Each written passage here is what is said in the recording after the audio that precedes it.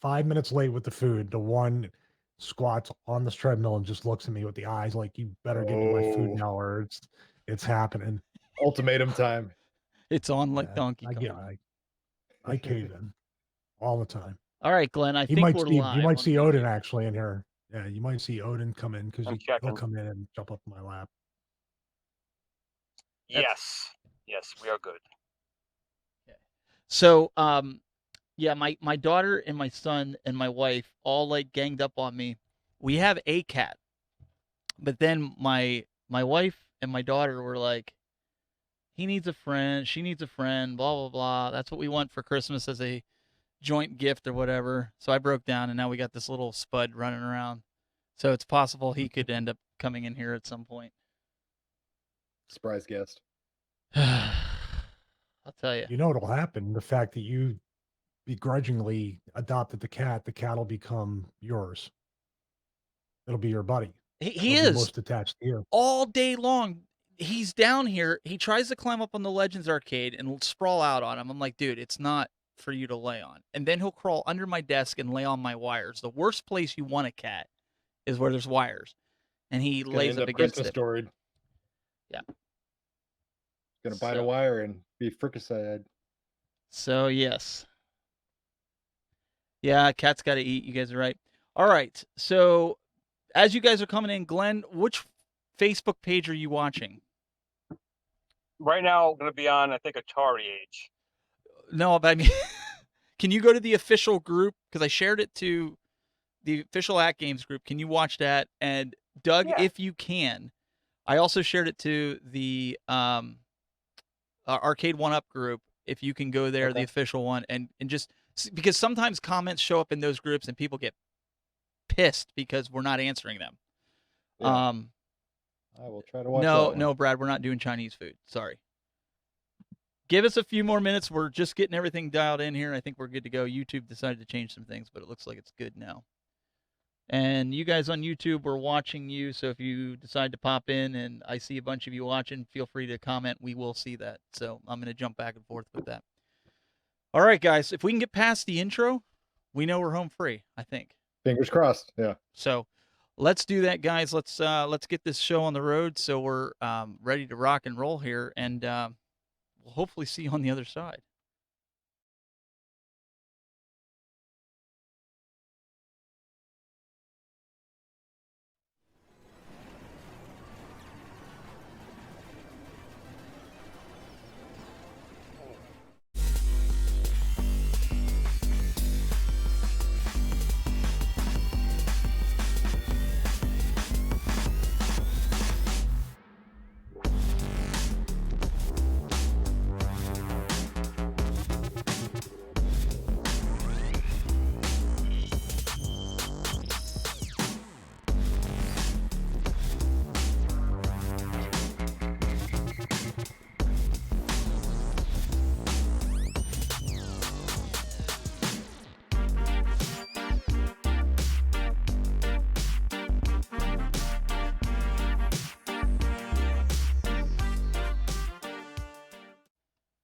Yes, we made it. Welcome to another episode number 5 of the Retro Buzz. And Glenn, we made it through the intro. We did. Can you hear me? I can hear you. Can you hear me? After last week, I'm really man. surprised no one liked the mime episode. I mean, that was the whole point of that episode. No one liked it.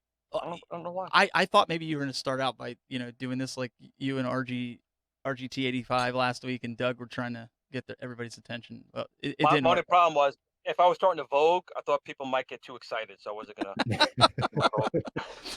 Oh well, it's great to have you, Glenn, and we also have always a pleasure. Always a pleasure. We've got Mr. Doug Smith, Mr. Cool Toy himself. Glad to be here, guys. Thanks for having me. Well, it's great to have you on here, Doug. And we have another guy. It's a guest. You guys have seen him. We had to bring him because we feared for our lives today, doing the show coming after last week's disaster. And I really appreciate it. In all seriousness, I want to thank you guys for bearing with us last week. I did everything I could, but when a hard drive goes, can't really do anything about it. But we've got the man, the myth, the legend, Mr. Michael Manna, Stevie Richards from StevieRichardsFitness.com. welcome to the show, man. Welcome. Well, thank you for having me. I'd have to say that people are looking at my picture and looking at me right now, and they have to say, "What in the hell is everybody so intimidated by? Like, what is so intimidating?" See, I grew a beard just so I could look somewhat tough, but it doesn't work. There's one of us. Well- Doug, you got to join the club, man. before you got on, Oh no, I got Joe Dirt DNA. It doesn't come in very well. Michael, before you got on, I was saying to the guys, I'm like, I can't take his matches seriously anymore because I know all the years we've worked together, done stuff with Wirecast, and the times I've been on your show, you've been on my show.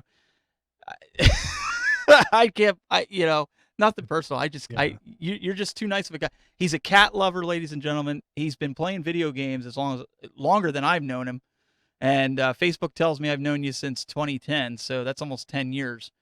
But you have recently started embarking down the road of home arcade, and why don't you kind of Slippery slope. what's that? It's a slippery slope. Oh yeah. Well, why don't you talk to us a little bit about what kind of got you going into that, and I'll let everybody else just kind of jump in. If you guys got questions in the chat room, feel free. But what made you decide to go away from consoles now and kind of look into more of a home arcade setup? Well, I'm actually going to let everybody know that I was old enough to remember when these were not retro games. These were current gen games, and before even consoles were around. I'm almost 50 years old, and these games hold just like what all you guys, it holds a near and dear place to my heart. But also, speaking of heart, these games compared to like all the cinematic cutscenes and the 3D animations and the motion capture, I just feel like these games have a lot more heart and soul to them. So I've always had an affinity for them. And I think I'm the only person that has a category of not a home arcade, but I want to make a home gym arcade. So the arcade machines are going to go in my home gym. So when I'm resting between sets, I can play a quick game. Nice. Awesome. I think that's unique. I don't know. Well, he had me at these weren't retro when I was young, and that's all. That was a beautiful thing. A beautiful thing. Yeah, Doug It's and I are amazing probably that the people younger think- ones. Mhm. Yeah, it's amazing to think that it's coming way back around. What's old is new again. And when they see these arcade one-ups, these Legends Ultimate arcade machines and all this other stuff, they don't realize how much they should appreciate how easy it is to truly do this and how much money that we all spent going to an actual arcade, like in scraping their quarters to try to get Spy Hunter or these other games, and the top score actually meant something. These are times that I will always cherish in my life. So It's something that people just don't get. Kids will never understand. Is what you just said. That experience, which is why like the arcade one-ups are doing so well. It's because it's bringing back an experience that doesn't really exist anymore. The arcades of today are not like they were back in the day. So No, it's there's a shame. social aspect to it. Going to the arcade and playing with your friends is a much more intimate and enjoyable experience than, maybe logging in online and talking smack across, a microphone and a headset. It's much more personal to play across the way from your friends or right next to your friends on the same arcade machine on a game you love. It's a really great experience. It's hard to duplicate.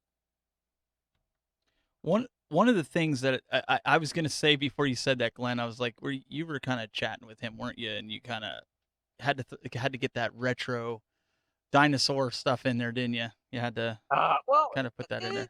not quite dinosaur. It might be more, mammoth. 20,000 years ago. We're not talking, prehistoric. We're talking a little bit after that. So, Michael, we'll give you an opportunity to kind of tell everybody in a little bit of why, and so far your experience as you were trying to build an arcade and kind of get into that. But I think the three of us, let's talk a little bit really quick. And I know you've kind of had your eyes on the Legends Ultimate. There was a firmware release this week, 3.0.19, along with an open beta. And I have to say, and I don't know what your take is, and Glenn, will kind of go to you, and then we'll get Doug's view on this, is I thought it was pretty solid, except for the instructions on how to get the screensaver to work. I thought that was a little bit wonky because I kept sticking my thumb drive in, expecting it to see it, and you had to go into the screensaver option in the settings in order for it to see it. What's been your experience so far with it? Uh, as far as we've had some rocky roads with some of the firmware, but this one seems pretty solid.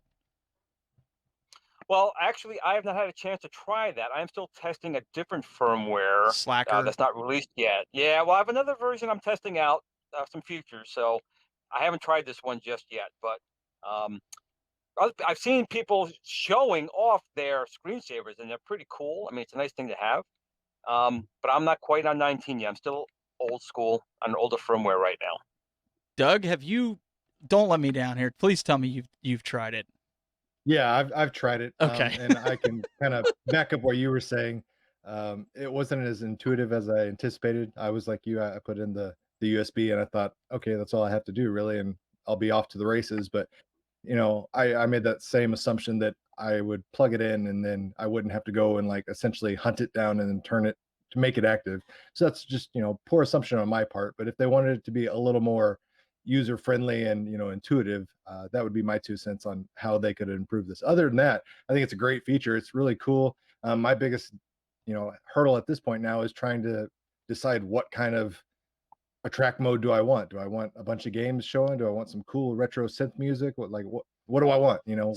What is my feeling for the That's time? what I was going to show. So right now I'm playing one that I had gotten in one of the communities. RS Mayor actually sent this to me last night.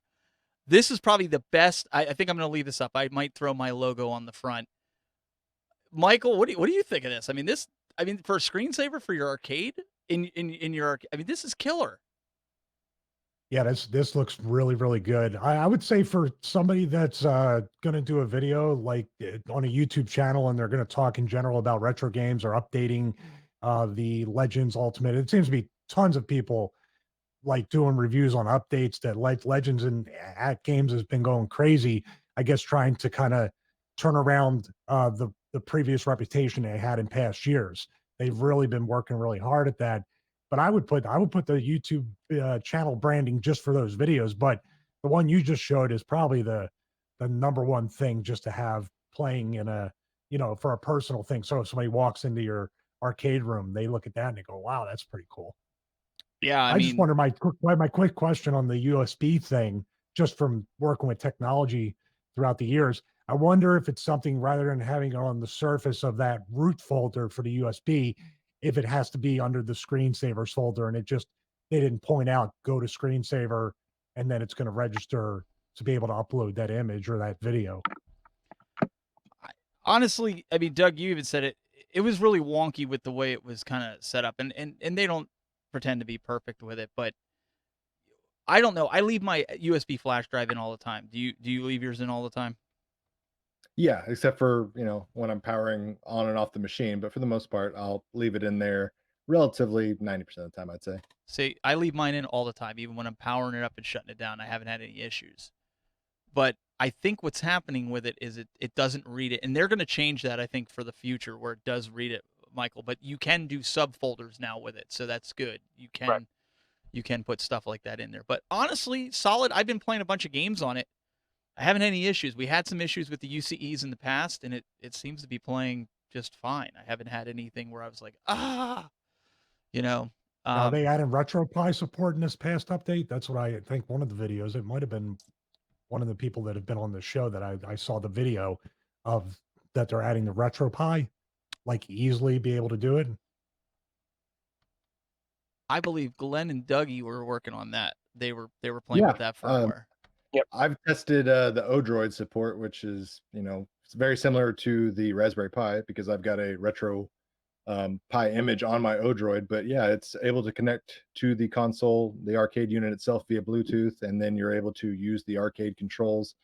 They've released a couple of updates. First, we had just one player support. Then there was a secondary update that had 2 player support. Now there's a third update that has the trackball and spinner support on that. So it's really moving along. I'm really liking that because that easily allows people to add thousands upon thousands of games, depending on how crazy you get with your RetroPie images, relatively easy without any kind of hardwired internal, external modifications. Like you're not really chopping things up. You're not splicing wires. You're not having to be a mad scientist in the modding world or anything like that. It's relatively painless, and it's a very user friendly, easy thing to do. I think for a lot of people that are maybe not as confident in their modding skills.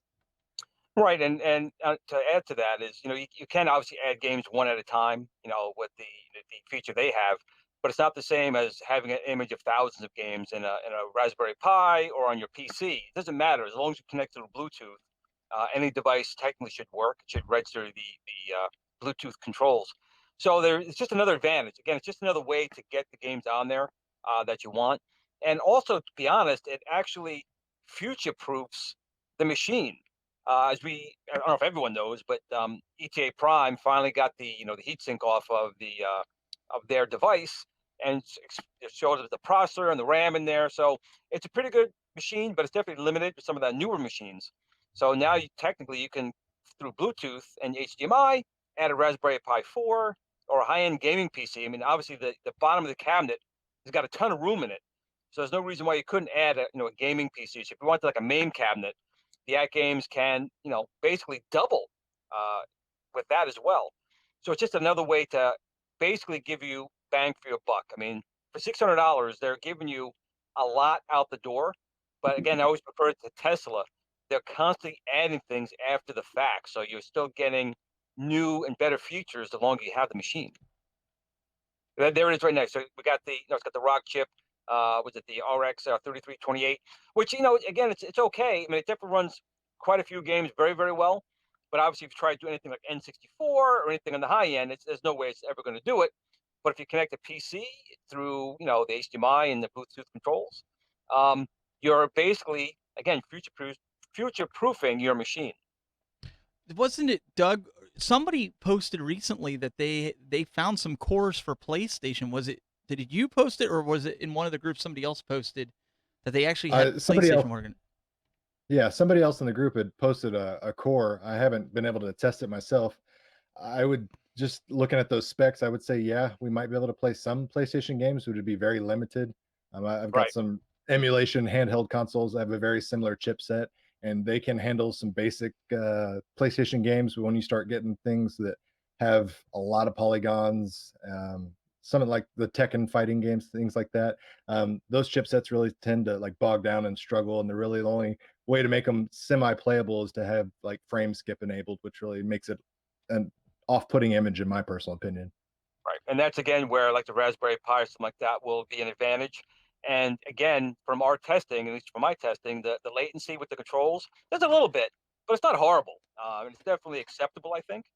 And again, Tekken's one of my favorite freaking games. I love Tekken. So I would definitely love playing it on there. And so, Michael, you decided you ended up getting a cabinet. Why don't you talk about the cabinet that you got and some of the issues you ran into and why you now are looking at the Legends Ultimate or an Arcade 1-Up?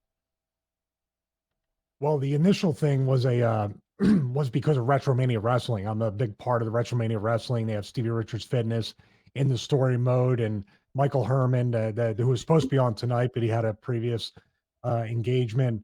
Had to, we were reaching out to places trying to see. Arcade 1-Up was the first one we reached out to because Tyler Goodman would do custom graphics, and that's what we really wanted to do, was have a dedicated either arcade or a bar top Retromania Wrestling one. And with the Arcade 1-Up, it was difficult because he'd have to rewrite the code for the aspect ratio. Excuse me. So the very next step would be, okay, we're going to have a widescreen arcade cabinet. So we saw these 3/4 cabinets and reached out to a bunch of different places. Somebody had gotten back to us about it. And eventually I had the shipment sent in to assemble here in my home gym. And outside of the learning curve for somebody that doesn't like to assemble stuff or mod, I'm one of those people, Doug, that I'm not really somebody that mods a whole lot. I like to basically just have stuff work out of the box. But I thought it'd be a good experiment to do this as a new consumer. The experience wasn't all that great. The graphics look amazing. And so if you see any of my Instagram stories, the graphics on the sides of the cabinet and the bottom and the riser are off to the side. So they did an amazing job with the graphics.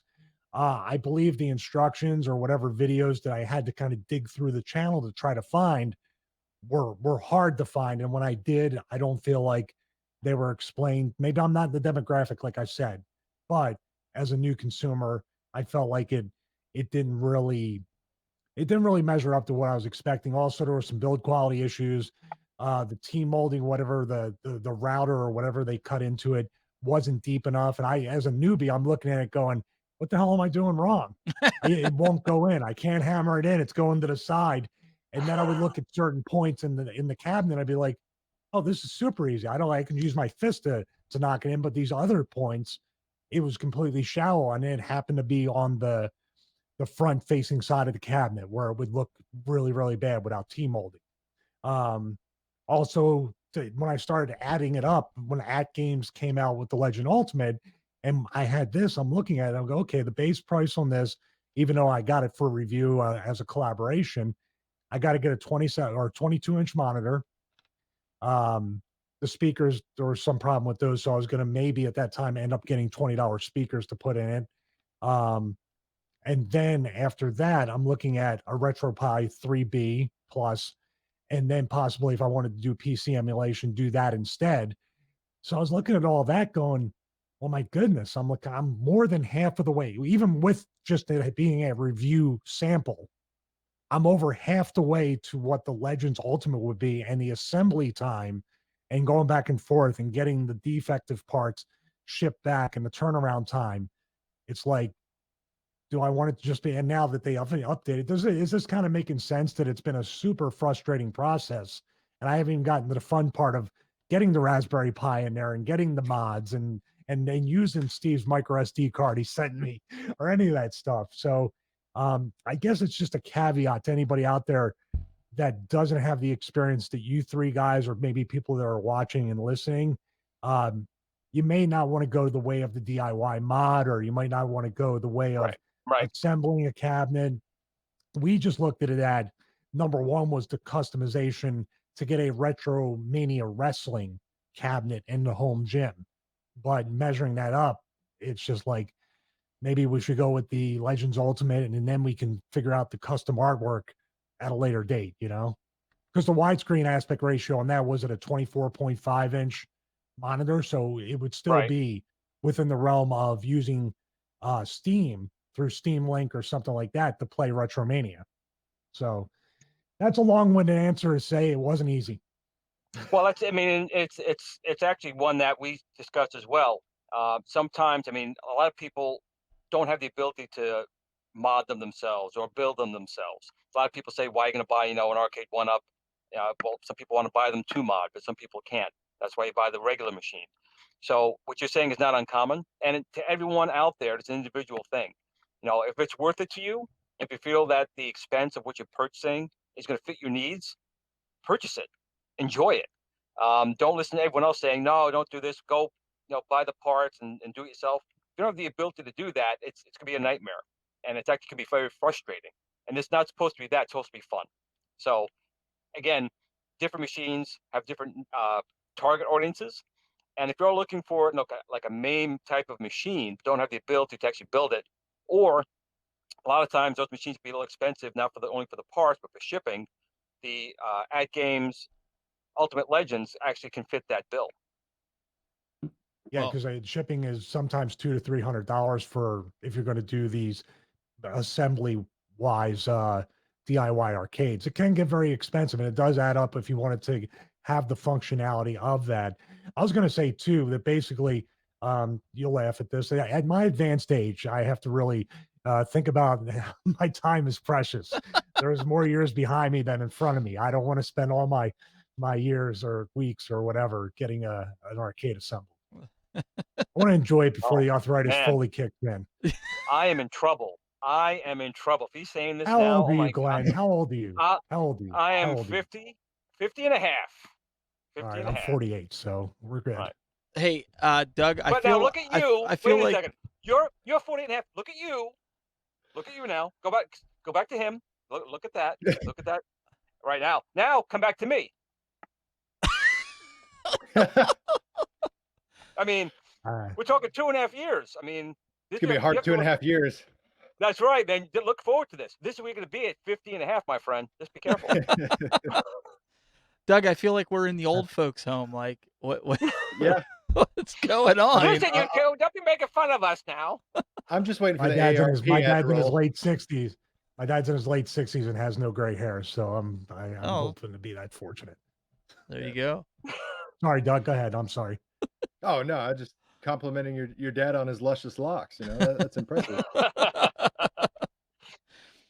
No, but I My think father, however, at 40 had no hair in his head. So hey, There- wait for the gene pool. Yay. so. There you have it. This is what happens when you get old and you're a gamer. No, just but Michael, you've been talking to me about this and saying like, what should you do? Originally, you had given thought to buying an arcade one-up. You were asking whether you should get the Mortal Kombat or the Street Fighter. And like everybody else, you were looking for some deals because you didn't want to put a lot of money into it, but you also because you were getting those special graphics for the Mania, which was going to cost anywhere from 150 to 200. I mean, that seems to be the going rate right now, even for arcade one-up graphics. And so you were trying to come in at that price point, but now you got the Legends Ultimate, which again, let's preface this: you only want one arcade right now. You don't really want to line them up like the rest of us are doing right now, right? Let's start there.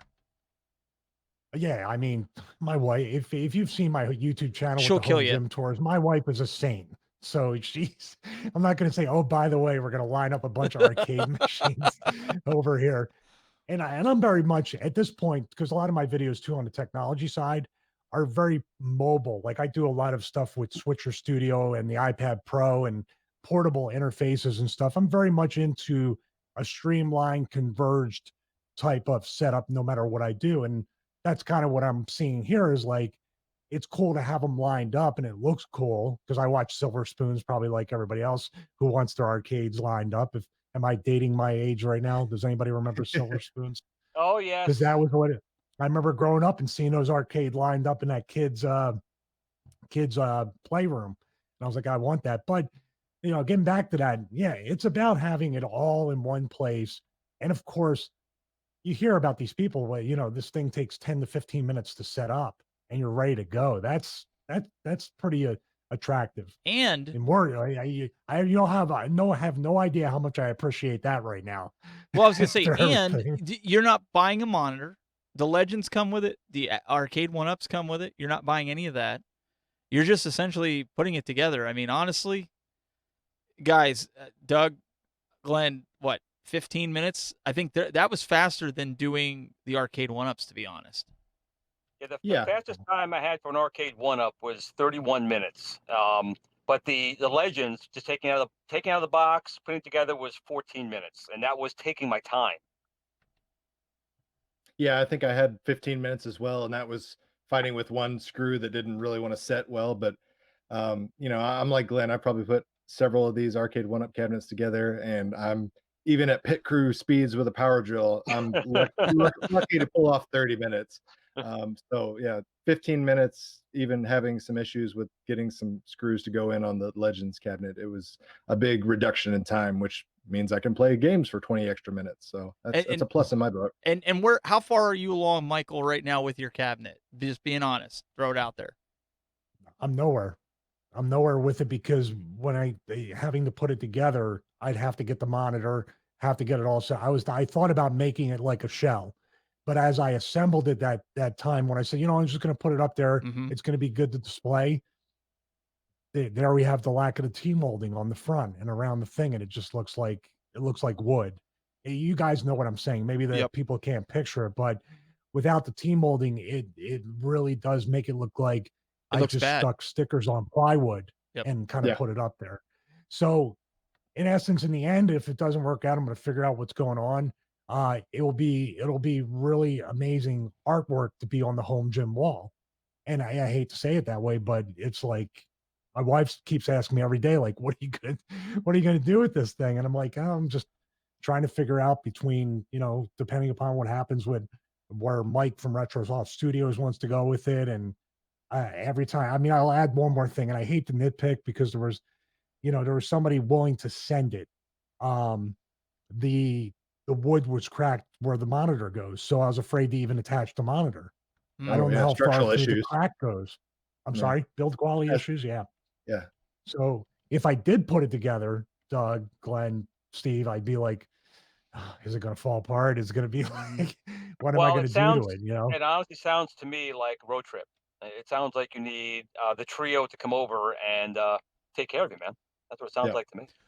Well, and to Yeah. be Well, my wife is more of an introvert than me. So you guys aren't invited. I'm sorry. I got to be quite honest. well, I mean, to be all fairness, we're and the reason why he's telling this story, we want you guys to understand something. That's like there's guys out there that love to mod that are really good at it and that can do it, and that's great. But you know, to tell somebody, don't buy that complete. It's kind of like the geeks out there, and I can speak for this as computers, and I know Michael, you can attest to this. It's the guys that say, "Oh, don't buy that Dell for $500. Just go build your own."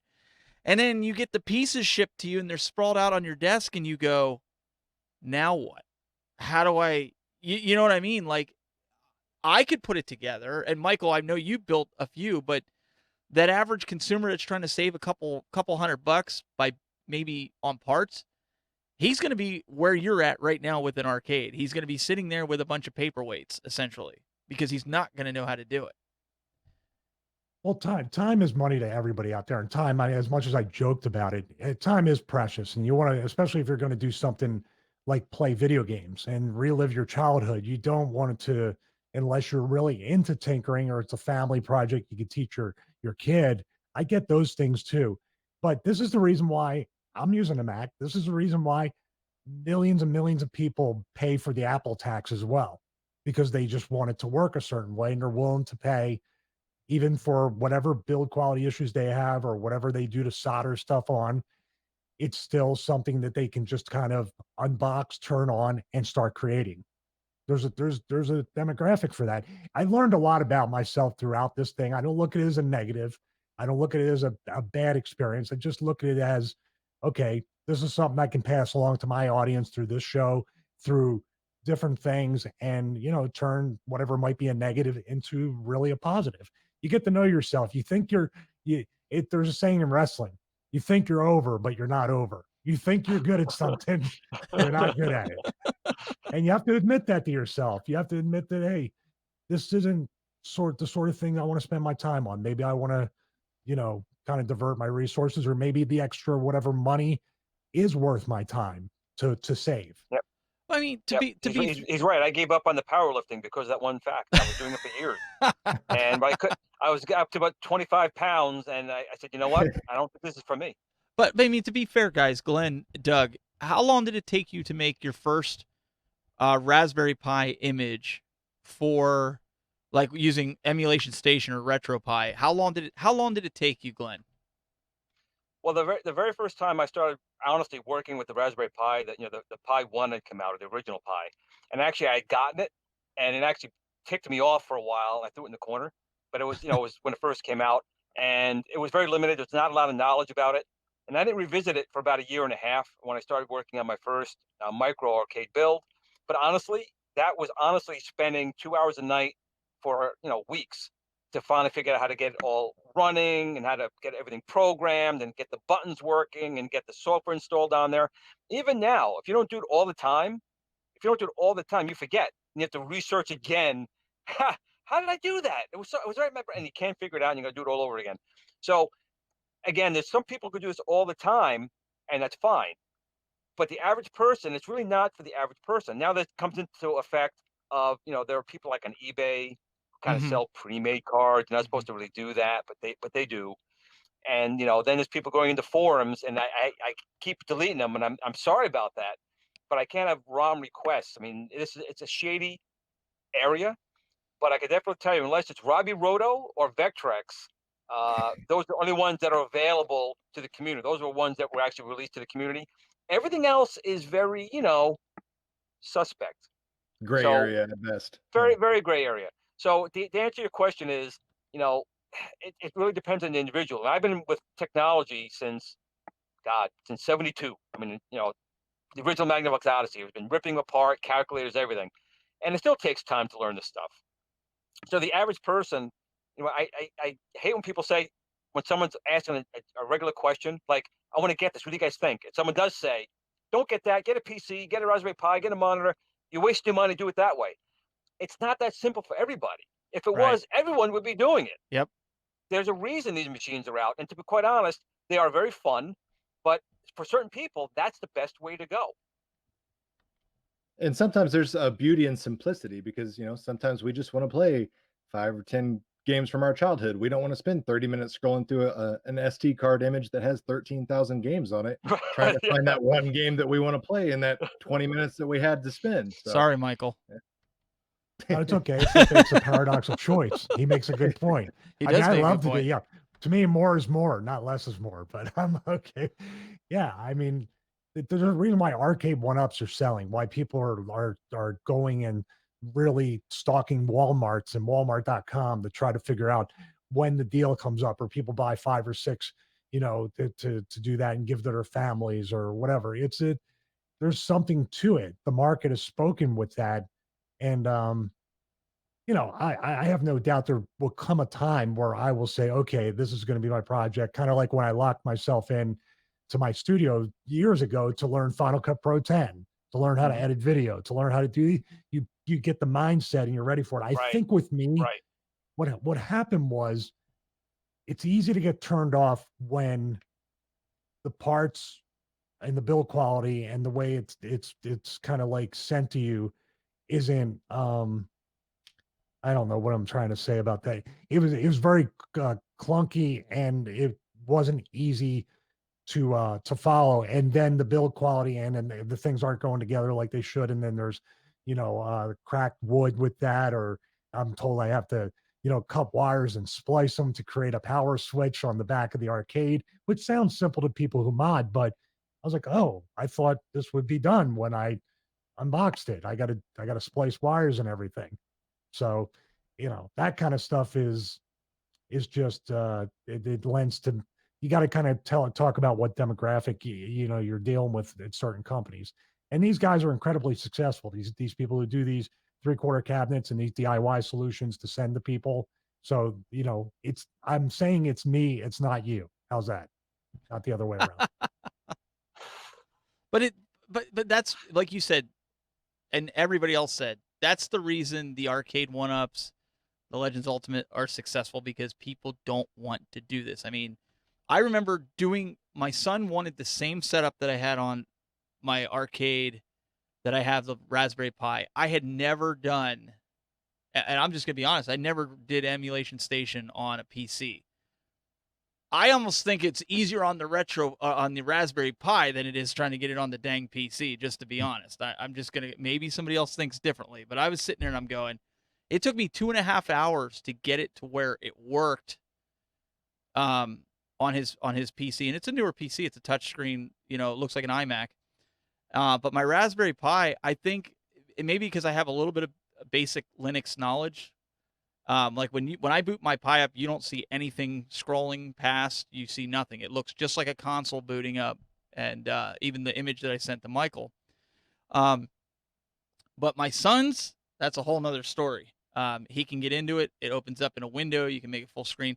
But honestly, I was like, why do people do this? That was my first response to it. Doug, I mean, I know you were doing the Odroid. Is that a really big of a pain to set that up? I've Oh, never yeah. done it. I mean, it's similar in the same vein as Raspberry Pi, but it's got even less support than Raspberry Pi. So you have to go even deeper in the delves of the internet to find support if you don't really know what you're doing. So, I mean, you're kind of rolling the dice because you're getting a more powerful processing unit. So you're going to be able to play some of those more advanced consoles. But then again, you're also getting less internet support and, forum support and things like that. You've got less people to kind of lean on if you run into a snag.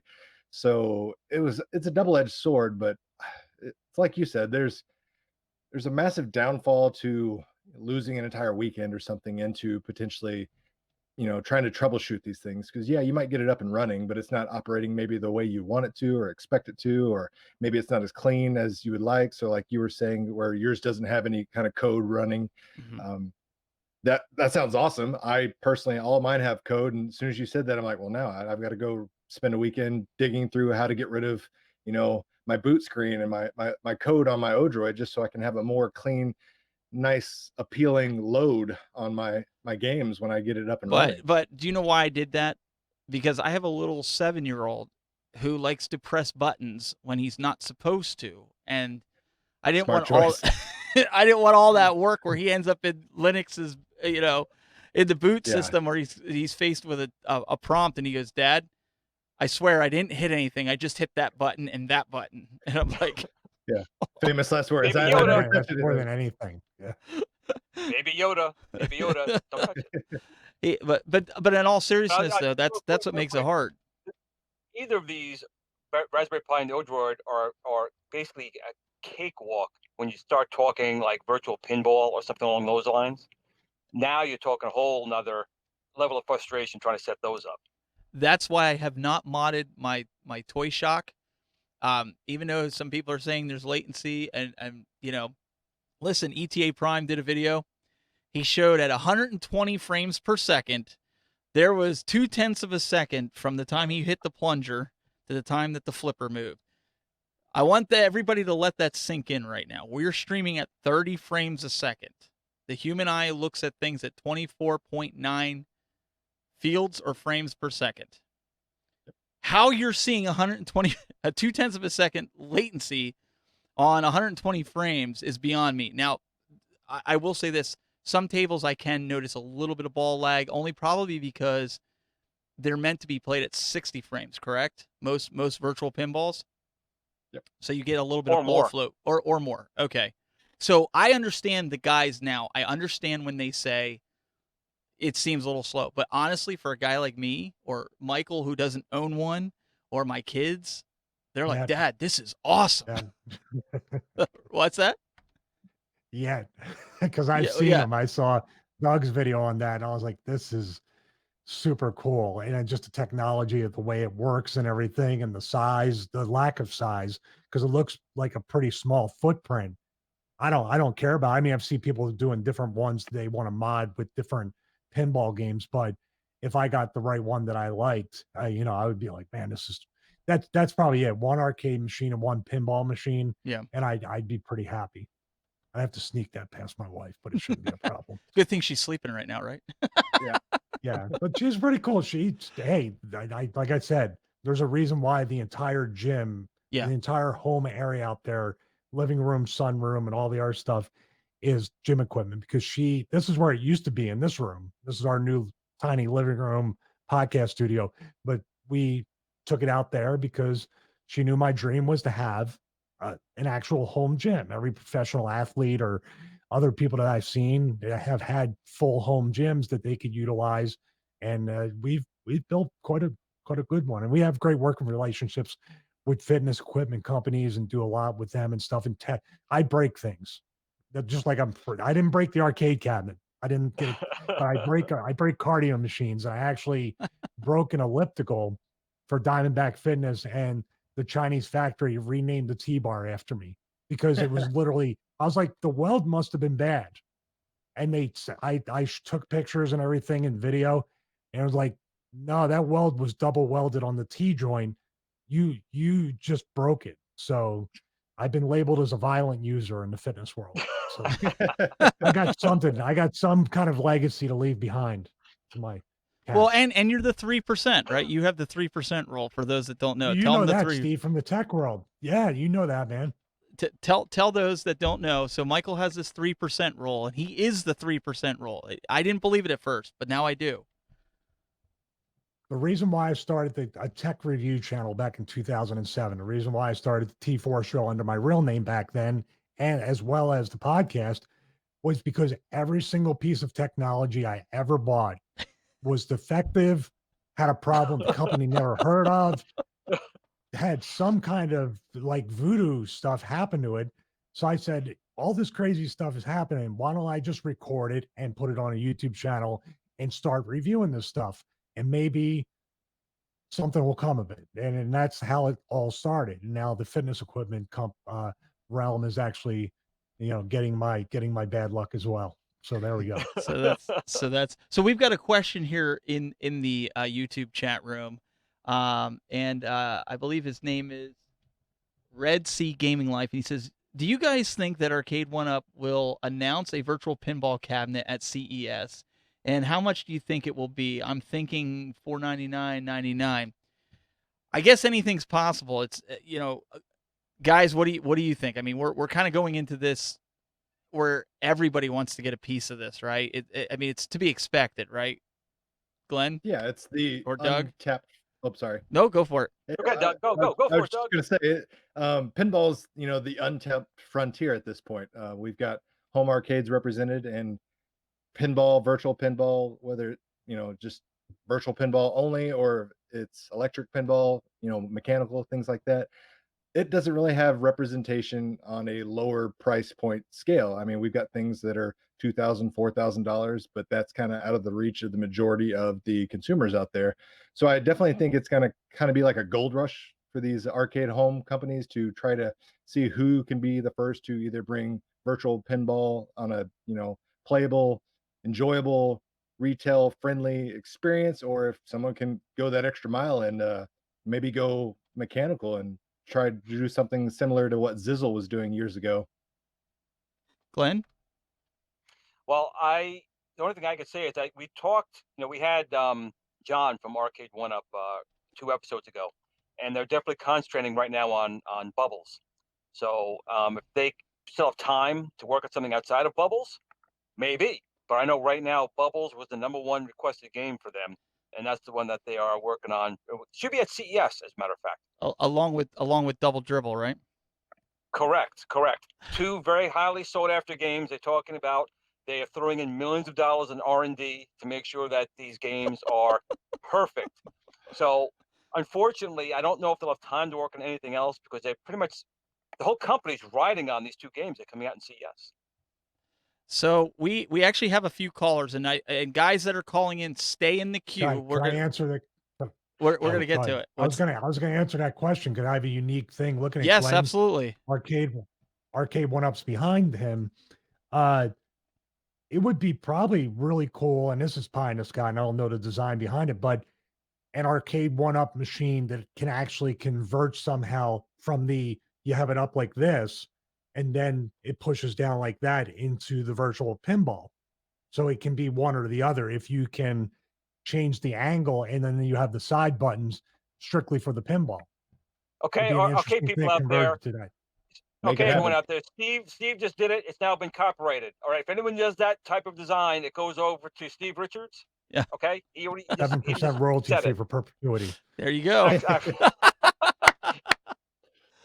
Oh my goodness. So that's a good idea. I've seen some people do some stand-up ones. Speaking of stand-up, we have a stand-up comedian in the house. No, I'm just kidding. We've got I don't know if his audio is on. We'll wait and see when I click over to him. We've got P-Dub. P-Dub, hello. He's just staring at us. Can you hear us? Yeah, we can hear you. Can you hear us?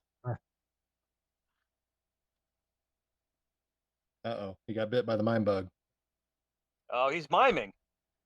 We can hear didn't work him. last week, P-Dubs. Uh-oh. Is he? Is this the guy you told me? Is this the guy you told me to look out for? This is the. Yeah, we can hear you. Can you hear us? I can hear you. Can you hear me? Yeah, we can hear you. Hey. All right, so you guys can hear me? Not through that mic, but we got you. So leave it alone. All right. Hey guys, Hey, P-Dub. how's it going, guys? Hey Stevie, how are you? I'm good. How you doing, man? I was just watching one of your videos this morning in my home gym when I was working out. Oh yeah, which one? I think it was the pinball one. Oh, okay. Yeah, I think it's the Toy Shock one, right? Is that one of the most recent ones? It might have been that, or this was the At Games update. I think that was the one. YouTube shadow bans everybody, so maybe I'll get your videos a few days late, but I try to watch everything I can. I appreciate What is that man. little? I appreciate that clicking sound. You got a scarab over there or something? I think his he knees does. are knocking together. He's a little nervous. His knees are knocking. No, I got a bit of delay here, guys. I'm sorry. He has to. He got a brand new computer, so he's in the process of getting that all set up. We have two other Computer sounds like callers. it's literally compiling information as he talks. All right. I think I fixed it. Do I You- still have a delay? Well, I don't know if you have delay, but All right. his knees are still knocking. Yeah. Oh, he's come scared. on. He doesn't. Well, guys, he I mean- doesn't hear it. It's Stevie Richards, man. ECW, Raven's Nest, Blue World Order, Attitude Era, Right to Censor, TNA, and now Retromania, baby. Yeah, my knees are weak right now. I don't know about you guys. My knees are sweating. So Well, I wish I could say I've never had a man fawn over me in my life, but I can't honestly. So yeah, I'm really excited about Retromania, and I did have a question. That's why I called it Stevie. Is I know you're going to be putting Retromania on Steam, which I think is a great platform for that. But when I take a look at one of the cool features about the At Games Legends Ultimate is the ArcadeNet feature, and if they want that feature to really kind of take off and for people to say I'm willing to give you $20-25 a month, they really need some top-notch games on that server. So what's the possibility of Retromania making its way on the ArcadeNet servers? Well, I know that Mike has started having conversations with the CEO of At Games and talking about that. I mean, details like that, I guess. I still think I've seen a lot of reviews on ArcadeNet, and At Games looks like they're, like you said, Steam, and using other places to be able to at least locally stream from Steam onto the Legends Ultimate. So they're not locking it down where you got to pay the $20 a month for ArcadeNet.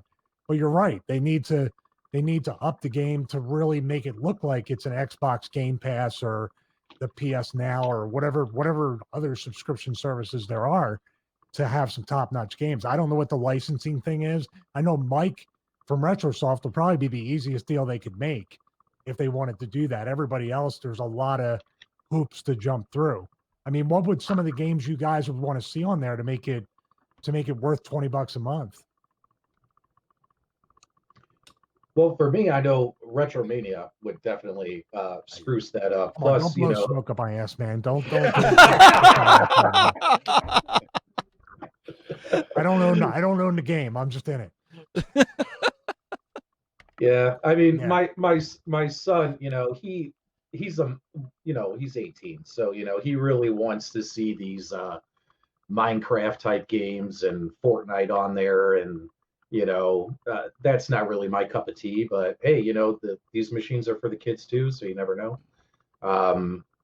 I don't even know if the system could actually handle running those kind of games. Minus that, you know, I'd love to see a lot more of the King of Fighters games. I am a fan of that. So I think we only had one on there right now. I'd love to see some more. I don't know about Glenn and Douglas, what else they would think would help spruce up that lineup. Well, in me thinking about this, any console out there needs a killer app, and I don't know what that would really be for At Games, but there has to be something out there that makes people want to pay that money, something that really pulls them in. A lot of these games you can get on other platforms without paying any fees. So I don't know what they're going to do, honestly, for that. They need to have some app so good that people say, I will throw down that money to pay for that service. And right now, I just don't see that happening with them yet. To me, you got to kind of come to the table and bring them something that hasn't been offered ever before. So something that comes to mind is like if I had the ability to, with a friend, have some co-op competitive play on a game that never had online co-op play or anything like that, something like Streets of Rage, you know, for the Sega Genesis, things that you could easily play and pick up, and there's not a whole lot of, you know, complicated controls or anything like that, but something you've never been able to play online with a friend before. That's how you're going to get my $20. That's a good point. If they have Pong, if I could play Pong, Oh, Doug here we and go. one of you guys, you know, I'm game. Here we go. Pong. Pong. You know, I think there's a lot to be desired. I think personally, because you look at the PlayStation, you look at the Xbox, $7.99 a month, $19.99 a month is a lot to ask. And the only benefit and that they have right now for me is if I want to play with Glenn and we want to play like one of the fighting games so I can whoop his butt again. Yeah, basically Um, just something you can beat the crap out Yeah, of somebody. yeah. and So I say, mean, "That's you what could want." play with somebody online, or if you want to play Metal Slug, like Glenn and I played Metal Slug together, and we were going Right. through that. I could see the draw to that, but $20 a month is a tough pill to swallow for that. I know we've talked about this before, but Right. The library has to be much, much larger if that's the case. And what Doug said before, if they could take some of the other games, like a Streets of Rage, that'd be a great game if you can, Yeah. play with someone over the internet. But they really need something, with Xbox and PlayStation, they have so many games on there, and for $7, $8, it's worth it. Right now, they just don't have that Yeah. on their platform, and they're asking too much for what they have at the moment. exactly. So essentially what they're doing is they have two different pricing models. So you can buy some games a la carte, but then you can get them on the subscription service, and kind of have that every month along with the online play. Mm-hmm. Is that correct? You have two, you can buy, hey, I like this game, I want to buy for Right. $8. Right. I think that's the model. Because now remember, you got Apple Arcade too for $5 a month, and you got all these other competitive things that you're leaving at $9.99 a month. You're looking at, okay, that's cool, but like Steve said, Xbox Live, PSN, these things are full featured and have a great infrastructure, and charging $50 a year, $60 a year, maybe at the most, Right. whatever. Like that's a lot to ask somebody now. And I mean, going fully with the a la carte mode, and then possibly every month having hey, a bundle deal, 10 games for the price of one, or say, 5 games for the price of one. Now you have a consistent revenue throughout month to month, Mm-hmm. unless they've already paid so much ahead for the infrastructure. Then if you tell me $4.99 a month strictly for the online access for the games you buy, or any other games that are included under our library, that's a very tempting thing, because now you have the two revenue streams you have, and people can go, damn, I mean, $50 a year, $60 a year just to be online to play Doug and Glenn and Steve and Patrick or whoever else. But I can buy hey, he bought the game. Maybe now you have two potential sales per somebody who wants to play online. I don't know. I'm just thinking of different avenues to do it, and just get people, because people $9.99 and under, $5 and under, it adds up to about $20 a month if they do it like that. But the other thing to remember as well, when you're looking at the PlayStation or the Xbox, you're playing a current generation for the most part, or a next generation title, and you're paying $7, $8 a month. With the games, you're playing classic games. You can actually get Raspberry Pi or sideload to begin with. So, I mean, online thing is nice, but there's got to be something more. It's just not enough a draw for me. Anyone I've talked to for that fee for playing classic games, they can get pretty much in any other fashion now anyway. So, again, to me, it's just not a draw at all with what they have, unless they come out with something, like I said, really amazing. Because again, for $5, $6 a month or $7, $8 a month, you're playing Halo, or you're playing, a game like that with friends, which is a next generation title. You're not playing Donkey Kong or Pac-Man or Smurfs on ColecoVision over the internet. It's not quite the same. Smurfs on ColecoVision. Well, think about it. Just one point about that, though. Go back to the point of me assembling or not assembling the arcade cabinet. Maybe I don't want to go find it or side load it or do all these things. Although them given the options for both demographics to say, plug it into the port, bring your own games, do your stuff, do your Steam, and stream it from your PC on your local network. All these things add to it. But then there might be somebody to be like, man, I just want to pay $7 for whatever, Pong or whatever game you're talking about, and I want to be able to play it online. $5 a month, not by the hour, but just doing it that way. Now you're opening it up to casuals, and the value proposition on that is great. Right.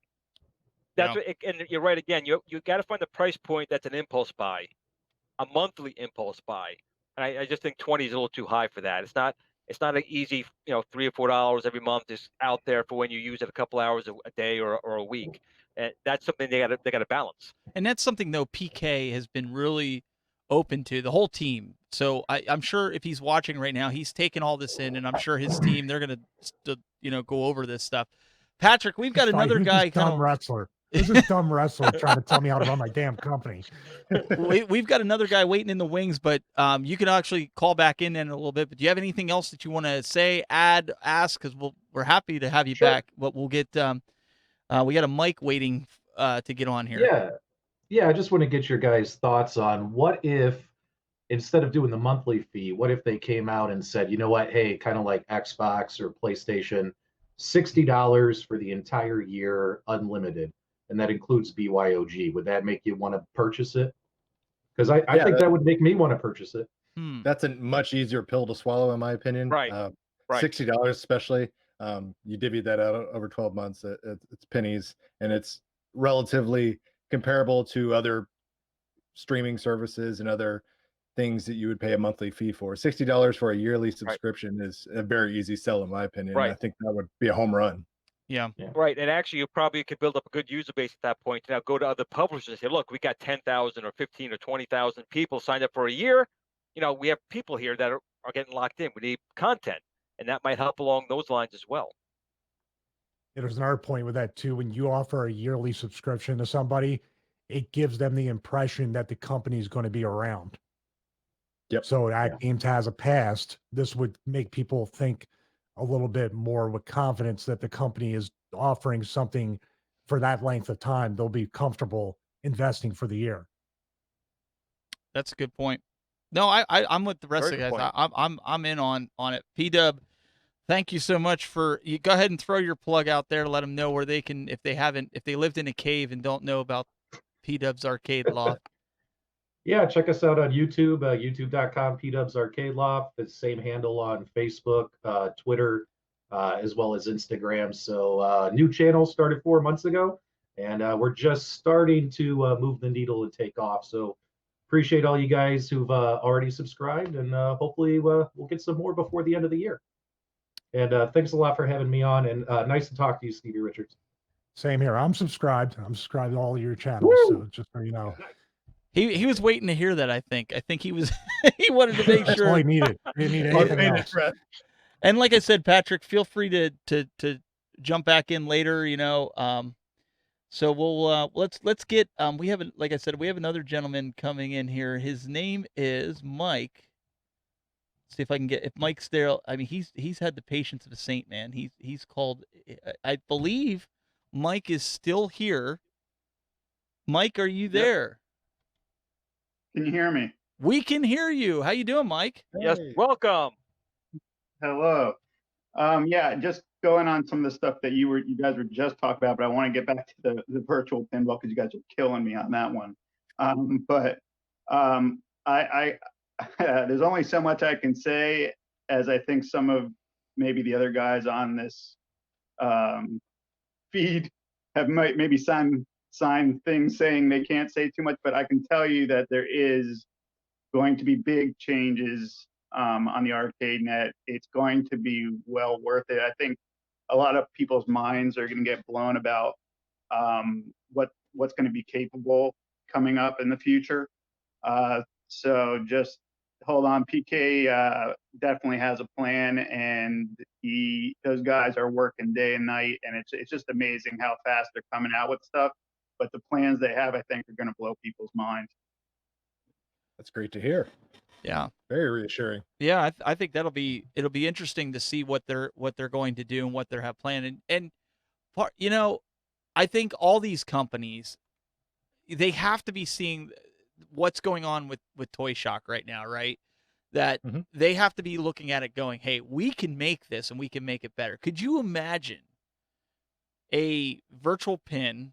And like I said, I don't get into modding those, but that works like the Legends Ultimate, where it's internet connected and you can bring your own tables. And I mean, you know, everybody's salivating when you hear that, right? Oh, 100%. And like if we harken back to your episode with John D from Arcade 1UP, he already had, you know, his wish list of what people want to see, what he would want to see as a gamer, and that lets you know that these companies are aware. You know, they know that ultimate, you know, end all be all, what it would be for the consumer to have that experience. Now it's just a matter of time and effort to see if they can truly deliver, and can they deliver on a reasonable price point. So it's definitely something that we know that they're going after. It's that untapped frontier.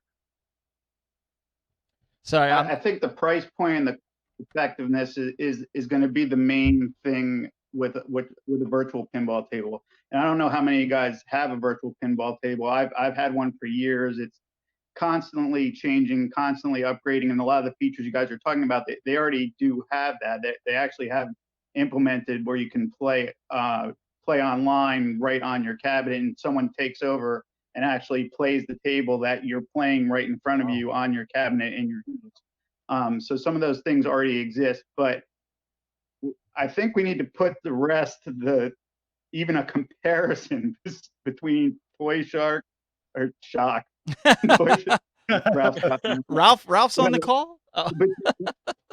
Between that thing and a virtual pinball cabinet, I can't. I'm trying to think of a comparison with arcades. Maybe like one of those little tiny arcades you buy that has one game that has like LEDs on it, compared to the Legends arcade cabinet. That's kind of the comparison there. Well, there's absolutely no comparison between those two things. If you've had a virtual pinball cabinet, I would say, right. wait, what do you guys? I would say though that the Toy Shock is very comparable to first gen arcade 1-up. Well, again, it comes down to the price point, and I think for the price point, the Toy Shark is really not a bad deal for the price point. Can it be better? Absolutely, everything can be. But again, you can't compare, like we've talked before. You can't compare an arcade 1-up to a MAME cabinet or my Zaxxon. They'll never compare to it. But is it enough for the home? Is it giving you enough of that experience where you say, you know what, for $300-400, it's not too bad. You can make changes, or would you want more? Of course, you can spend $3,000, $5,000, $8,000 on a virtual pin MAME, but is a $399 little unit good enough? I don't have one, but I know people have, and for the most part, they seem to find them pretty enjoyable. But that's also just making people salivate now for what's going to come out next from someone else, because competition is what drives everything. We've seen it with Arcade 1-up and at games. We've seen it now possibly with the pinball machines. We'll have to see what happens at CES. It's not that far off. So, Douglas, you're going to have to be our eyes on the floor. Oh, yeah, I'll be there, and I'll be... Oh, sorry, go ahead, Mike. Sorry, Doug. I just... The thing with me is going to be, how are they going to be able to get something equivalent to a GTX 1060 video card into one of those things and an i5 processor, and do it at a price point that it'll actually be worth? Because here's the thing, like, all the guys on this, and probably everybody watching, we're addicted to this stuff. Let's be honest. Like, not one of us, one cabinet or one anything of, I have, one with a pie, one with a Pandora's box. I have the at games, which currently right now everything else is collecting dust besides my virtual pinball and the at Legends, I have to be honest. But once you play a real virtual pinball machine, there is no going back from it. I spend more time on that than probably anything else. And there's constantly more stuff coming out for it. And it's all user created and free. So, well, Mike, let me ask you this. What would be the, with your experience, and we'll get Glenn and Doug and Michael to chime in on this, because I don't know. What would your ideal price point be if I were to say to you, to get a mediocre, we're not going to say championship level V-pin, what do you think the price point should be to get the quality that you could say, yeah, you know what, everybody should own one of these that are into V-pins or arcades? What would you say? I'd say it's, I mean, if they mass produce it, I don't see how it can be under $1,000. Okay. I just don't. I mean, I took I mean, I'm not a rich guy. I've kind of scrapped along in this hobby, and I used to own a couple pinball machines, and if you've owned pinball machines, they break. They're very expensive to fix. I found out about the virtual pinball, which was something I could do myself. Anything that went wrong, I could fix myself. I took an old cabinet, which I know some people hate this, but it was a junk cabinet, and it was not a good title or anything like that because people get mad when you take old cabinets and convert them. But I scrapped everything in it. That was my shell, so I got that for maybe like $100, full size cabinet. And then I started with an older computer, and then DPX progressed, and I had to upgrade. I had to upgrade to an i5, and I used to have a 1050 video card. I had to update to a GTX 1060 to run 4K. I didn't have a 4K TV in my thing, and then I saw a video of someone with 4K. Slippery slope. It's how it starts, man. Yep. It's a drug. It is such a drug. You can't stop. I mean, I'm the one to talk. I got a whole basement, and I got like 3 bedrooms. But my kids, like, there's no place to move. But it is a drug. It is a drug. It's all your fault. Yeah, today I ordered something for it. Today they had a sale on a Hue system that you can, it'll connect to my HDMI and it'll do backlighting for the tables that I'm playing. Like, that's how nuts I am at this point. So Glenn, what do you think? Where's the price point have to be? Where do you think the price point has to be for that? I hate to say, like, to put the Legends in the same category as the Arcade 1-Up, but we'll say like somewhere in between those two machines as the mediocre point. Well, what Mike was just saying, we've been talking about for a while. Like, even when the Toy Shock had come out, before we even knew about the Toy Shock, I was like, there's not going to be able to come out with a cabinet at a price point that's going to be decent. And he's right. I mean, if you want to do virtual pinball with the proper play mechanics, you need a powerful video card. And it's just so weird that a pinball machine requires so much more horsepower than an arcade machine playing, Tekken or something along those lines. But you do. So what price point? It comes down to, if people expect a Zaxxon in the house, they're not going to get that below a couple $1,000s. It's just not, because you're looking for that type of experience. But if you're looking for, say, an arcade 1-Up / add games type of thing for the home, I've been pricing parts out for myself. I've been dabbling in virtual pinball for a while. I'm saying if you could do it for under $700, I'd be, or $700 at all, I'd be impressed. It's possible. It's possible, but again, there's going to be trade-offs, and people have to be willing to accept those particular trade-offs. So it's up to the company to determine which one they think the customer will take as I don't want to say a shortcut, but a way to make it available for the home. Because remember, when you make it for the home, theoretically, a beast like me or you guys not beating the hell out of the machine when they're playing it. You take better care of it, so you're not worried about making the box incredibly arcade quality strong, just good enough for the home. Do you have to have a 4K TV? I don't think so. I think a 1080p screen would probably be more than adequate, but you do want to have the 2 screens. You do want to have some type of feedback, like a rumble pack type of thing. Mercury switches were things back in the day. For some reason, I guess they're toxic. I don't know, poisonous. I think Re-Res was saying something along the lines of joystick I had as a kid, that the Mercury switch was kind of dangerous. I don't know. I threw it across the room a couple of times. So, but you got to take that all out. But I honestly think if you come out with the machine for $699 to $799, that's really a quality machine. If a company could do that, I think that's the price point. They're going to be obviously more than an arcade 1-Up or Nat Games. But if that's a virtual pinball machine price point, I think if you could hit that, if you could beat it, better. But I think if you could hit that price point, you would do well. What about you, Dougie? $799. I think that is the sweet spot. $500 is typically your threshold where you go from average consumer to prosumer and things like that. Anything under $1,000, I think, is a win personally. But I think to get more people on board, $799 is probably where you're going to need to start. It doesn't seem too far off of like the Walmart price of the At Games Legends Ultimate Arcade cabinet. And this is something I assume would have to be scaled down for home. I'm not expecting a 40-inch play field and a 25-inch monitor up top or anything like that. I would expect a slightly scaled down 1080p screen, and maybe some trade-offs. Maybe we lose haptic feedback, but if you have something like online connectivity or some AAA titles, I think you can win some people over that way. Michael, what's your price point? But Well, I think start a YouTube channel, get some traction, write an email to the company, and get it to review. That'd probably be the best way to go. They can make it as top notch as they want. Yeah, Then. there you go. There you go. Mike, sorry. Are the toy shocks really? If I saw $400, Yeah. are they really that bad as far as price to performance ratio? Depends of who what you it's supposed to be. Depends who you ask. Right. You go to a purist, the Yes. purist is going to say it's no good. If you go to the average person in the home, just looking to play some pinball, it's not. Again, I don't have one. I've only seen one for a few minutes. It's not bad. It really isn't. And I honestly think that in time they'll probably get it down to maybe $250, $300. $100 off. Yeah, Yeah. it's at some point. But again, we've also talked about this in the past. This is the first one kind of hitting the market at this price point and this type of a mass market thing like at Walmart. So they're testing the waters. So in the next few months to a year, the company's going to come back with their level 2 version, and other companies start coming in.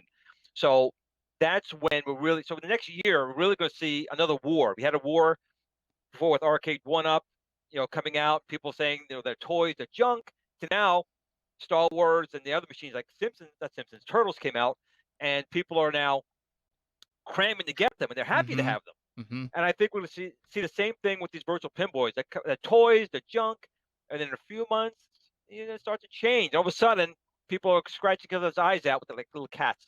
I mean, Michael, To, to get myself and my kids, we love it. My daughter, every time I get a high score, she has to go in there and try to beat it in high score.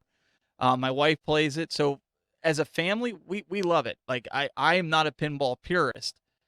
From any stretch. I mean, guys have been complaining about the bezel. You see guys painting it. Honestly, I got 2 little kids, man. The bezel is my best friend with people setting their drinks down and grubby hands. I'm just being real here. I don't have a problem with it, but my negative for it is the speakers are absolute garbage. Absolute garbage. Like 5-watt, 8 ohm. Very tinny sounding. They're awful. But they recorded the original table sounds with it. So the sounds are not, I mean, they sound like they're from the 70s, the 60s. They sound like that. So is it bad? No. Is it worth me tearing that thing apart to put 2 new speakers in for $20? No. I honestly, but I mean, just being, the buttons are crap. I mean, they're even cheaper, I think, than the Arcade 1-Ups. If I had to be completely honest. Do they feel all right to play the game? Sure. But they're not going to be, a Sanwa clone or a HAP or whatever. They're not going to be that if you're looking for something that feels authentic. It's not. It's a toy. Right. And let's remember that when Arcade 1-Up first came out and this machine's coming out, the advertising and all the papers were little kids, not us, not the big kids. Right. Correct. We're the ones who adopted it and taking it to the next level and actually going to the company. It's a toy. Come on, let's do better. but that's not what they were coming out to originally. I mean, again, Arcade 1-Up got the toy award of the year, product of the year. It wasn't the arcade machine of the year. It was a toy. Of course, now they're realizing, hey, we can get a little better quality, be a little bit more money, but these guys are going to buy it, and we are. Yeah. So it's expanding. But the Toy Shark, now I'm doing a Toy Now Shark. you're doing it. Jeez. That pinball machine was 100% advertised as a toy, period. For children, yeah. Yes. For children. Okay, so, but now they're seeing, once again, that us crazy nut jobs who are still kids want it, and I'm sure you'll see a phase 2 being a little bit taller, have adjustable legs, maybe another screen in the back. Just have to give them time. But I take my hat off for them for even coming out with that price point. There you Look at can that. see in comparison. Let me zoom in here, Michael. So you can see right there in comparison to the Arcade 1-Ups, the Toy Shock. Let me zoom it out there. Yeah. So Fits in nicely, yeah. So you guys can see. I mean, it's. I'm 6 It's a foot nice 2. looking little cabinet. I'm 6'2", and I don't want to sit on a stool. I sit there and play it. I don't have any issues. Michael, you're what, 6'4"? No, I'm 6'2". 6'2". Okay, so you're fine. I mean, you could play this comfortably. I mean, you wouldn't have to do anything kind of crazy. I mean, you could get a stool if you really wanted to sit down. I mean, I have people that sit down on the Arcade 1-Ups with risers. In fact, I had people sitting down at the Legends, but I stand when I play. That's just me. I stand when I play Madden on PS4. I'm walking back and forth and calling. I'm like a Screaming. coach on the sidelines. Mike, That's good with me. No, that thing looks. I can see the silver bezel. Like we're used to seeing pinball machines that are edge Yeah. to edge. I can understand that, right. but it's probably definitely hiding circuitry, Mhm. boards, whatever it's hiding, wires. It's actually It just looks hiding a like it- small screen. We've already been under there, and there's not a lot of electronics. It's just the screen doesn't go all the way to the sides, so it's just Oh, hiding okay. that. But again, there's nothing wrong with that. It's again the price point they wanted to make, and you know, you can see smoke better than I can because you have it. The screen looks pretty good, I'm assuming. It's 720p. It's not 1080p. It's 720p 30. Any of the text on it, because it's the original images from, somehow they got the images. I don't know how they did it, but you cannot read, like on most pinball tables at the bottom where your flippers are, you have instructions that you can read. You're not reading those instructions that are on there. It just looks like, I couldn't read it anyway, It's- to be honest. even me, you know, my wife has better eyes than I can, and I'm like, is it just me? And my daughter's like looking at it going, she's like, I can't read that. So So you want 4? it's not, no, Mike, no, it's not 4K. That's absolutely right. You want it. No, but I'm telling you, this thing is just a gateway drug. That's all that thing is a gateway drug. If you remotely like, and I don't even want to use its name because that it irritates. But you know what? thing. New Year's But if you- New Year's is coming, and we're having a New Year's party here, and we have a bunch of people coming over. They love the arcade one-ups. They love the legends. They're gonna have a ball on this pinball. I mean, I'm just being honest, and Right. it's gonna get its money's worth just from that. So Yeah, the casual person is going to get their fix. You know, yes, not everybody needs that $4,000 virtual pinball machine. Just the way not everybody needs a a $3,000 full size arcade cabinet. You know, different strokes, different folks. It's going to satiate a need for some. It's going to fuel a need that some people didn't know they needed. You know, they're going to like, oh my gosh, this is not enough. I need to upgrade, and they're going to go down that rabbit hole, and they're going to go after a Right. $1,000, $2,000 build it yourself virtual pinball, or they're going to go way down that rabbit hole, and they're going to get divorced because they spent $4,000 on a virtual pinball. went to an auction to try to buy arcade stuff, right? Yeah. Who's that? Who's that guy? Who's that guy? He almost got Coincidentally, I himself. lost my debit card that week. I'm not sure if that was related. Well, I got some good news for you guys. You guys have seen it. I've been in contact with the company. They're based out of Canada. It's called Pinferno. So they are in the. Let me get rid of this lower third here. They're going to be sending me one of the 3/4 sizes to compare it against the Toy Shock. So we already know their price point is $975 for the 3/4. Now, before everybody gets excited, here's the caveat, right? They're based in Canada. They are a small company, and it's going to cost them probably $200 to $300 to freight ship because they put it together. It's not like an arcade one-up or Legends where it comes flat packed, just or the the other one. So this is competition level. So you're going to be able to see it run at 60 to 120 frames per second. It's running a PC inside. The buttons are competition style from what they told me. Now, again, I don't have it in hand. And again, things could change. They did tell me they were going to send me one, so we'll see. We'll see what. And I'm putting that full disclosure out there. You can then use the That's a Toy full Shark box. Oh, go ahead, computer Mike. on while you play. What's that, Mike? You were cutting in and out. You can then use the Toy Shark to rest your beer on while you play that. So you'll never go back to the Toy Shark. Well, you know what? No, I'll still keep. You know what? I'll still keep the Toy Shock because you know what? My kids love it. And to be fair, my kids, one of them's 7, the other one's 11. They've never played real pinball. They don't know what real pinball is. They've seen it when we've gone to the retro. There's a retro store where I get like a lot of my retro consoles, games like Dreamcast and stuff. They've never played pinball. So I had to show them. They didn't understand the idea. Like, what's the idea? It's to get the highest score. Well, how do you do that? Well, there's certain targets that you hit on the board. And honestly, the AT games and that Toy Shock get played the most out of anything that I've got here in the arcade. And that's being complete. I've got 10 arcade one-ups. One of them's modded. And my kids play those too. And that, again, I bought that pinball. I wasn't given it. That's the God's honest truth right now. Those two machines are what gets played the most down here. And actually, I didn't And tell if- you, they actually sent me one of the pinball machines already. I didn't get a chance to tell you, and I have it right here. So it's a little Look smaller. at that. The shipping, they're kind of lying on the shipping. It's a little smaller than they're representing. Just to let you know. Okay, so just be Thanks for prepared. that. Okay. It's $300 from Canada to ship that. It was Isn't it like that guy that won? Remember he on eBay he bid on a Toyota and they actually sent him a toy Yoda and he was mad. Yeah. Something along those lines. But Mike, our caller, do you have anything else that you want to ask or any other questions? We'll drop you off and see if anybody else wants to jump on. But we appreciate you calling in, man. Yeah, just one last thing. Not everything with the virtual pinballs is expensive to do either. One of the coolest features of them is there's like a $15 board you can buy, and this is what amazes people when they use mine.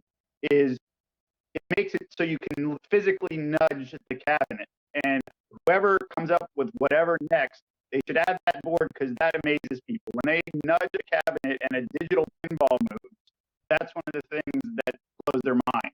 And it's not an expensive thing to add either.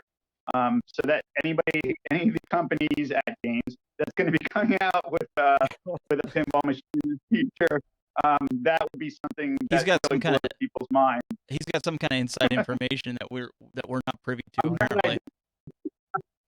On that I don't. Not on anything with the pinball, but and I'm not allowed to say anything about the other stuff. So, but I'm big fans of all you guys. Keep up the great work, and thanks for having me. Thanks, Mike. Well, we appreciate you calling in, Mike. We really do. You I know, never understood why they couldn't just use an accelerometer. I mean, cell phones, they're penny chips. Yeah. And an accelerometer would very easily let you nudge a machine in any way, shape, or form. I don't know why that's not something that they can use. Maybe that's what he's alluding to. Maybe Yeah. it's just a different version of an accelerometer on a different Maybe. chipset that actually configures in with their board. Maybe. I think Mike, if you're still watching, I think you need to do a video on it and put it out there so we all can see it. Is you said it's easy to do, and I'm being serious because maybe some of the guys that are modding these toy shocks, maybe they'll throw it in their toy shock. Some of these guys, I know, like Ralph's doing a heavy mod on it. I mean, maybe that'll be something interesting for people to do. I don't intend to do it. My kids like it. They like the plunger. You know, it serves its purpose. The plunger in my household has a different meaning. So Yes. I'm glad you're doing that kind of plunger.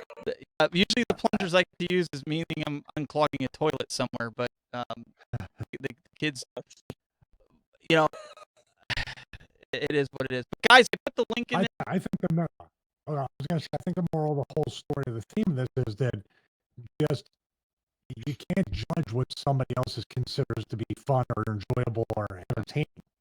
Yes. You can't do that. You know, like you said about people say certain things are easy, but they're really not to some people. You gotta understand all levels of what. But there's a reason why Toy Shock is in Walmart at that price point. Right. At the time, this is the acceptable market value, and people are buying it. If they weren't buying it, Walmart would say goodbye.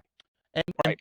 And as technology improves, it gets better. When I was a kid, and when you guys were kids probably as well, back in the old days with Sears catalog, they had pinball machines, but they're like from Tommy. yes, And it was like you had one silver ball, you had two flippers, and maybe a button and a switch at the top. little white And one. that's what we got for like The yeah, little- for like $70. My dad They had were one of them. they're like, yeah, you're talking like $75, $76, $70 was a lot of money. Yeah. Back then, and those machines, one thing, and it was basically two bouncy things, two flippers, and a mechanical scoreboard. So you got to take things for what they are. Now you got things electronic. A lot more people complain. We only got 15 titles. We got 22. So that's more than we ever had. I know. And Bruce Yeager in the chat room, which I just met this guy through the forums and everything. I've never really talked to him, but I have a lot of respect for him because of some of the stuff he's been doing. He's been modding it. But, he makes a great point. He said for $400 a toy pin, it offers a whole lot of fun for an entry-level machine, and I have to agree with it. I really do. I have to say, if you're hankering for one, buy it. I don't regret paying $400 for it. Right. Now some of the arcade one-ups that have come out for $400-$500, I have a hard time swallowing some of this. Just being real. Well, I think Well, the honestly, thing is- if you had asked somebody 6 months ago if the Toy Shock pinball would have even been feasible at a $399 price point, I don't think very many people would agree that it was doable.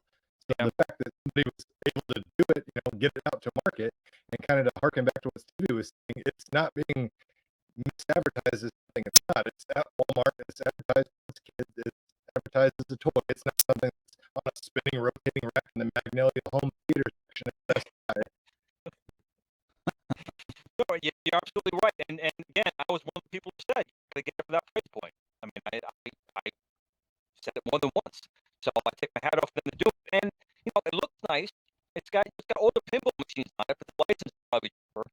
But I like Haunted House. I like Black Hole. Those games to run. So it's not a bad little cabinet. The expectations just have to be set for what you're getting. Some people say it was $300. You should get a lot more. They don't know the technology. You get a really good deal for $300 or $400. They go for $399. So some of the people are saying out there that the audio is getting like crackly on YouTube. It could be YouTube because we had an issue with getting on YouTube in the beginning. I would suggest if you guys are having that issue, if you want to jump over to Facebook. YouTube is a long time ago for us, so we shouldn't crack it. Yeah. Now they're saying we're on Facebook. Yes, the audio is bad on YouTube and Facebook. Okay, well, so let's do this really quick. I'm going to play a video. I'm going to stop the encoder and restart it, and let's see if that remedies the audio, because it sounds like it could be an internet connection thing. So let's try to do that. Just bear with us, guys. We'll just make it go dark real quick.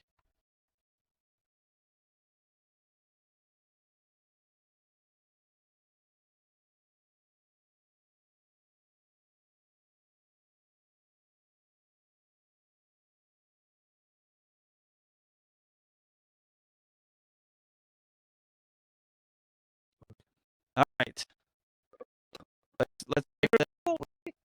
Let's see if that fixes it. Let's see if that does. We still got it recording. Yeah, they want. Let's see if this is better. On my right. They're saying still no good. Really? Brad's saying the same. It could be something with the connection from what I'm streaming to, or it could be Facebook in general. It's kind of late. So let's see what we can do here. I can stop YouTube and restart it. Let's see if that works. But you guys carry on the conversation, and we'll see if we can get this remedied. If Facebook drops, I'll just restart it again and see if it fixes it for you guys. Meanwhile, the recording is still going to sound good. So with pinball, I think CES is going to bring a lot with that. And Doug, I know you're going to be there. Hopefully, you can get some footage. And is that you're going to have some of the companies? Oh, 100%. Like I said, this is an untapped frontier that I think a lot of people, if they're not already actively developing something to answer that, I think they should. Clearly, there's a market for it. There's a large audience that wants to have sort of home virtual pinball experience, whether it's solely virtual pinball or if it's something that is electromechanical. Similar to like I said, the Dizzle application years ago seemed to not do well at the time, but is turning more and more respect for the year for what it was. I'm definitely going to be asking anybody that has any sort of hands out there in the home arcade world that what they've got to respond with. They're going to try to go the arcade route for dedicated single AAA titles, or they could go the games route where they have online connectivity where you can load multiple tables, play things like that. Everyone's going to have their own variety and their own way of looking at how they think virtual pinball should be delivered to the users at home. Yeah, I wish we were able to get out there and go. I can't justify paying to go out there just right now. But hopefully, you get us some video. And are you expecting a lot of the companies to jump in on this? Or do you think that it's just add some of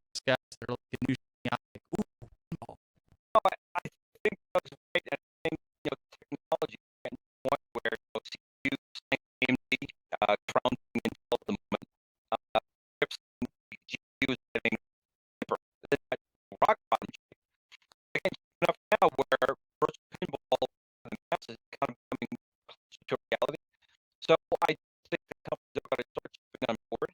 And again, that's just win for consumers because as they do, competition is going to spur and it's war now for win. So I think that 2020 will be a virtual pinball year for itself. Interesting. So, guys, I think that we said everything. Let me know. Let us know if the audio is better now. So we'll have to see. I don't know if it's going to start up the same one. Hopefully it does. If not, Facebook, you're going to have to look for your video feed. Well, do you have any comments? We'll wrap this up for short and go into the show. I know this.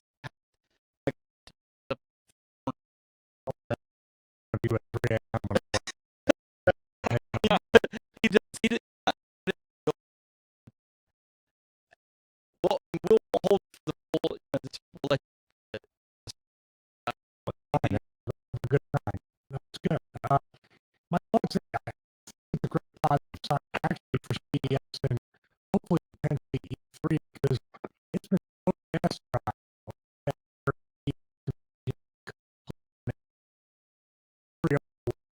And with current movements in technology, so this whole fun of that the app game one up, the more intimate new products that's what old new thing is more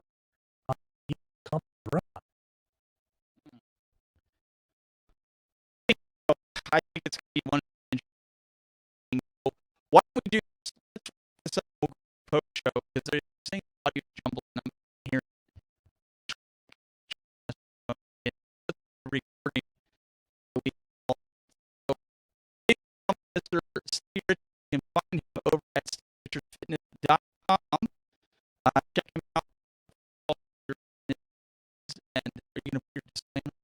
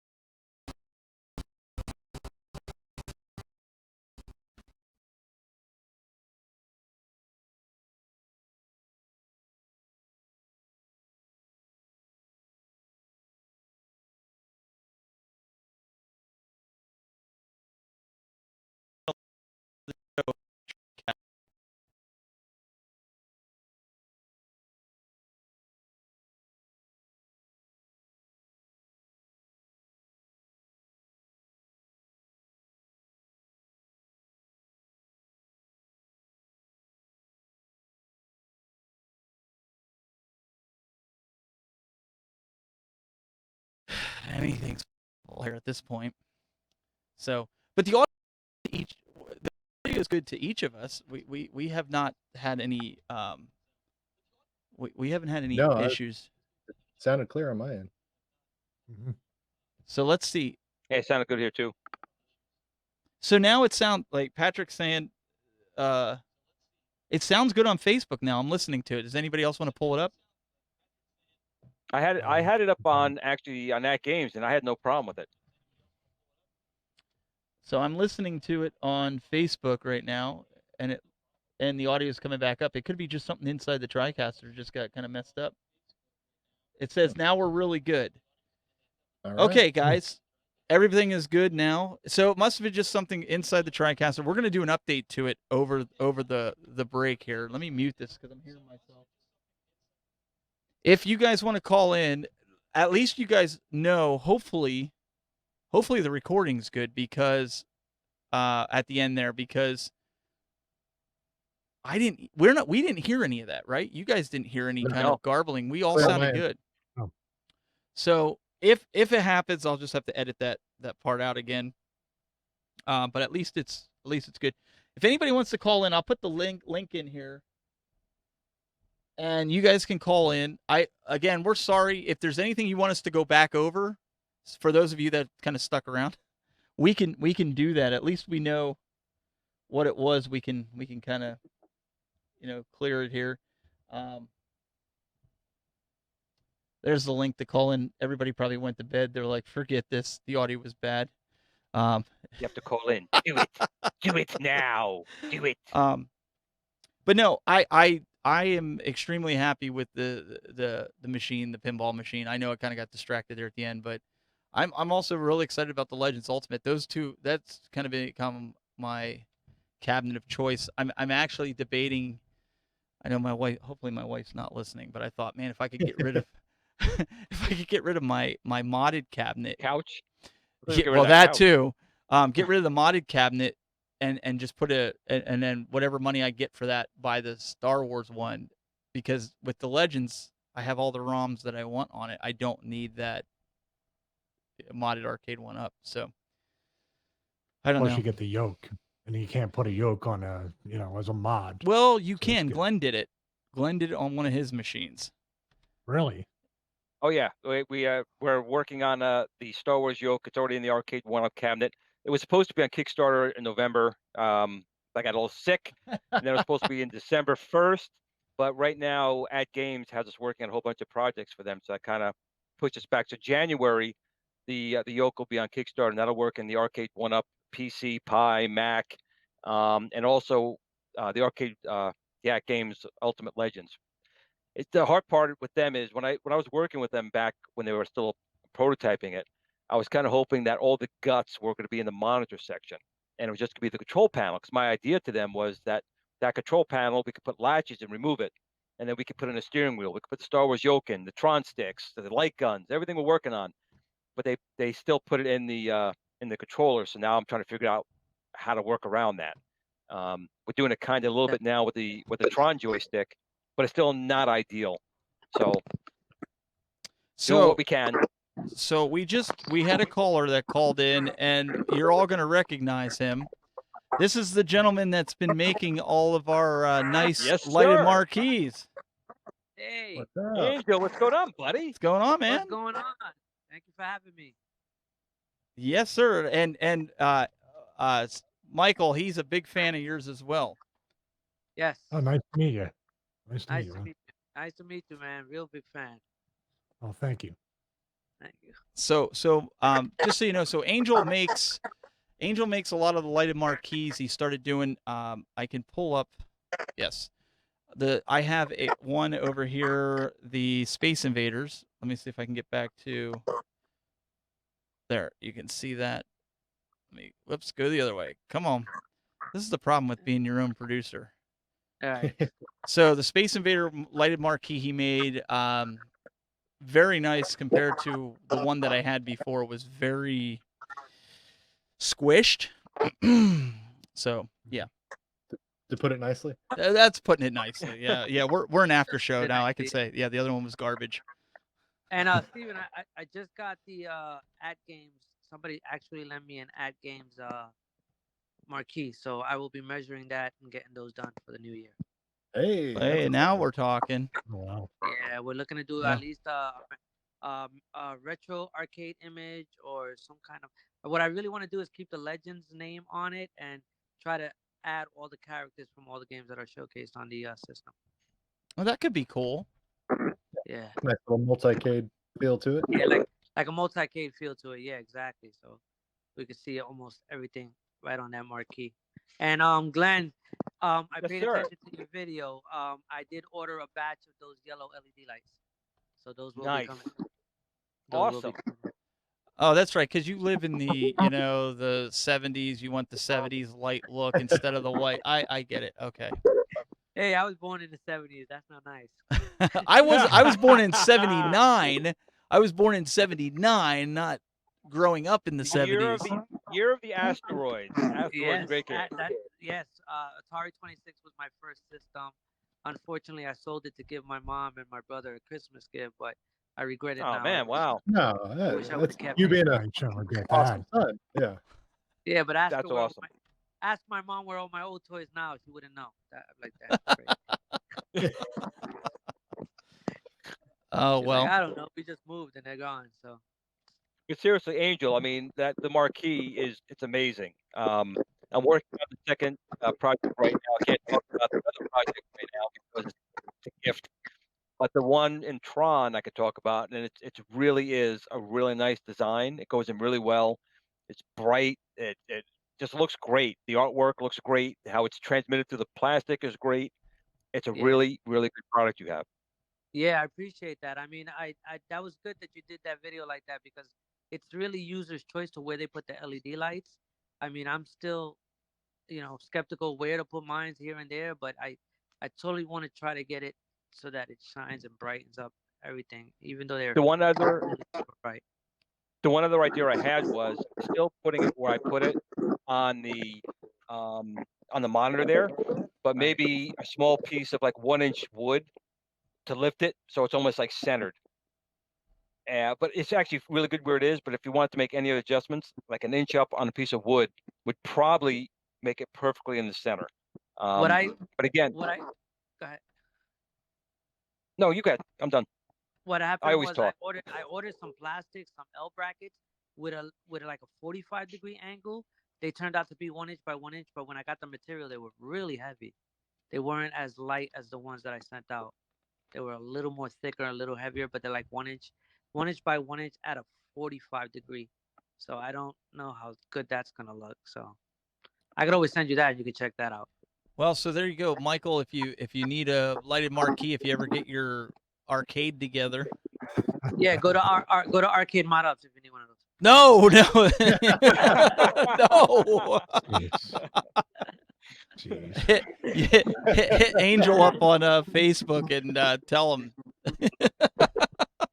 I think in all seriousness, I think it's pretty amazing. I hope at Games and Arcade One Up realize the opportunities they have for other people to make money, make a living, create business and jobs out of like what they're creating. It's pretty cool. Yeah, I enjoy it. I enjoy what I do. It keeps me busy. It makes those certifications that I went to school for actually mean something. And hey, my family actually are proud of me, which is great. That's a good achievement. But most of all, it's a great tinkering toy. I mean, I love being able to take it apart, do something new with it, change a lot of stuff on it. Very cool. And you have to have talent. I mean, stuff you do, you have to have actual talent. I mean, I could take stuff apart and do it myself, but it'll look like crap. I'm not gonna lie. So the artistic part of it is very important, and you do a very good job of that. Well, here's my attempt at a lighted marquee. You can see I haven't gotten far. So That looks good, I'm just saying. So like that was my attempt. Those kind of look familiar. Did they take a month to get there? Maybe. Maybe. They might not even be the right color. That's horrible. Is everybody getting their little inside baseball shots in right now? Is that what's going on? Yeah. Just a little bit. Yeah, just a little There's bit. a couple other companies out there that do subpar work. Let's leave it at that. Subpar work, and then they treat you like a criminal when you tell them it's wrong. Hey, So, I'm just but trying my- Angel, hey, we've got another caller that wants to get back in. Pete, Thank you for having me, I'm guys. sorry. I really appreciate it. All Very right, nice man. meeting God you, bless you, Angel. Yeah. Nice meeting you. God bless, Good to guys. see you, man. Have a good Christmas, Thank my you. man. You too, guys. So, And that's an important thing too, is that these companies do actually welcome the modders, which is good. yeah, They welcome them. They can shut them down very easily if they tried, and that's a waste of money, in my opinion, a Right. waste of time and resources. So they're smart not to do it. Yeah, plus Right, and it it's a actually bad hurts the PR move. community as well. P-dubs. he's back. He's back. I was looking at his review on the Toy Shock on this forum right now. It's he's one of the featured reviews. On the full review on the Haunted House Toy Shock. Is There he it is. is he delayed or can he hear us? He's not reacting. Oh. so- Nope. Again, I gave him a compliment and it didn't come through. No, through. I thought for sure he was gonna faint. Yeah, maybe he's just soaking it in. P-Dub, can you hear us?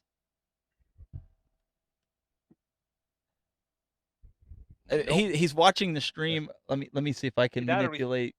Oh, he's totally shocked. He's stunned. Well, I can tell. Well, okay. So let's do this. P-Dub, can you hear us?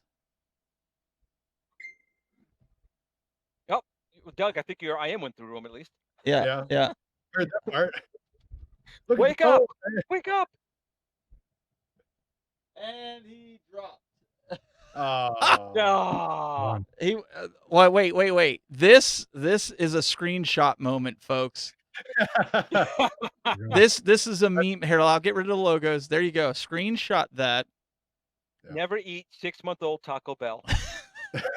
The community's gonna love that. That's a Yeah. that's a whoops. All right, I'm putting it back on her. He's gonna kill me. I don't know what happened with him. He couldn't hear, but he heard the first time, so I don't know.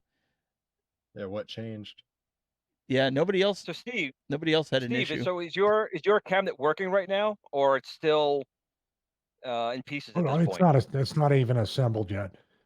So like I ended up, because of all the problems I was having with a lot of the assembly thing I got a ViewSonic 22-inch monitor, which was what ETA Prime was using with the same exact 3/4 cab.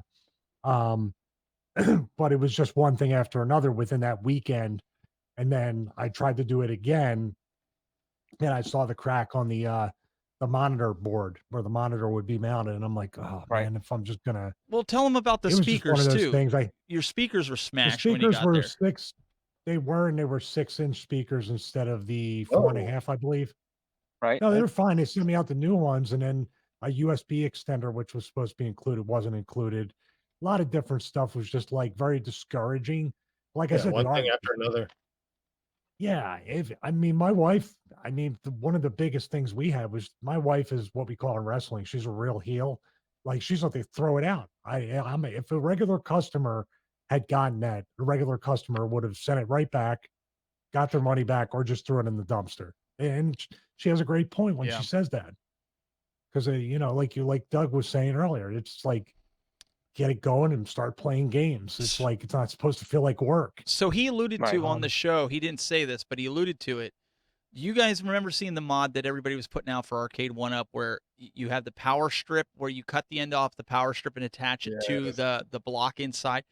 That's what he sent him to do, and he's just like, No. and that's nothing against you, but you're not an electrician. Like you said, it's not just simple wiring like these LED lights where you've got like I 10 didn't gauge even know wiring. the tools to do it. I had to borrow them, and I tried, and I failed at it. You know what I mean? I don't want to screw with electricity and, God forbid, cause a fire. That's No. yes. Yeah, like That's the exactly risk it. reward on something like that is exponentially, too far away from each other. It's like, oh, cool. Yeah, I maybe figured this out the right way, and now I'm able to easily turn my cabinet on and off. I screw this up because I don't know what I'm doing. I electrocute myself or give myself a nice jolt where I can't move my right arm for 6 days. Are you speaking Boy, from oh experience? boy. Are you I've done speaking? that electrify. Are I've you done speaking? that building an electrical panel for my hot tub room. I actually got electrocuted. And I had black on my arm.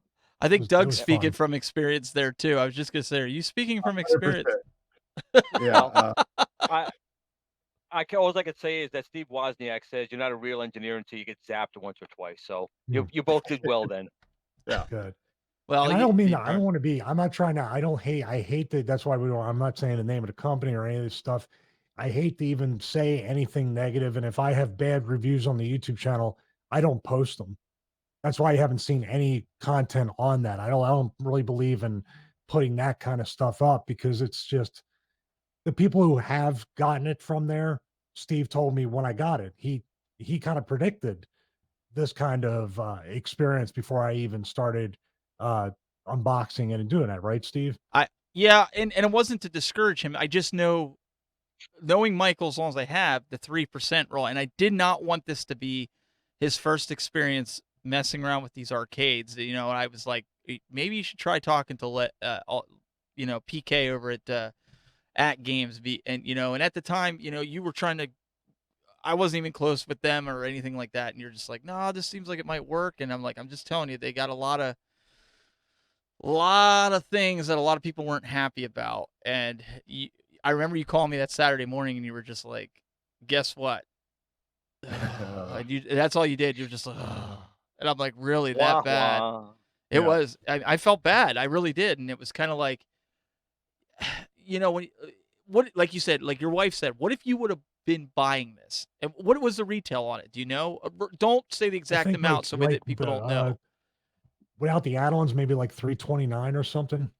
299, 329, and then the graphics, and then the control, whatever you wanted for Yeah. controls, and then what else was there?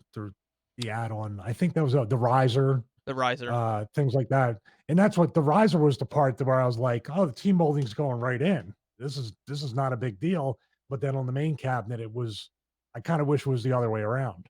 But either way, when you said to me too, Steve, and I know you're just saying trying to solve the problem. Yeah. Hey, buy a Dremel and do this and do that. I'm like, I'm not really not willing to go that far. And I've never used a Dremel or a saw or cut and know that, I need my No, fingers to you're wrestle right right. now. I can't Right. do that. No, you're right. And but like you were saying all that, but you're not even getting a monitor with it. So you had to go buy No. buttons, you have to go buy joysticks, you got to buy, you had to get, they sent you speakers to replace them, but a monitor on it, like At you the said. time before it came in, I thought I was going to have to buy the $20 speakers on my own because I was like, Yeah. I don't want to be bothered with it. And you could have just, like you said, I could have just bought an Arcade 1-Up through Raspberry Pi, and it got graphics from Tyler and called it a day. And I'd be at least being able to play at least a stock game. Like if you bought the Street Fighter one or the Mortal Kombat one to mod, you could have at least played that until you had all your pieces there.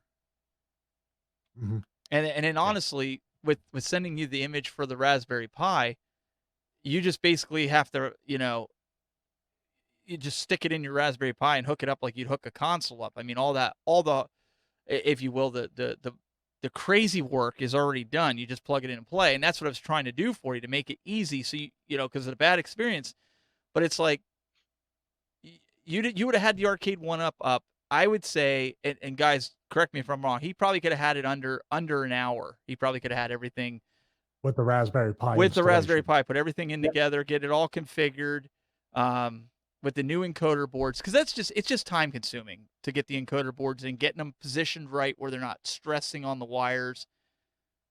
It's not that it's hard; it's just time consuming. And Especially you got, man hands and things like that. Yes. Dealing with little intricate connectors and wires yes, is a pain to deal with. But yeah, even if you factor in all the like little things that could go wrong that are not necessarily going to be deal breakers or, railroad you and run you off to where you can't finish your project. But even then, like 2 hours max, then you're up and running. It's not going to be that thing that's sitting in the corner that's just driving you crazy because you're like, well, I need to finish that project, but I've had it up to, here with it, and I don't want to exert any more mental or physical energy towards it because I know everything I've thrown at this point has just been downtrodden and just ruining my experience overall. Yeah, I mean, there was even some holes that weren't drilled in for the cam locks as well. Ugh. Mm. I forgot to say that. These are little things. It's like Now we drilled we did that and everything, but it was just like, Something come you on, shouldn't have man. had to You know what I do. mean? Right. Yeah, Yeah. Yeah. Yeah. And that's why the Act games, the Legends Ultimate, when you're piecing together all that money, and even if you're talking about an arcade one up and you want to upgrade to what I've seen from your reviews and stuff, that the joysticks and the buttons are kind of like a mid tier. They're not the worst, and they're not the best, yeah, but they're they're a happy definitely medium. not the worst. And then that's one less thing to wire. Plus having the little spin wheel for that. That's a mod that doesn't have to be done. Then of course you got USB ports and HDMI that you can function off of that. You know what I mean? So there's a lot of built-in stuff that Well, you're not even. and I will say this, and I don't know if the guys agree with me on this, but there's just something to playing like bowling on the Legends Ultimate with the roller ball, as Oh, well that's really as bad. Marble Madness, or playing a racing game with the little spinner. Like I play Ivan Ironman Stewart's Super Off Road with the spinner. It's Mhm. just easier than using the joystick. That's something I can't do on the arcade one up. So Yet, hopefully. $4.99. Well, actually, isn't Sam still having that deal, or was that only 1 week? $4.49. It was only one day, and Oh, it's Yeah, only one That day. was it. Yeah. Yeah, I remember seeing a couple of posts at Douglas. It's not what happened to the price. Douglas like, it's 1 day, man. Oh, Yeah. It's 1 day. I tried to warn people. I'm like, hey, it's coming. You want to be on that trigger finger because I know there's limited stock this year. And then Bill came out and confirmed it. Said, yeah, they've kind of already went through their stock that they were allotting towards Sam's Club this year, and they're going to have more obviously in the next beginning of the year. But they blew through their supply much quicker than they were anticipating. So if you want one, you're going to have to do the whole brick and mortar search and hope for the best at this point because online sales are not happening. And I have to say, when I was testing out the unit beforehand, I was surprised at the quality of the controls. I mean, again, we're talking about Game's previous history, and getting the whole full unit with the display. I think the monitor in that thing is a really nice monitor. The sound is great. And again, I'm a little biased with spinners. We all know that, but the spinner they're using is good. I mean, I can't say that it's not. It works very, very well. The joysticks are, I would say, very adequate. They don't feel cheap. They feel like a decent joystick. The buttons, again, everything on the machine, I think, is well within the price range that it is. I think you get a good value for it. And I do think also, again, with all the things that keep adding to it, it's better. But the only thing I really don't like about that is the placement of those speakers. I just don't like those speakers, and I don't like the screws that they use to hold in the light up arcade, being able to see that. Those are two very minor things to complain about on something like that. But if I have to find anything, that's it. Everything else on it, I think, is pretty damn good. Yeah, I would second that. I get a lot of, private messages and comments asking me, hey, what do I need to do to, mod this cabinet as far as making it better? Like, do I just need to gut it completely, get rid of all the joysticks, the buttons and everything like that? I'm like, unless you're like a super hardcore fight game fan or something that's been accustomed to using Sanwa joysticks and hat buttons or whatever, personal preference you have, there's really no need to do this. These controls, the buttons, the joysticks, the spinner, Hello? everything is more than Hello? adequate. hello. Oh, Hello. hey, We there have he we have is. a caller. Dub. Can you Hey, hear me back. now? Yeah. Can you hear me now? We can hear you. Yeah. Beautiful, beautiful. And you Okay, sound. about that's all 80. He sounds That's good. $80 to Verizon, by the way. Sorry I had to go. Booker T was at my door telling me I owe him royalties for doing his spinneroonie. So I did text him. I did tell him about it. I had to I had to go pay that. I had to go write him a check to King Booker. So Well, Yeah. so I we think he'll be fine without your money. He'll when, be okay. when you left, P-Dub, the goofy look on your face, Michael Oh, screenshotted that's it, and a bunch of others screenshotted it. So great. yeah, Great. So I'm gonna There's get a been some meme. memes there's going going to be a out. meme going on pretty soon. Great. Thank you. You're Thank you welcome. for that. You're welcome. Just watching out for you, man. Yeah, everything's There'll been be a screensaver on the ad on the Legends Ultimate now. A screensaver. Have you ever had a Dub, day remember, where any no matter type of media is good. So take the meme, man. It's just publicity. Take it. I'll take it. I'll take it. At P Dubs Arcade Loft. Let's do it. But have you ever had a day where no matter what happened, everything went wrong? That has been my day today. Steven and I have been talking all day, and it's just I've had one thing go wrong after another. I've had a day from hell. So, but hey, at least I get to talk to you guys. So Well, it's all good. just like even Oh, with so the still going downhill. yeah. So you're the reason that the audio messed up on this.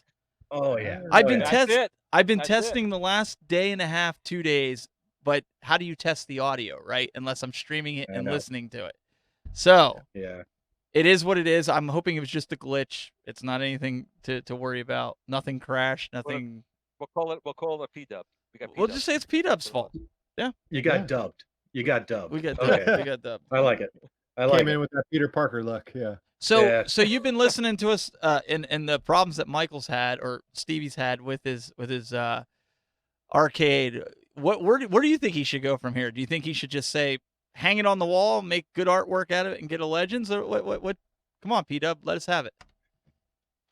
Well, it is winter, and if you like bonfires and staying warm, I mean, Cold-blooded. Yeah, I but mean, yeah, but I'm he said the sorry, art. He but- said the artwork looks good. You don't want to burn it. Yeah, but that's what we have Tyler and Joe Sabo for, and all those guys. We'll get you some new stickers. I'm not worried about it. Is he? Does P Dub know who we're talking about? Is he aware? Yes. Is that why he's saying it? Yes. Oh, well, I mean, I'll say it if you guys don't want to. No, say it. I no, don't no, care. no. He doesn't want to. Okay. No, no, Negativity in the world. I no. know. In I this know. day, seriously though, in this day and age, when you're doing stuff like that, I got to be very careful. There's a couple episodes of my podcast where I told the 100% truth about a particular company and then the way I was treated and blah blah blah, the whole thing. And they had threatened to sue me because I doxed them and I did all these different work. You can do all these different things now that you couldn't do before, to someone that's just telling the truth. And it'd be a lot easier for you to actually change your business model and be better about everything rather than spending your time and resources to shut somebody up about the truth, the current truth. So that's kind of, I think, what we're all thinking about. Just don't say anything about who it is. We just right? don't want people to go down the same road that we've gone down with it, and we're not going to say the name publicly, but we want to inform everybody. Not every company out there is going to do you good, and he's prime example. I mean, it's just not, but I think he should go with the Legends personally. I think for him, take him 15, 20 minutes to put it together. He's a big guy like me. It's a perfect size. Get Tyler to slap on some BWO stickers on the side. Call it a day. Yeah. Yeah, I agree. That is a fantastic machine, and it's plug and play, ready to go, and it's a platform machine. You could pretty much almost do whatever you want with it. So definitely eliminates a lot of the stress of building one from scratch. But then again, I will say this though, is when you do build one from scratch, you definitely have that real sense of pride when it's done and it's working. And you will kind of miss out on that because basically you just take this out, plug stuff in, and start playing. So yeah, I don't know if that means anything to anyone out there, but if you're just looking, to me, it doesn't mean anything to me. So Scott Backrack is in the chat room. I just want to state, no, Stevie's not anti-Arcade 1-Up. That that's not the company we're talking about. It's a third party. No. So I just want to emphasize that if somebody didn't tell you in the chat room. He asked if we were coming to CES. What's that? Yeah, I was going to say, I'll just explain because you did it during the show. Yes. That I have a very limited amount of space with the home gym and everything, and I would love to have a string of Arcade 1-Ups or a string of different machines, but it really just comes down to having one machine that I can do everything with in a converged fashion. And unfortunately, I think Doug's the only one out of this crew that's going to CES. I have credentials, just I just not paying to fly out there right now. So we're going to be with Doug in spirit. Yeah. Maybe we could fit in with him. Maybe we could I'll fit have in a phone on my Doug's. shoulder for you guys. I was gonna say, and can just, we fit in your that's it, coming in. suitcase? Can we fit in your suitcase or something? Or I mean, my wife's coming, so. whoa, so I mean, Doug, she's got a ridiculous suitcase. so Glenn, you could probably fit in one, and I could fit in one. I could. Yeah, there you go. I definitely could. I could definitely fit one. So I mean, how flexible are you, Glenn? I'm tiny and scrawny, so you could use your jujitsu on me, just kind of crumple me down and There we fold go. me, and origami We, me in there, and I'll get in. we can get you in that overhead bin. Scott, Oh God, I've seen people do really weird stuff to shove things in that bin. I just, oh my Yeah. God. Scott says, Stevie, I'm building you a room for our games, he says. Nice. Hey, nice. So, but no, Hey, Pete. go ahead. I was about to say, I'm going to CES. Don't forget Oh. about P-Dubs. Yeah. Oh, yeah, but he's you're- gonna be sitting there at Toy Shock. He's going to be working there with Toy Shock. That's right. That's right. Yeah, and what's really cool, and just so we throw it out there, is I volunteered, and you know, I when I made the announcement that hey, I'm going to be working their booth as a hype man, and you know, I'm just going to be kind of like an MC presenting. Hey, here's the new pinball machines that'll be available in 2020. I did get some weird comments where people are like, "Oh, he's a sellout," or "Oh, hey, he's a bought and sold influencer," like the craziest crap I've ever heard, and I'm like, dudes. I volunteered. Like that doesn't mean anything, and it's a great thing, and it's going to be awesome. Shut up, Steven. Shut up, Steven. Nobody likes you. Yeah, but no, I am not a sellout. I was talking with Jeff at Toy Shock, and I was asking him what his plans are, what they were doing for the show, and he told me he was a little short on manpower, and I said, "Hey, man, it's only a 4-hour drive from Phoenix. I'll go." And he's like, "Let's do it." So, that's the backstory there, guys, to clear that up. So, yeah. I'm fully Well, here's the anticipating. important thing. Do you like the product? Oh, yeah, absolutely. I mean, It's all that matters. right. I mean, for instance, like I know we're going to see some new pinball machines at CES from Toy Shock as well as Stern and other companies. And the way I look at it is Toy Shock is like, and I don't know if you guys will agree with me or not, it's kind of like the arcade one-up of that niche. And these other pinball machines that we're gonna see that are more, highly advanced, virtual pinball machines, internet capable, all that kind of stuff.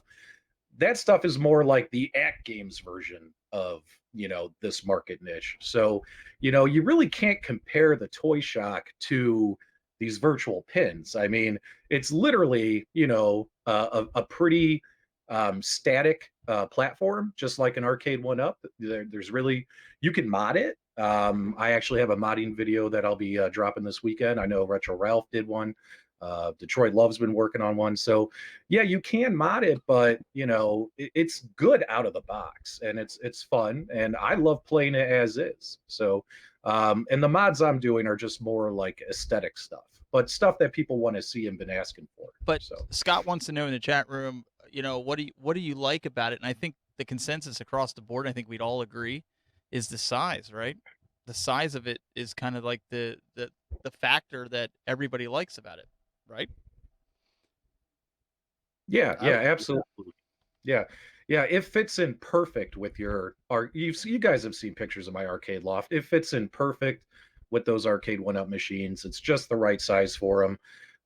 Yeah, it fits there. You can see it fits close. Yeah, right there. Showed it. It looks good there. I mean, yeah, absolutely. So, especially, Stevie, you said you're short on space. So if you had room for one pinball machine, sure, get a Toy Shock. Rub it in. Hey, Rub it in. I was gonna say to him, and I'm prefacing this as complete sarcasm, but I think you should talk to the guy from Toy Shock to get me one for review because of all the years of spinal abuse I've taken for your entertainment. Yeah. That's true. But I preface that with I'm being funny, but I wouldn't say no. Wait, so you got P-Dub eating out of your hand right now, so you might as well throw it out of there. Throw I what just think out? I just think it's pretty. I think it's a pretty cool.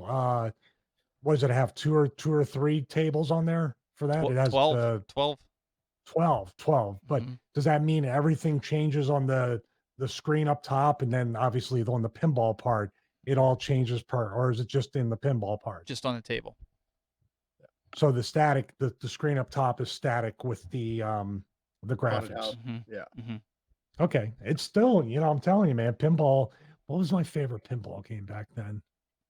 I remember when they were going to re-release a WWE pinball game, or they were going to release one for the generation that I was in, and I knew somebody from the pinball company that liked me and was going to put me on the thing, and they balked at it because it would have been like Rock, Austin, and then me with the white shirt and tie, and I'm like, that would've been awesome. Wait. Scott just dropped a nugget, and I don't know if you guys on YouTube Oh. see this, but he just said, P-dub and all, Toy Shock is super cool pinball concept, but if you want to see what a great new pinball category looks like, come to our booth. So Dougie, you're on a mission.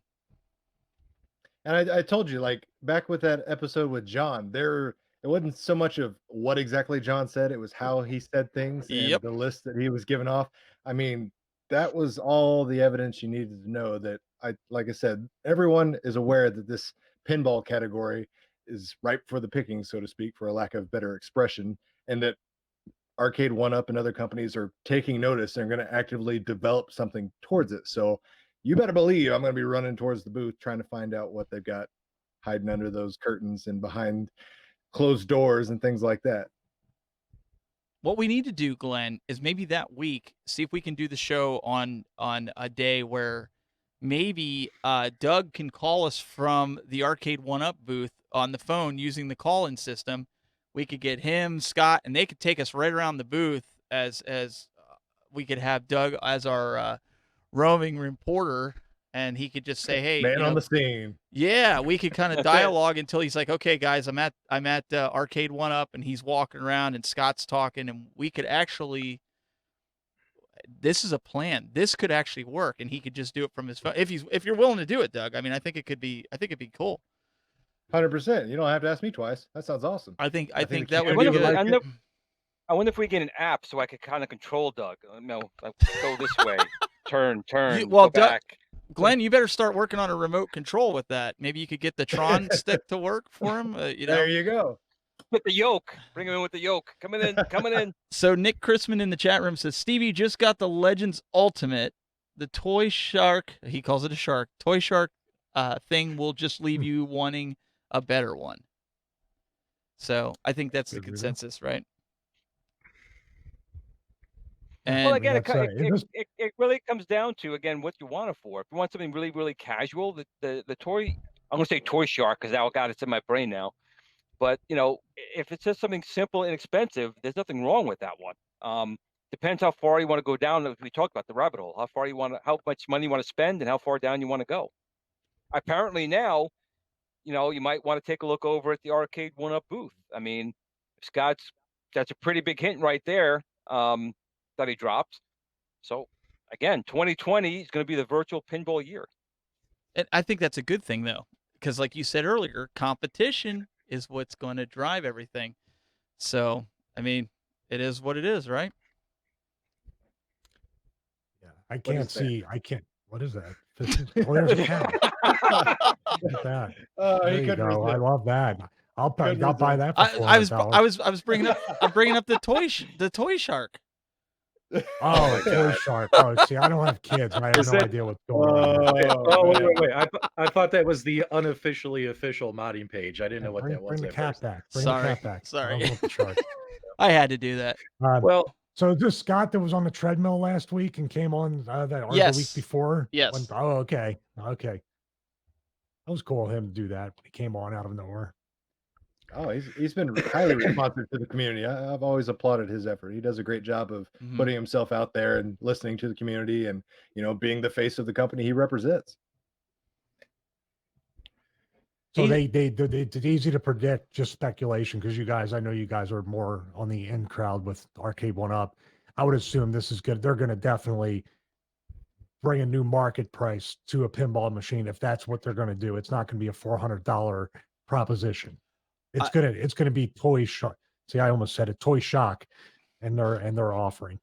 I could see them bringing it in, like right around the prices everybody's been saying, $600-700. I mean, I think that's where like everybody's been saying that's where it needs to kind of be, to make it. It'd be a higher quality one. What I meant. It's gonna be better than Shock. Yeah, I can't see. I mean, do you guys see them without Scott saying anything, obviously, but I just can't see him making a exact replica of that. I would be interested to see if they do like tiers, like your starter level tier that is $400 that you trade off some certain things, or you've got your premium model that is $799 or whatever, that has all the bells and whistles that you were hoping. So I mean, maybe there's a path for both of them. Again, that muddies the market as far as getting them onto the shelves, because then you're already SKU heavy with certain other things, and now you're asking for multiple SKUs again. But that's logistics that can be figured out later on down the line. But as far as giving something for everyone, I think you could potentially do multiple price levels, make everybody happy that way. Scott seems to be on board with you streaming it, Doug, from your phone, and you can call us. All you'd have to do is just call us in on the neural net link that I give you, and we'll set it up ahead of time. You guys will be 3 hours behind us, but I think, Glenn, that would be the best thing for that week of CES, is to us do a show earlier, depending on what day Doug's going to go to the booth of Arcade1Up. Holding down the studio. Yeah, man, I think that'll be Yeah. I think that'll be good. And anything he finds, even during the course of the 2 hours, he could say, okay, guys, hey, I'm going to call, or he just calls in. You and I are doing the show. He's like, hey, I'm right here. This is what we're at. And then he could say, hey, we've got a bunch of people watching right now, and we give you the floor. Doug on location. Yeah. Take it away. Yeah. What kind of weather's out there? It's raining. There you go. Raining sideways. Thanks, But- Ollie.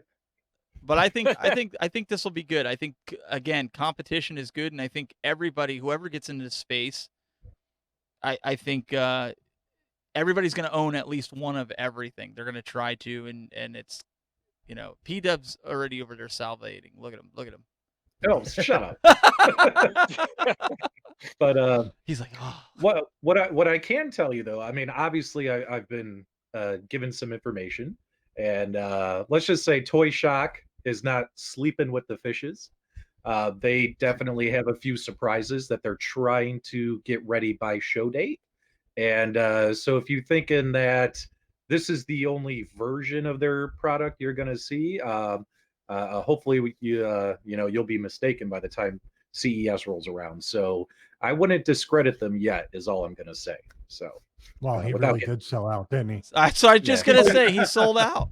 Sell out. no, Now check No. this out. Scott wants to call in, but now John D's telling him no. Who's the president of the company? I was just gonna say, who wears the pants in that company? Oh my lord! We already know John D Before- doesn't. Yeah. If they're Who's trying to ready get one of win? us to sell out, they only got a choice between 4 people. So just leave it at that. It's too late. I just want to know where my shirt went. David Oh. my shirt Oh. for Scott, and I want to know what happened to that shirt. I want to know.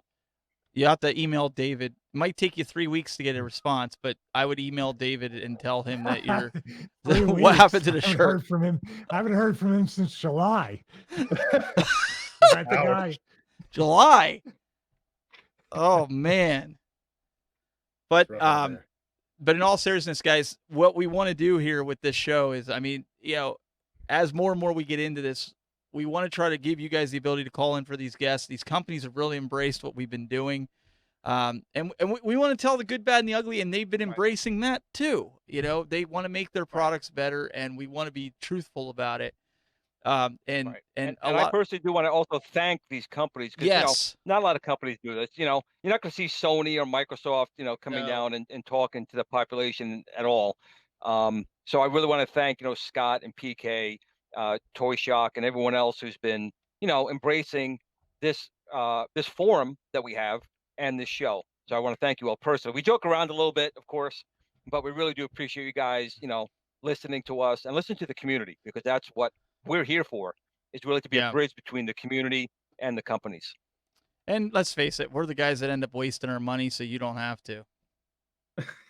Very true. Very true. It's just being I'm just being honest. Because I mean, it's all P-Dub's fault that I have one of these Toy Shocks. I was trying to wait, and my wife Peer says, pressure. I thought you were gonna wait. And I'm like, I don't know. He just says it's so fun, and he's doing all these videos where it looks like he's having a ball. And I'm like, me and the kids would have a blast. And I don't regret getting it. And I know there's gonna be better ones that come out or other ones. But it's all your fault. Absolutely. I'll own that. I'll take that. Absolutely. Said It's with all a my fault. smile. But don't forget all the text messages you've sent me saying, "Oh my God, it's amazing! I love it." It is good. But Scott said something really profound in the chat room. Not that we haven't heard that before from, but he's absolutely right. We love good competition. Pie is big enough for all, and absolutely, because us, the gamers, the collectors, the guys that are building home arcades, we're the ones that win in all this. It doesn't matter what company makes it. It's just, if every company's willing to listen, they're going to have a better product and it's going to sell, and the masses are going to buy it. That's just the bottom line. And maybe we got to get Stevie testing some of these, because then he can find that 3% of what's wrong that nobody Get sees. all your bad stock out. Just send it to me. Yeah. There's our breaking point right there. He'll find something that nobody else has found. Yeah, if you want to test how well it is for the instructions and everything like that, send it to Steve. There you go. What's funny is, like, I design. You'll see when you get it, Glenn. I design my programs with the fitness brand to basically not be for the experts, but for the people that are the true beginners. The people you really want to, not in a mean way. You want the lowest common denominator to feel comfortable with what you're doing. You want to go with the people that have the most amount of trouble and build your product and the support and the manuals or whatever workflow that way, no matter how difficult or how high level the product is. That's why Apple, like I said before, has such a great loyal customer base, because for being such complicated pieces of the machinery, they have simplified it down to where anybody could use it, or at least function in it. So I see that at games and in the Arcade 1-Up seem to be on the forefront of kind of keeping that as simple as they can. It's not an insult to people, but when you're talking about pleasure products, that's a really bad way of putting that. But I mean, products that bring joy. Worse. Yeah, joy. Well, joy could be the word even worse. Yeah, man, you're using bad terminology around me tonight. I tell you, that's just not going to be. It's good. Like Leisure Suit Larry or something. If put that on Arcade 1-Up. But this is very much a thing that touches people's hearts, and God damn, it doesn't sound really good at all. I'm going to stop right now. Just these are two good company. There you go. So Jason says, build it with Stevie instructional episodes. Hey, people watch it. There we go. Yeah. Build with Stevie, and people think they tuned into like some kind of other type of site with my metaphors. Okay, so you gotta stick your joystick in the hall and move it around so it just gets really deep. Well, since we have Arcade 1-Up on the line, can I make a simple request? He's already subscribed to your YouTube. I know. Listen, you pimped yourself out enough tonight, okay? Oh no, go ahead. I'm just messing with you. No. In all honesty, no more Pac-Man. Like we've got 8 versions of Pac-Man. Like, I'm done with Pac-Man. Wait. I want that Home Shopping Club PCB so I can put it in my. Yes. No. Sell it on the site. I want it. We have 8 versions. I've spent $1,000 on Pac-Man for Arcade 1-Up. Well, that's your dumb fault. I know. No more. I'm just being real. Wait a second. You just said to me earlier today that you wanted the Black Series that you were going to possibly buy when you got the $500. That Arcade 1-Up Black Series Pac-Man, man, that is beautiful. I mean, that is a beautiful, beautiful machine. He just got done saying he was going to buy. Now you're backpedaling. What's up with that? Well, if I get it, I'm definitely going to sell the other ones, because I think that one is a gorgeous one. So I definitely, but I'm no more Pac-Man, unless it's Miss Pac-Man or a different Pac-Man game we haven't seen yet. Baby Pac-Man. Yeah, Baby Pac-Man. But we got Partycades, Wallcades. Who knows? I mean, it's just we need some Glennycades. We need some Glennycades. That's what we need. and I'm sorry, someone's got to say it. Like, I think we've hit the edge of the iceberg when it comes to Pac-Man. I want to see different stuff. So yeah. Tell us how you really feel. P-Dubs has spoken. Yeah, absolutely. Oh, okay. So Scott's telling you, come see us at CES. Yeah, Oh my he's There's a challenge, you. There's a challenge. And then he said, I Uh, would The then gauntlet. ask, he says, then I would ask you if you still feel the $400 for that Toy Shock pinball is worth it. Oh, that And be gauntlet was real. just And tossed. be Gauntlet was real. tossed. mic drop. All right. Well, I'll try and swing by. I mean, if I have time, No, no, I plan on. Oh, it doesn't die. What do you want to see? Scott wants to know, what do you want to see, P-Dub? What's your wish list? Well, honestly, I mean, I'm kind of excited about the possibility of there being an NBA Jam cabinet. And I'd like to see that, and I would love to see. I don't know if it's going to happen yet, but with Double all that- dribble. double Gotta dribble. get that. Get it I right. gotta see. No, I gotta see Bubbles. I gotta see Bubbles. Bubbles. Bubbles. I've been dying for that. And I would, in all honesty, if Arcade One Up made a Dragon's Lair cabinet, I would pre-order and have that in my house. I would love a Dragon's Lair cabinet. So I think Cool Toy seconds that one. Yeah, sorry. I'm a massive Dragon's Lair nerd. So yeah, I'll be on that. Well, Real quick. I got my New Wave Toys one that should be here next year. nice. It'll wait be for that one. earlier. It'll be earlier. Hopefully. I have faith, honestly. I really do. I think they've learned from past mistakes, and I think they'll be getting their product out sooner than later. As long as it's as nice as the other ones, and I know it will. I've been talking to them for a while. I'm gonna have the CEO on this show early in 2020. They're right now in the middle of a move, but New Wave Toys makes some really nice units, and I can't wait to have them on the show, and I can't wait to have Dragon's Lair and Missile Command in my hands. 1941, I'll still buy it because, well, I'm insane. But You got to Definitely want the complete other the two. collection, yeah. yeah, of course. I think My, that's my the son, he looks at me every day like, Dad, how, Dad, how? I think that's how Arcade One Up people feel. They want to get the cabinets. They don't have room, but they want them because they want to complete the collection. It's like Pokemon. You got to have them all, right? I Yeah. mean, except that your wallet I tells mean, you you're not otherwise. wrong, yeah. And it's kind of like what Stevie was talking about with that Silver Spoons. We want to have that home arcade. That was, most of us, our childhood dream. Once we stepped in an arcade and spent a couple hours and, a couple dollars of mom's purse money, we wanted an arcade in our house. And for many decades, that was not even feasible. And now we've got companies out there producing products that replicate that to a very high level, in my opinion, and give us that home personal arcade to where we can go downstairs or upstairs or wherever we house our cabinets and have that authentic arcade experience with them all lined up if space is willing. So the only thing I have to do yet is get prizes for down here because my in-laws own a pizza shop, so we can get free pizza. I have the arcades. So who needs Chuck E. Cheese anymore? I just got to get prizes down here. I think my kids Yeah. and probably the neighbors will Get a be claw thrilled. machine. Well, see, you should have won me one at your raffle the other week. And I would've tried, had- trust me.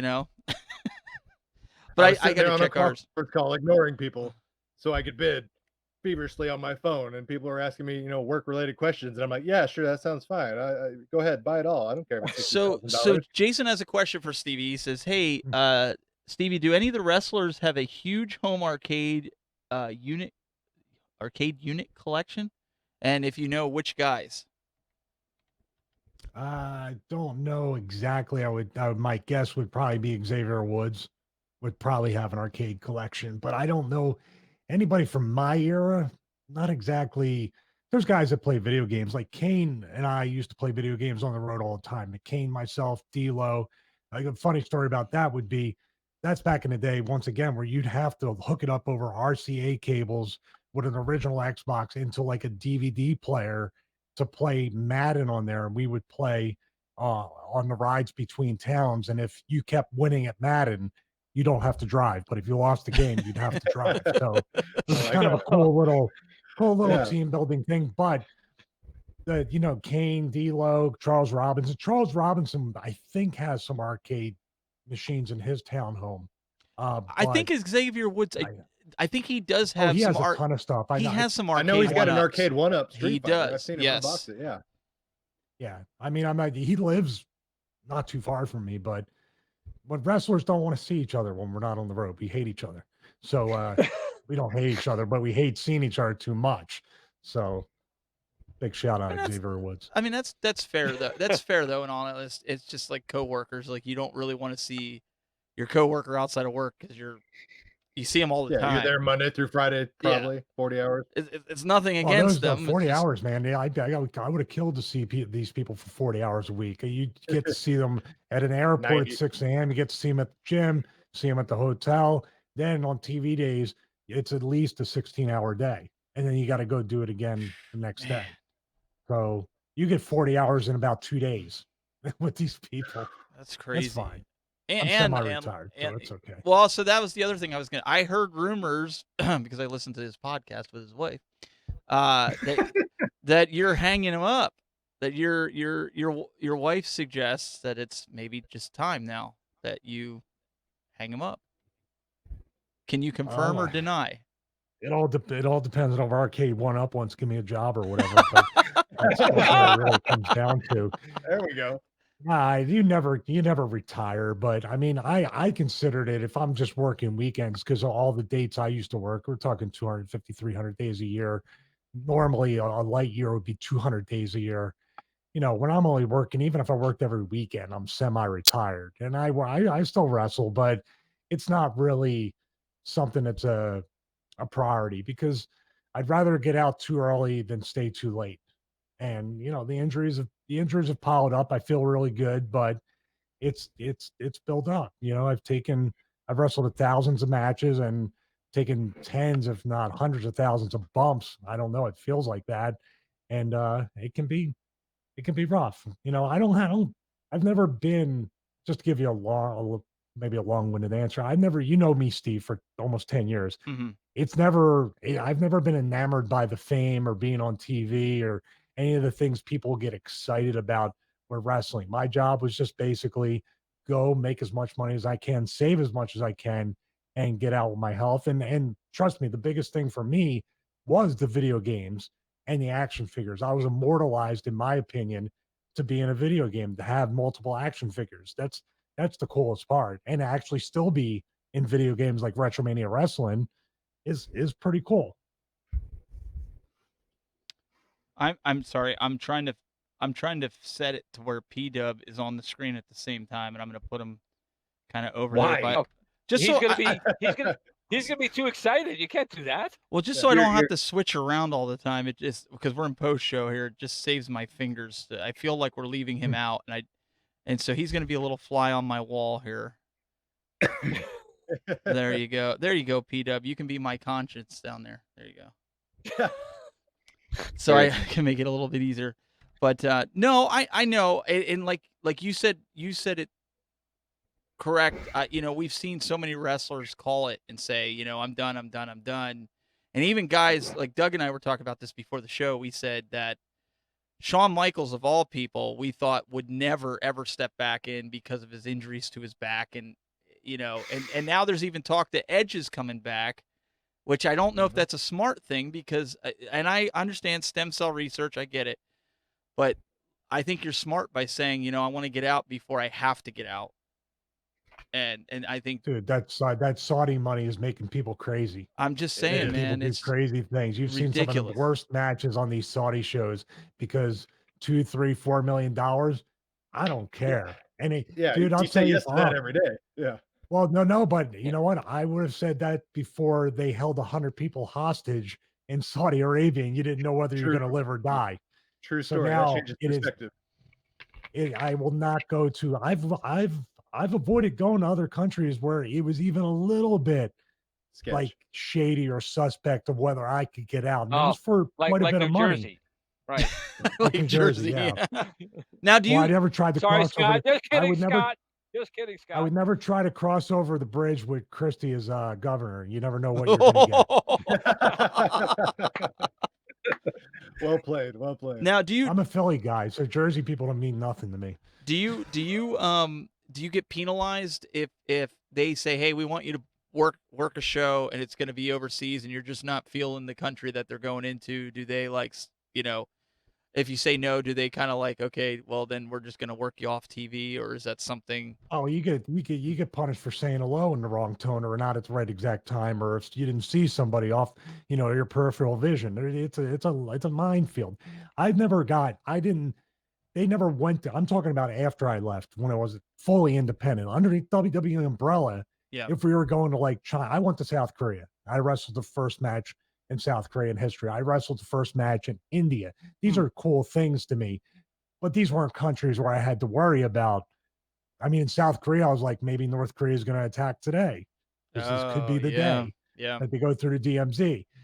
But, I was asked to go to China. I was asked to go to, where was it in, Jesus, I'm trying to think. It wasn't Kenya.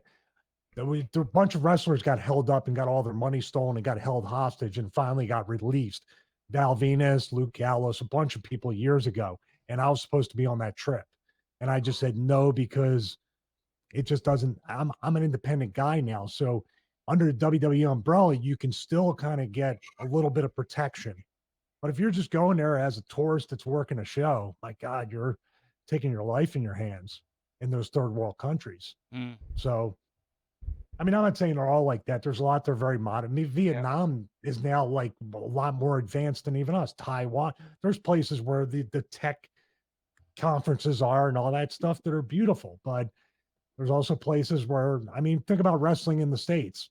We don't wrestle, all of us don't wrestle in big arenas. You're talking VFW halls or flea markets and other places. Put that in India with no security or any of, then you're, you know what I mean? Right. You're next to a cockfight 2 feet over and a dog fight 2 feet over. You might be in the same ring. By any means, I'm not by any means an isolationist, but I have a life now. I have somebody else's life. And that's why with the wrestling, somebody else's life that's counting on me to be a productive member or productive partner in the family. So that's that's why I waited till I was 44 to get married, because it wouldn't be fair to any woman for me to commit to her and then say, well, I'm only going to commit to you 25% because I got to go do this and I'll see you in about 3 weeks. It's not right. I brought everybody down now with a super serious answer. Scott's saying that John wants to jump in on here. I don't know if he's serious or not, but because John's like, what? But he didn't accept my friend request, so to say John no. wants a wrestling game. No, there we go. Yeah, I thought that's what he was saying. I wasn't sure. John from I pay to Arcade see One that. Up? I pay to see that. Might we suggest Retromania? Is that John from Arcade One Up? Yes. Yeah. Yeah. I gave him the link if he decides he wants to jump in. If he does come in, P-Dub will have to switch you out. Okay. We'll just because Well, he's not from. He's not from Toy Shock, so he has nothing to worry about. So it doesn't concern him. Hey, look, I've realized I'm the Matt Damon of this quartet. So it's okay, Jimmy. I'll see you next week. Hey, listen, It's actually a quintet, not a quartet. It's 5 people. I got to talk to and John. I'm the guy with CTE pointing that out to you. I got to talk. I got to talk to John over at NeuralNet to see how I can get me. I got 4 inputs with guests. How I can get 6 or 8. See if he can hook me up with some way to do that with the software. Go full on Brady Bunch style. Yeah, I mean, I instead of the arcades behind me, I'll put you all up on the back wall there. Oh, we could play Hollywood Squares. Actually, since we are in post show, let me try something. Uh-oh. Here comes. I'll tell you what, NeuralNet is that's a hell of a name for a company. That's a pretty cool name. The way they did it with the different spelling, that's really cool. Yeah. As long as it didn't say Skynet, we're good. If Arcade One Up came out with a like WrestleFest cabinet, would you guys want to see that? 100%. WrestleFest, Superstars, Retromania, nice little 3-piece there. Well, Retromania is WrestleFest now. It got the license from official Technos. sequel. Yeah. Ta-da! So there you go. Oh yeah! Look at that. Does that work? It shows like Leo, but good. So now we've got the moving wall here. So then I'll just switch over to this camera and we'll get it to where. Now, do you feel better there, Matt Damon, after you gave me the the crap all today. Are you guys not going to let me on today? Well, I'll just, reach over and put my arm around Stevie over here. Let me see if I can get here. There you go. Oh, It's the other one. I think it's the other one. Which way do I gotta go? I gotta go that way. There we go. Oh boy. There you go. Hitting you with the silicone ring. This is the wonderful magic of video, right? That we can get the Well done, sir. Well done. it looks good. I think it'll work. That looks great, man. Yeah, That's actually your shot right there. Well, I Well, figured it's I easier look than like switching. a widescreen. I'm improved. I like that.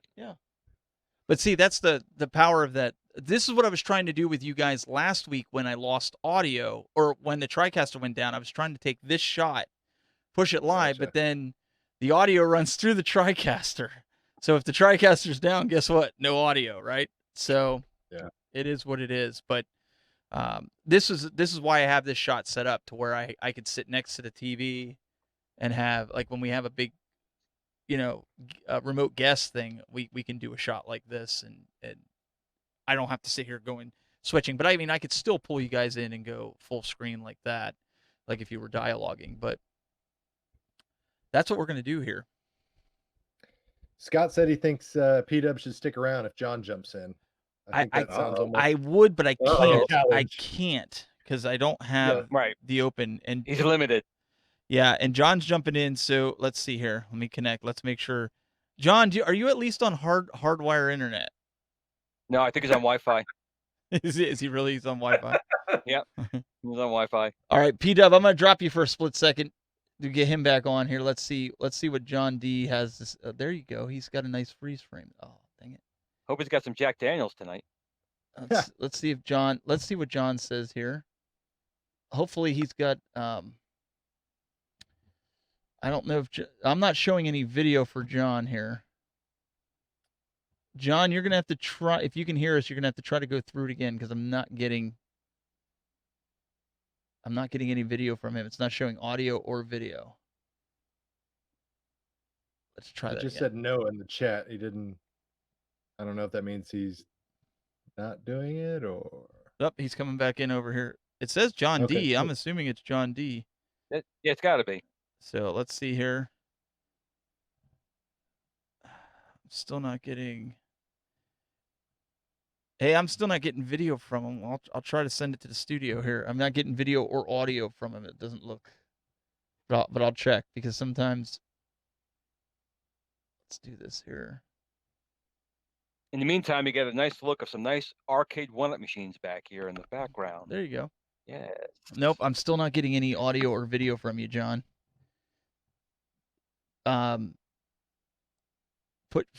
He did this before and he had no problem with it. I don't understand what's. Make sure you're selecting your camera and your.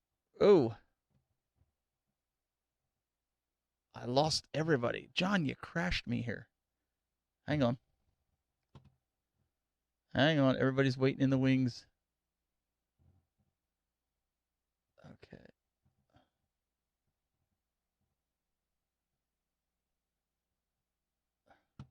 That was weird. Yep, I'm back. There's Yeah, one. It crashed the whole software. Down goes Fraser. No, it just crashed. Like when I went to I'm try back. to recycle John D, it just crashed. Let's see here. Everybody else is back in. I don't know. John's just not, for some reason, he's not able to come on. Try it again, John. Make sure you're in They just- Chrome. They wanted us to silence P-Dubs. That's all. I want to see what they got to say. What's that? Said I want to hear what they got to say. Well, said, I'm trying. Like when I connect to him Oh, here in front of me, it's supposed to give me a preview. Like before, it's giving me a preview, but on what I'm getting is I'm getting no camera, no audio, no nothing from him. Like even right now. So John, if you can hear me, it might be delayed. I'm getting no. He's on an iPhone too. So John, Scott? what's that? Scott just posted. John says he is holding. Yep. And John did say holding as well. Okay. I'm hitting connect. P-Dub said he didn't do it. I don't believe him. Yeah, I don't believe it either. Okay. So make sure you're opening Chrome up on your iPhone. I think he's either coming in on the iPad or the iPhone. So Chrome just seems to work better for just about everything. So then we can get him up here. Yeah, Safari wouldn't work with the link I tried when it Oh, tested. did you before. try it with Safari? Well, StreamYard doesn't. I think there's just something within Safari that just doesn't like any kind of video audio streaming hub stuff. Because StreamYard won't work on Safari, and then there's other other things that won't. But that was pretty cool. Scott's just trying to build up suspense, he says. Oh, okay. Well, that's It's You got a fine. drum roll? You got Well- a drum roll for him? What was funny was it put you guys all in a holding place. Were you able to see me on the webcam when the system No. went down? Yeah. No. Okay. No, nothing. It puts you in in a I guess a call center to where all I had to do is go back in and add each one of you back to the channels. Like it didn't hang up on you, which was really cool because I mean the software essentially crashed because of adding and taking away, which I'm going to tell John about it and have John check the logs. But that was kind of funny. I'm just watching this. That's the first time I've ever had that thing crash. P-Dubs just says they're making a Pac-Man pinball machine. That's what- Oh dear Lord. John said resend the link. Okay. Michael, you wrote. I didn't see your notes here until now. It says, "Darn, do I need my blood type too?" when you were filling that out to join. Yeah, that's what I said in the beginning. That's what I was missed talking about, that. whole- Yeah. Oh, so somebody in there, David and YouTube. Sorry, I'm going over to YouTube to check comments. David says that AJ Styles has a arcade collection for sure. Oh, that's right. He's got a Play Choice 10. Yeah. I remember seeing that. Sorry, I'm jumping back and forth here between the chat rooms here, guys. So if you're watching on YouTube, we do have a chat room. We have this live on facebook.com/thetechbuzz, and you can go there if you want to jump in the chat room. I know there's a bunch of you on YouTube. You don't have to move. I'm going to jump back and forth. So you guys are more than welcome to do this. And then I need everybody to post their phone numbers in the chat room because then Stevie's going to call you at 3 a.m. Hey, you're all there's gonna pay. John. You're all All gonna pay right, for hang that. on, John. I'm going to get you into the studio. What's that? You're all gonna pay. Okay, Coming up for so 11. here comes John D. I actually got him this time. Chat room. Hey! There we go. Look at that. There's John. All right, hang on, John. I'm gonna get you into the studio. You got to mute the stream, John. mute The stream. Mute the stream. I actually got him this time. Don't cross the streams. Okay, hold on. There we go. There you go. Hey. I heard you guys have having a lot of fun with Scott. Is Scott making some trouble? He's dropping. Scott's giving bombs. He's dropping some info. I Yeah. heard. So what did he verify? Tell me. Oh, just all the amazing secrets. I forget. They're on the tip of my tongue. If you could just refresh me. Something to do with virtual. Dang it, what was it? Something to do with Yeah. pinball. Virtual bubbles. Virtual Double bubbles. dribble. That's what it was. Yeah, the basketball game everyone wants to see. Basically, he was saying that if you want to see something that's better than a Toy Shock pinball, you should stop Oh. by the Arcade One-Up booth. Oh, better? I mean, I wouldn't say. I say there's a place for every type of pinball in the market. Toy Shock is a nice toy, but people are looking for something more for enthusiasts. Let's wait and see till January. He also said that you were coming on because you wanted to do a career match with Stevie here. So that was the other thing he had stated. You guys heard that, Oh. right? I heard kind it. of That's what I heard. That's what I thought too. What kind of match? I'm sorry. A career-ending match. Career-ending match. High stakes. So with high stakes, I can never go back on the show if I lose. If I win, you get to accept my Facebook friend request. Oh shoot. He doesn't accept Some of my anybody. real You gotta names, you that's gotta probably didn't know. you gotta tell him because he hides from everybody. That's He, okay. I can he friended I me can within 30 understand seconds. that. Boom, he friended me right away. But you're Glenn, so that's yeah. No, well, so I friend people who do I recognize. I'm still new to this community, so forgive me. Oh, you're good, man. I wish I could be off social media completely. So I don't take any offense to that. I get in trouble too much in social media. It was just it's been one of those weeks. But what we're gonna do, John, when Dougie comes out to CES, he's gonna try to get with you guys, call into the system so we can do the show, and then have you guys kind of walk us around and show everything there while he's doing it. So we're gonna do it live. We're gonna be live on this end, so Dougie can we'll hype it out. We'll get everybody. So while he's walking around the booth, hopefully, Doug, you get some good internet connection there from cell phone. I know CES is bad for that, but yeah, there's a couple people in the room trying to get on Wi-Fi, I imagine. Yeah, it's kind of tough in the show. But if anything, we should at least record it. So we don't lose any good stuff and then rebroadcast it. Doing anything live at the show becomes a little tough. But if we can do it, I'm down. I'm down for everything. Yeah, I mean, if you can do cell signal, and if not, Doug, just record it, and then you could send me a link to it. I'll pull it in that night and say, hey, we'll just say, hey, we're going to Doug. Doug's live at the show, and you can say, hey guys, thanks, and then start, taking us through. We have about 3 more weeks about before we can really spill the beans on what's happening at CES. I don't know. Scott's not going to wait that long. I don't think so. David is going to put in the chat room. To the chat room now. Just tell him. Yeah. Well, I'll just tell you though. I can't wait. I can't wait to see. I got it, John. I got it for you, buddy. Don't worry. I'm going to announce it for you right now. We have the Arcade 1-Up, 1/10 scale pinball machine right here. Oh, that's dope. Go. Is that real? Does it work? Yeah, man. I got this thing working. It works great. So what you got inside? We can go down this road real quick, but Stevie's gonna have to jump off here. He's got an early 3 a.m. workout. So honestly, if you guys got anything else you want to ask him, say to him, now's the time, and then he's gonna have to jump. But we'll definitely have him on again because he was gracious enough to join us and absolutely do this marathon of a show. I am so glad we stick to our 1 hour shows. This is perfect. We've been going since 8 o'clock East Coast time. No way. That's awesome. You guys 4 hours into it. We even lost people because we had an audio issue, but it was toward the end of the show, the recording. And you mean the audio from last week or this week? This week. It just kind of got garbled. And then I just reopened the TriCaster, and everything's been good since. I think it was just a quirk, but so he's been here ever since, and we've just been going. It's nonsense. This is post show. It's been a great show. Definitely better than 2 weeks ago. Yeah, tell me about it.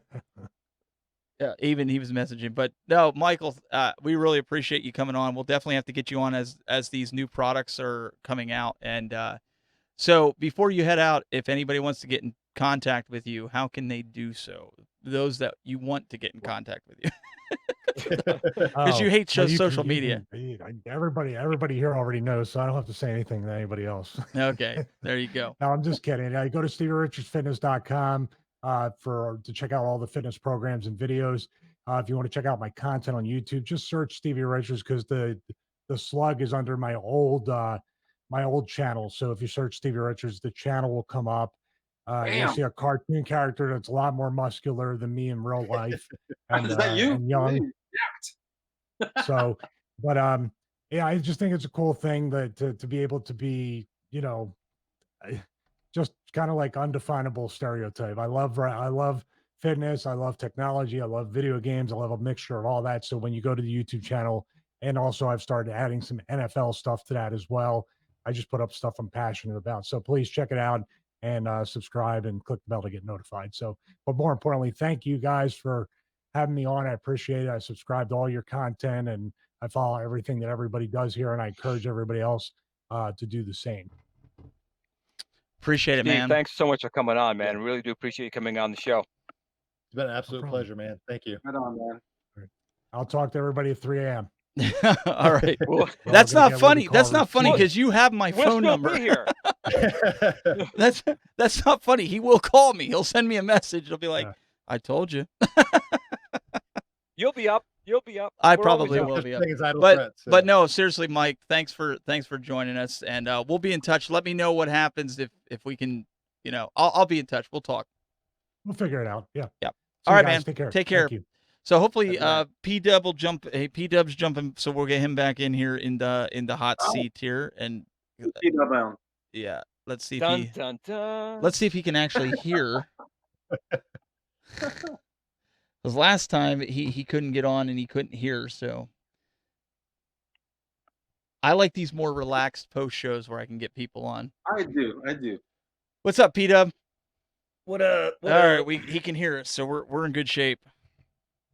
So, John, you wanted P Dub on here. Is this the rest? Oh, look at him doing the Hulk Hogan. Yeah, I want to know if there's going to be any new announcements for Toy Shock at CES. I think the fans want to know. Oh, he's priming you. Whoa. Yeah. I think I this is a time for you tell us one, you tell us one. Yeah. Oh, yeah. quid pro quo. Okay. Let's go. Yeah, I already mentioned that about, I don't know, what, 3 hours into the program earlier today.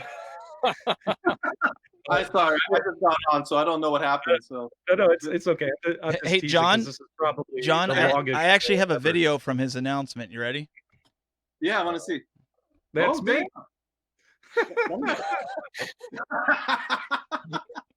That's awesome. What is it? What am I watching here? Shark?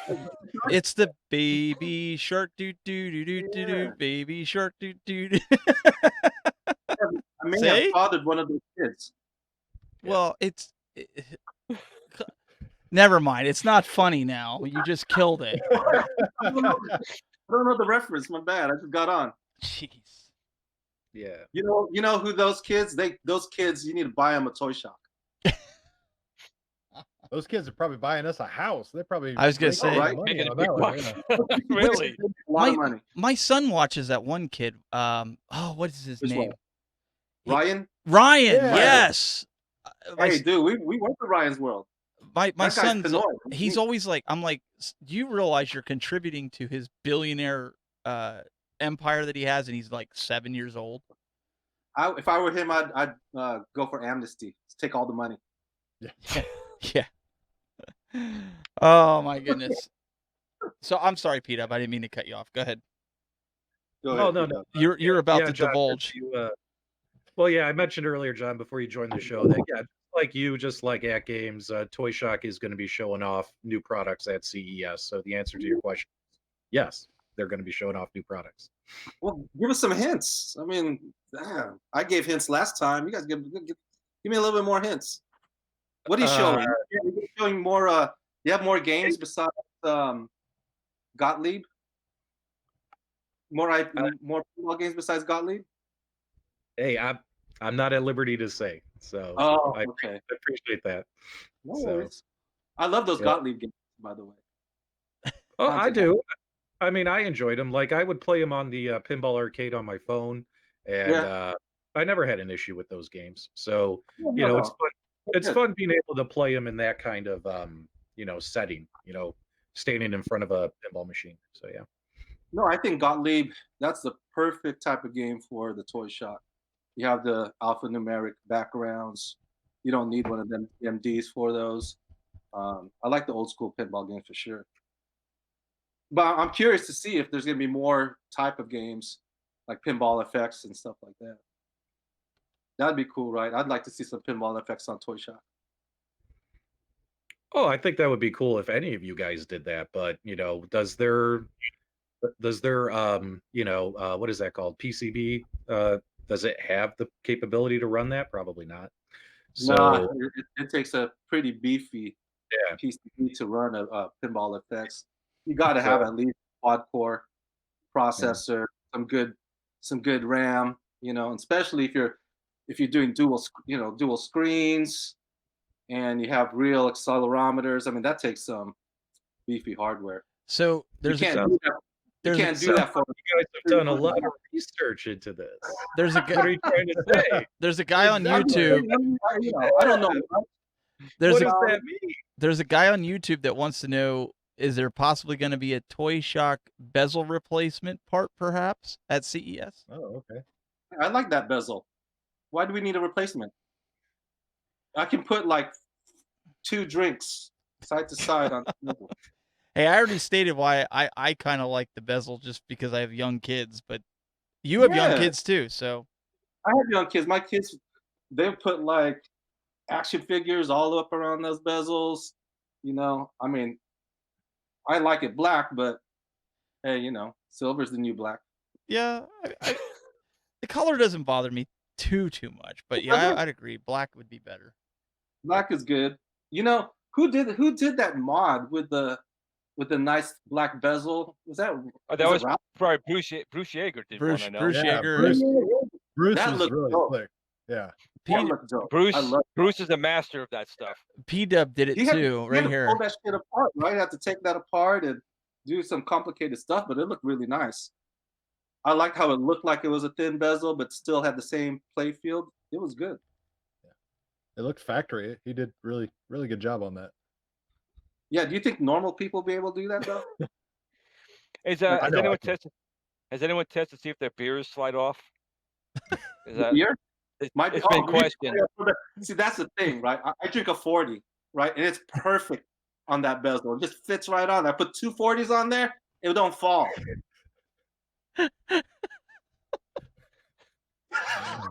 John's out there playing Edward 40 hands.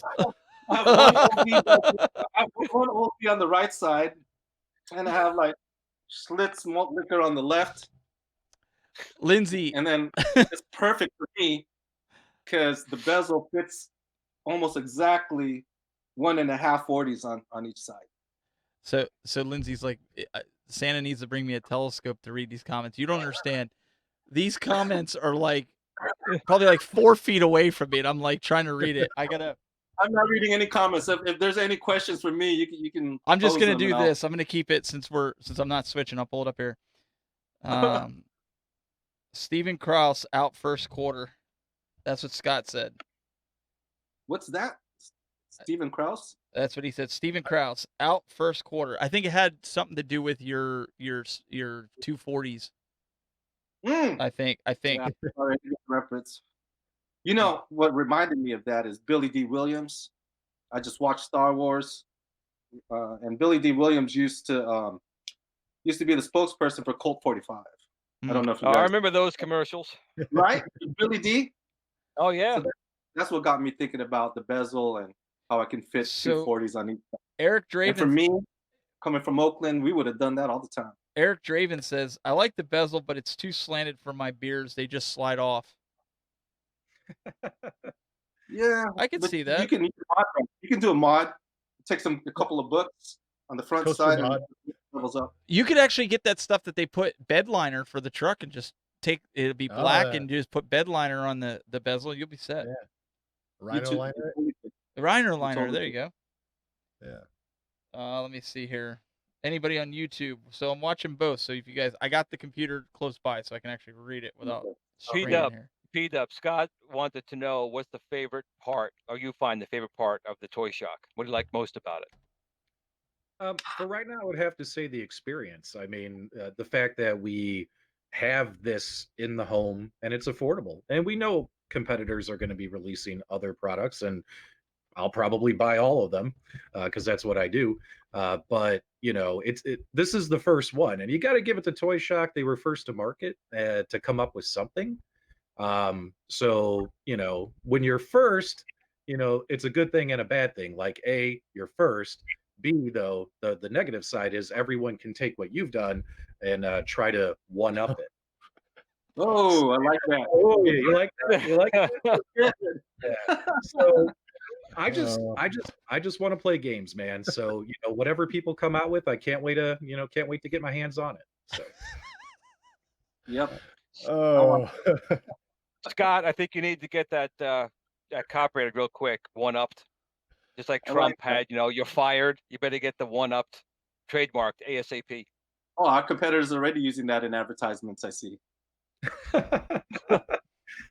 No. There's room Oh, for it's cool. everybody. There's room for There everybody. is. You know, I'm telling you, I don't think we could ever make a pinball machine at the price point they're doing, only because we have different expectations, right? You know, for enthusiasts, there's got to be a lot more to it. And like, don't get me wrong, I like the Toy Shock a lot. It's good for what it is. But you know, when you're talking about $300 price point, Glenn, you know, we talked about this. Yep.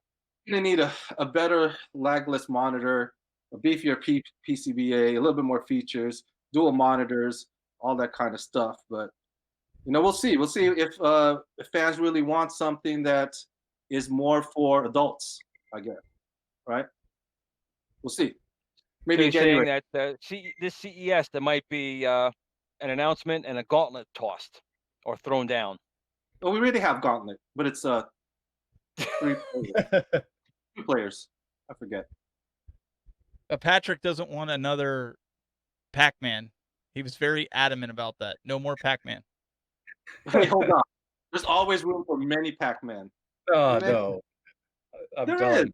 I'm done, man. Like It's Pac-Man's 40th anniversary. We got to do something, right? I know. You can't Um, afford it. Was there a Pac-Man pinball? Yes, Yeah, there Baby was. Pac-Man. Was Yeah, it Baby really? Pac-Man Yeah. Jr. Yep. Yeah. Baby Sure was. Pac-Man. Baby Pac-Man. I've never I'd love to played put it. my hands on one of those. You've never played Baby Pac-Man? Oh, no, I've never played the Pac-Man pinball. Oh, wait. Baby Pac-Man? Are we talking the same thing? Yeah. Is that There was a okay? Baby Pac-Man arcade, and there was a pinball machine. I know Baby there was an Pac-Man. arcade, pinball but I machine, didn't know okay. there was a pinball. Yep. I didn't know that either. I never I played. didn't I've know never that either. played that one. Me either.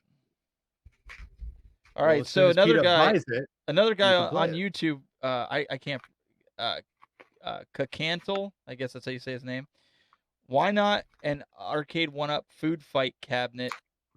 It also has a nice cab design like Burger Time. Any thoughts? Food Fight. You know, I know a lot of games. I've never played Food Fight. Tell me about it. Who's gonna play Food Fight? Played it. Well, it's Yeah. an Atari property. It's a pretty fun game. Yeah. It Yeah. never made like mega status, but it was a decent game. Oh man, you guys stumped me here. My bad. Yeah, Food no. Fight. So, should we have a standalone Food Fight? People buy that?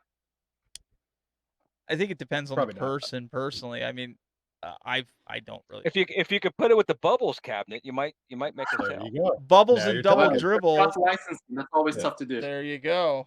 There you go. You Uh, could probably do that. Let me see. I'm still looking through comments here that we didn't get to. Scott's still writing. Scott says Is Arcade you, One Up? Go ahead. Go ahead. Go ahead. I was What's gonna say, is Arcade One Up still staying with the the size of the Arcade One Ups? Because you can buy the riser.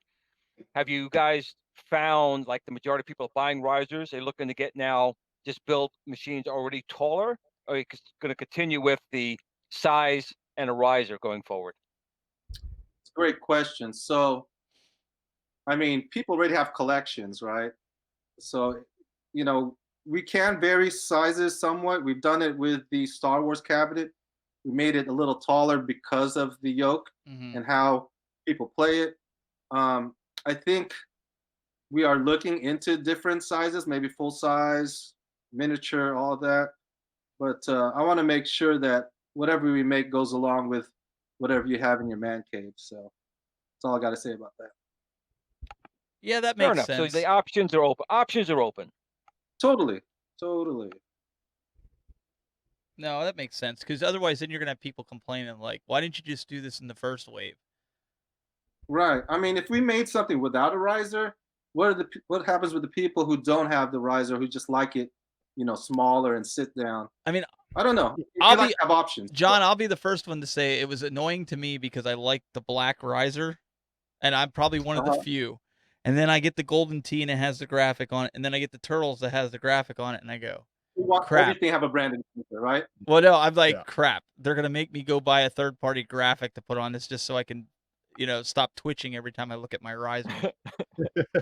I'm being funny, of course, but no, I'm just like, The cabinet's cool. It's on the riser. You know, some of the guys, they don't like the A1 arcade one up on it. That doesn't bother me. It's just, I don't know. Well, I like everything looking the same.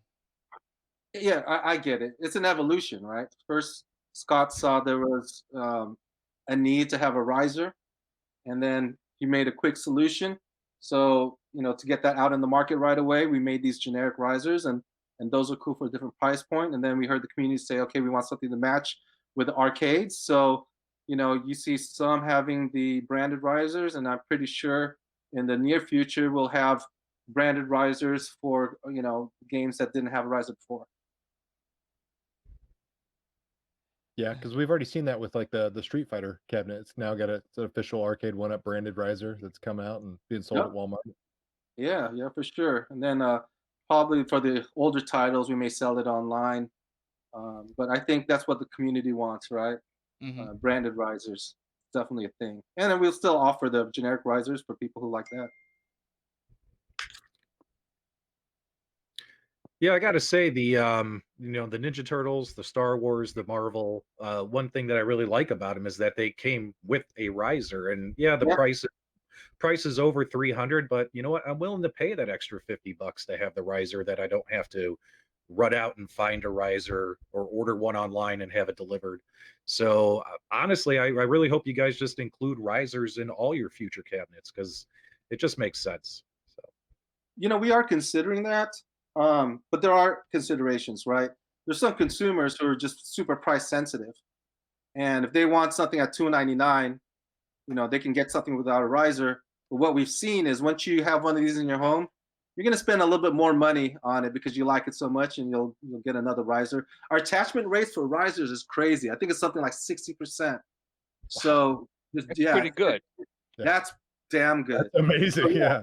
So We likely, if for new SKUs, we'll likely have some retailers have it included with the riser, and then some retailers without the riser, and then being able to have the riser available online or whatever. But I think to pull people in, sometimes a low price point works, and then once they're hooked, then they're going to buy another one, and they're going to start upgrading and do all that. John, in all fairness, with that statement, like I'm a Marvel fan, but I'm not a big fighting game fan. Like Mortal Kombat was like my fighting game, like, limit until you get to like Killer Instinct and stuff. So when that came out, I was like, yeah, it's cool, but I can't see myself going and spending $4.99 for the the custom everything, But when you also did the one for $2.99 where you could throw a black riser on it, Mhm.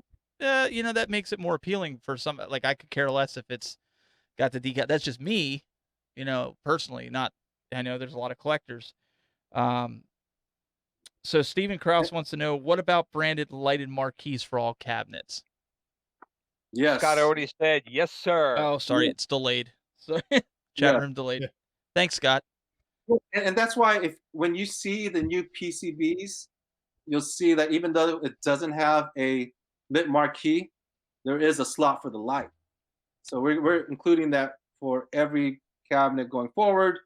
And yes, Scott did mention our goal is to have at least an option for lit marquees for all of our targets going forward. I think makes sense. Absolutely. I mean, as the third party market has already proved, there's multiple pop-up companies out there trying to, provide just that exact thing for the customers. So there's clearly a massive desire to have those lit marquees for all the cabinets. Definitely, and at a good price point too, right? So, no, I love it. I love it. I love the ability to be able to customize whatever you have, and that's why it really is important to have a low price point, an entry point for people who, at first many people may not want to, or may not think of doing anything more than just, playing the game, and then they like it so much they'll buy a riser and then buy a lit marquee and then upgrade the buttons and the whole. But it becomes a hobby, as you guys know. I see how Get many. a stool. Get a nice stool, a stool to branded- match. Yep, I just got some Street Fighter branded stools in the office, so that's coming out. So Yeah, let's I'm talk happy about these stools for a second, shall we? What's wrong with the stool?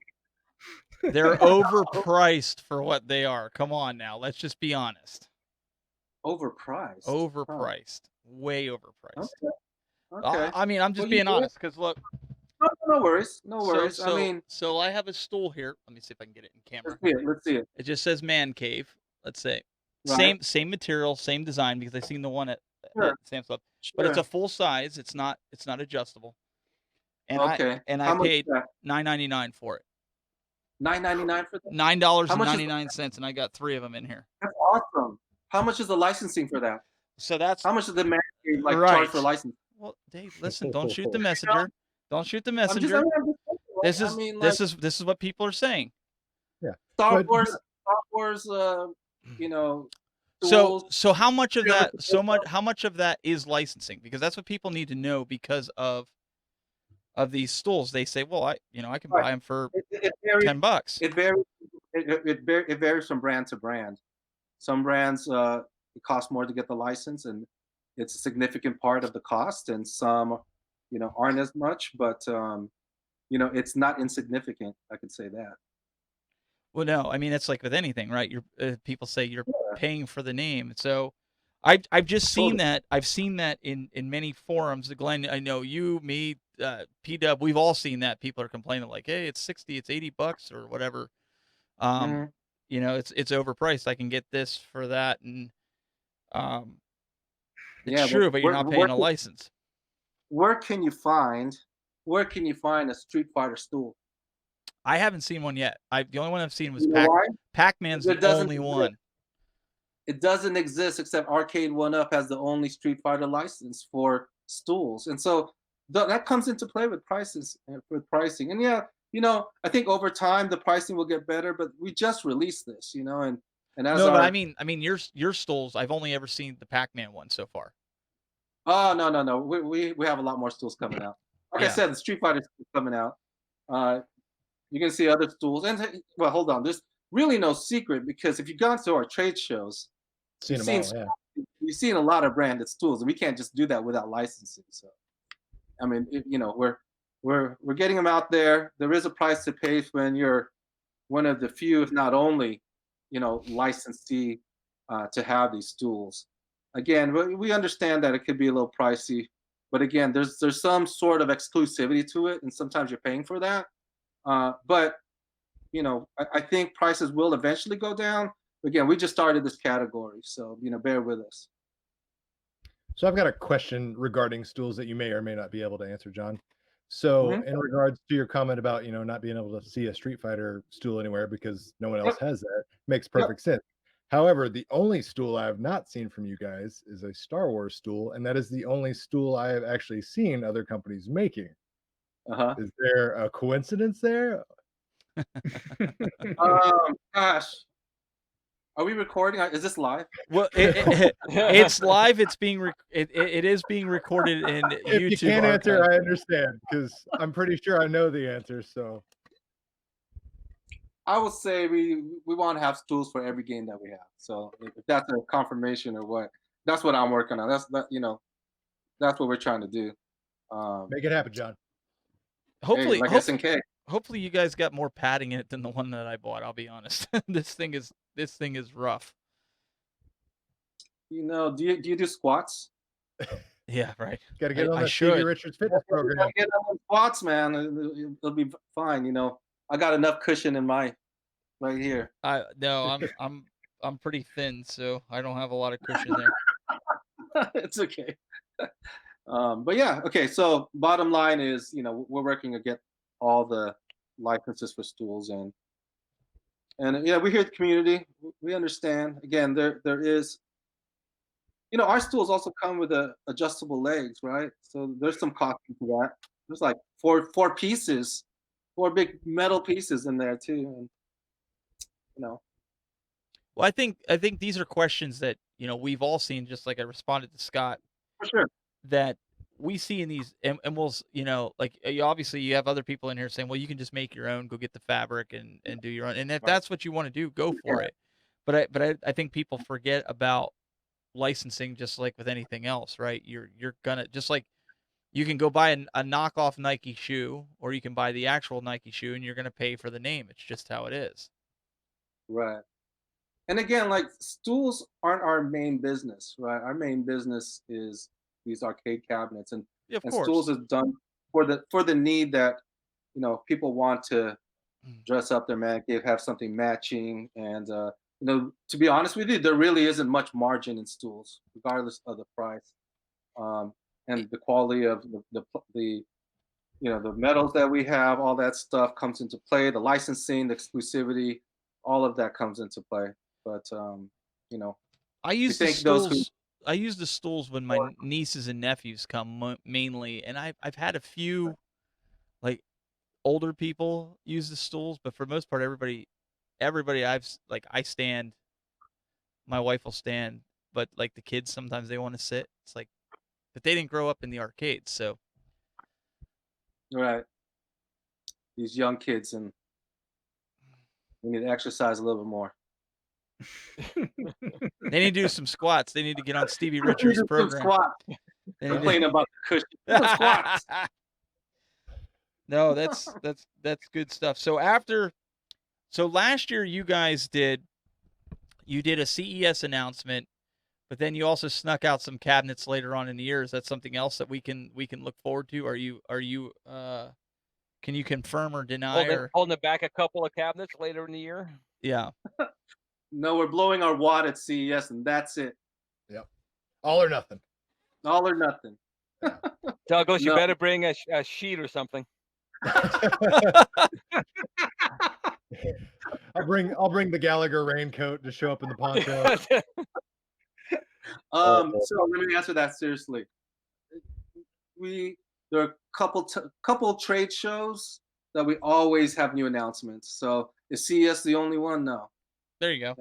I predict there'll be more trade shows and more product announcements for sure. So Dougie, this is good. Or I'm sorry, not Doug. This is going to P-Dub. Will we see more retailers carrying Toy Shock?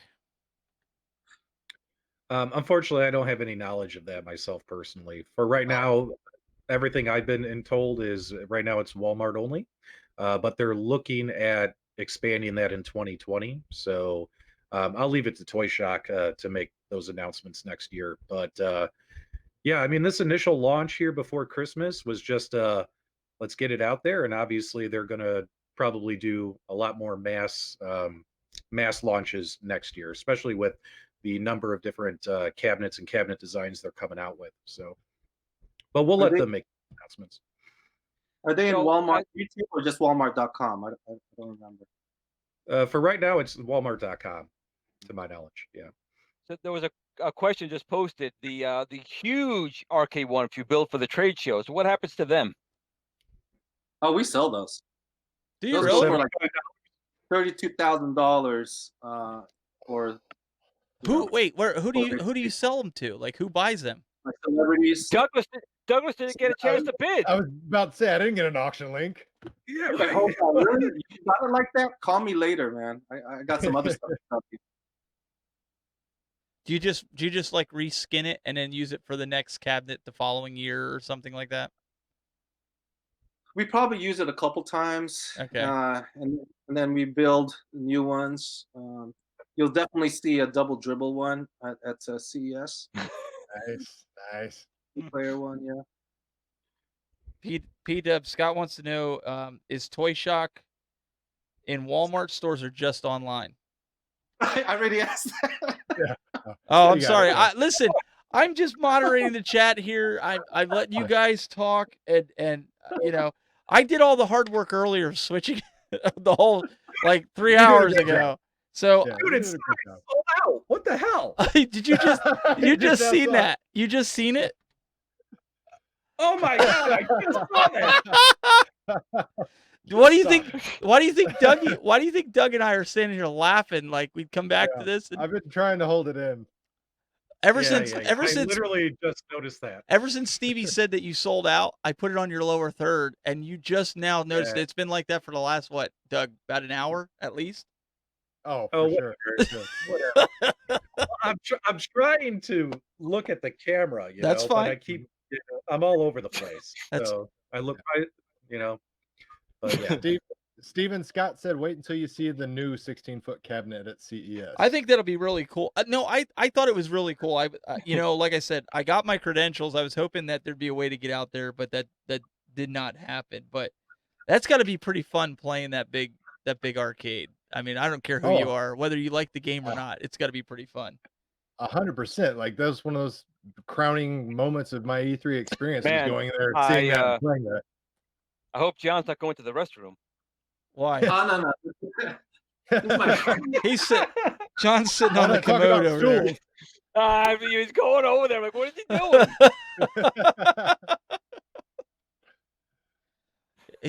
He's on the commode. He's testing out a stool right now. Yeah, He is smiling. That's what I would be doing in there. Stephen Cross says, "Yep, the giant cabinet was awesome. All in good fun." I can't believe all you guys are still sticking around. We've been going since 8 o'clock. I mean, this is insane. Yeah, I just got here. I'm hyped up. Well- I'm ready to tell some secrets. Well, the I sold start out was filling. worth it for that whole time, and that's that was awesome. Yeah. Let's see here. Don't worry, I'll get Oh, you back. John didn't wipe.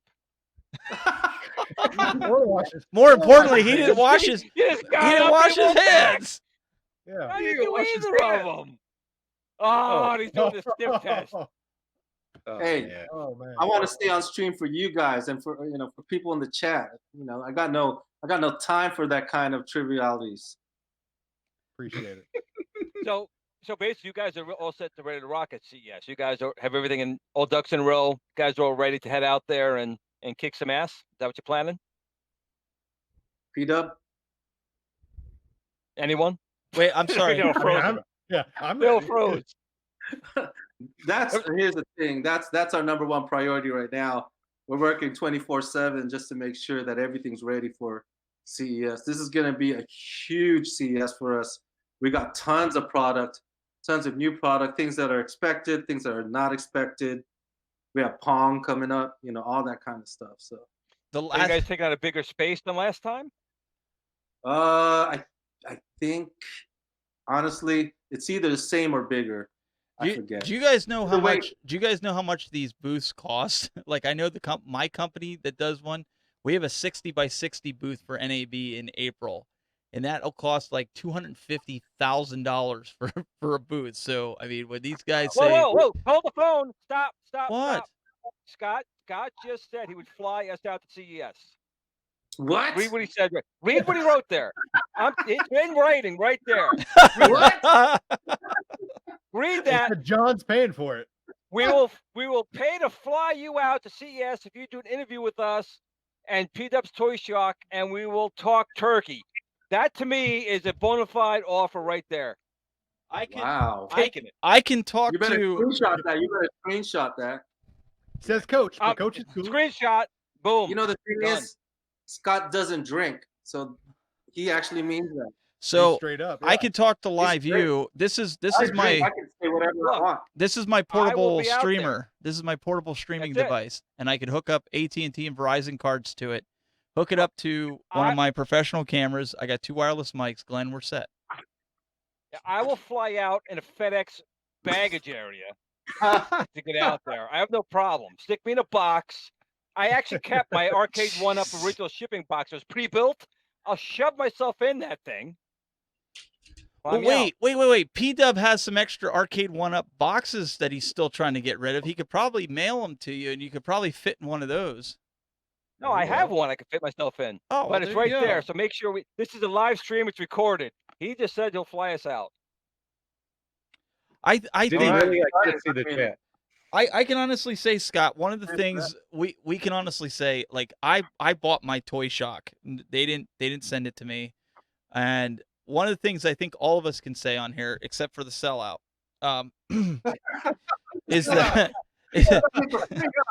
we no, I'm giving him a hard time. That honestly, he said some things about Toy Shock too. Even is we try to give everybody the benefit of the doubt and say, look, this is what we like, this is what we don't like, and we've been. I like to think we've all been fair to both sides of the company. I mean, John, we've talked with you about stuff. Yeah, you guys, there's no holds barred here. You guys always bring up stuff. I'm like, I don't know. Well, I mean, so the last time I was at CES was back in 2011, and it was like I always say, it was like vaporware, because when we went out there, it was like one hall was just iPhone cases and iPad cases. I said to my wife, I'm like, this is Boards. ridiculous. Yeah, everyone thinks it's the future on every single booth, but there's yeah. literally hallways full of people selling 5-year-old tech that they're just trying to mass offload to, distributors and things like that, just to get themselves back in the good graces of the bookers. So do you remember when the iPad first came out? There was a company that sold, they looked like tennis balls that went on the corners of the iPad, and their thing was, so if you drop your iPad, it won't break. And they were like throwing iPads around the whole time, and it was like they had these giant tennis. I'm not kidding. They were like tennis balls attached with strings, and they said it was the future of cases. And I actually had one. I got rid of it when we moved, but they gave it to me on the show floor, and I said to my wife, I'm like, who in their right mind is going to buy this and put this on their iPad? I wouldn't even do it for my kid. Yeah, like there's a lot of vaporware, a lot of the stuff. When I was at Showstoppers, T-Pain was there, and he was demoing his microphone that had a lot of his sounds and his rap sounds in it, and we were interviewing him. Auto-tuned itself? Yeah, it's on YouTube if you go on there. We interviewed him, and because I at the time I had no idea who T-Pain was. I was not into rap, and so I had no idea who he was. And his agent comes over and is like, we're at Showstoppers, and she goes, hey, do you want to interview T-Pain? I looked at my crew, and I was like, do I want to interview him? They're like, yeah, you want to interview him? I'm like, okay, we want to interview you. And his product, I say that, but his product didn't come out for like 5 years later.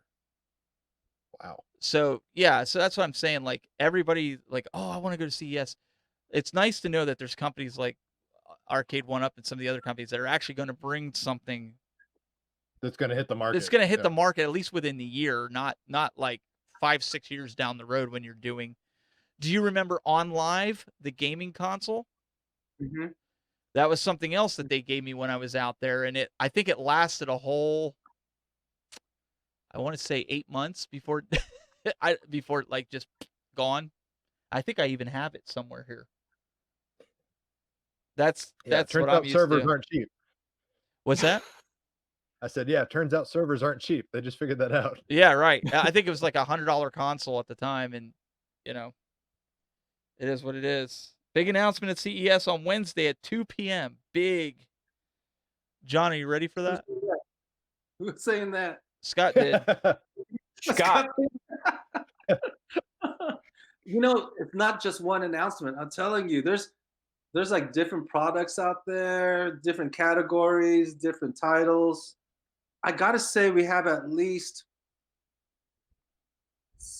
almost a dozen new things coming out. So wait, we have a bone to pick with you guys, and I'm going to say that right now. We're still waiting on our Arcade1Up T-shirts that we can wear on the show here. And you know what? So wait. So did David if David it's probably where my shirt is. I was just going to say, if David took Glenn's shirt, did David take our shirts? Glenn only gave him 2, and David pocketed 2. David already had one. David had one from ages ago. No, David's got 3 then. Yeah, I can't fit my goodness. Although I must admit, they're a quality shirt. I can't fault them on that, but still. Love it. Well, didn't he need Glenn? I think he needed a rag the one day, and probably the closest. That's what's going to come he wasn't on the rag. Oh. Can we talk about Star Wars though? Can we talk about Rise of Skywalker? Because I know y'all watched it, right? No, we haven't. I haven't seen it yet. No, we haven't seen it yet. I've seen it. I've seen it. So no spoilers. I want to know though. To me, that was a good fucking movie. I loved it. Yep. I loved it. I mean, no spoilers. I'm sorry. I'm just saying. Maybe I'll get to. Today was my last day.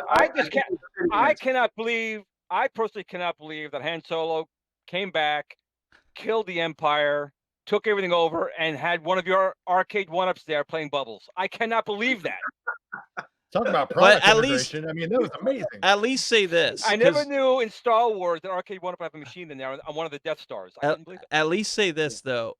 From what I've seen from Doug and some of the others, it was worth watching, right? 100%. Totally. Okay. 100%. You know, it's I've always subscribed into my whole video game career, my marketing career, my licensing career, that you've got to market towards the hardcore fan base first, you know. And I've always like worked around executives who always thought, oh, the hardcore fan base will always be there. Let's focus on the mainstream. That never works. And that's what I've seen happen to so many good pieces of content, Star Wars included. If you're not really gearing content to the fans, like who are you? You're being self-serving to me, right? I love that J.J. Abrams is a Star Wars fan, and what I can say is I could tell. So that's my take on that. Yeah, my kids want to see it, so maybe tomorrow night. Like I said, today was my last day of work until next year, till January Lucky. 2nd. Yeah, so I'm hoping I can go get that. I have some stuff around the house to do. You my better own. get some time off around CES. I shouldn't have a problem with that. Nice. My But company, everyone go watch company's it. pretty good. If you like Last Jedi or not, you got to watch it. 100% agree. Especially if you don't like Last Jedi. Well, especially. Yeah, Last Jedi was. Let's just forget Last Jedi. I saw it once, and that's the only time I will see it. That's Last Jedi was like a punch in the nuts. To me. Yep. Like here. It's like, I hate you fans. This is your movie. Yep. Let me see here. So you're saying you're not going to see Rian Johnson's new Star Wars trilogy if it ever gets made? I doubt it will. No, I that'll doubt never it. happen. I don't think it All, is either. all, Right? all I will say is, in the new film, they just made a lot of fun of Rian Johnson. I'll just say that. Oh, they did. It was a lot. Yeah. Yeah, it was a lot of that. So was there's like no a way movie that's happening. It was like a movie diss track. You know how rappers have Yeah. diss track? It was like J.J. Abrams and Rian Johnson like dissing each other. Let me see here. And speaking of Star Wars, Yeah. you might see something new at CES. Oh. Oh. No, that's not what you're thinking though. It's not the new trilogy because I seen your cool toy. I seen your freaking Trilogy It's arcade cabinet? Uh-huh. amazing, by the way. If I paid you $1,000, would you make me one?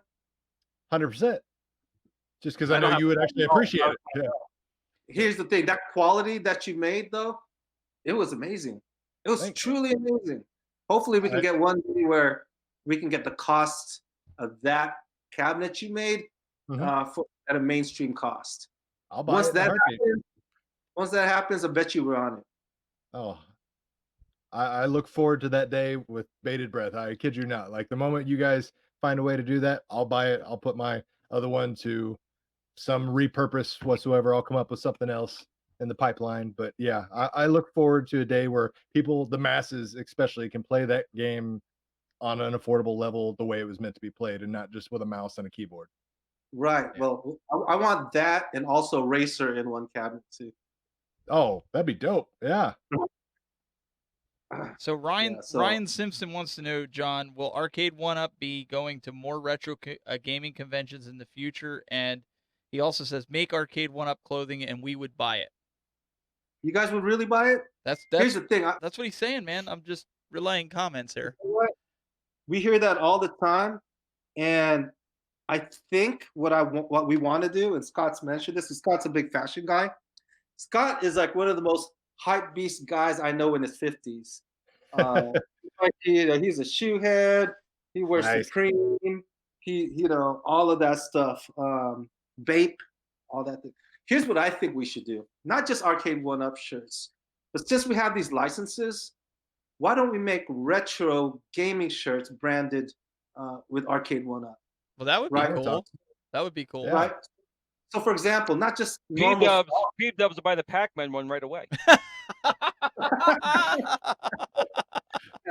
Ah, there it is. There it is. Hey!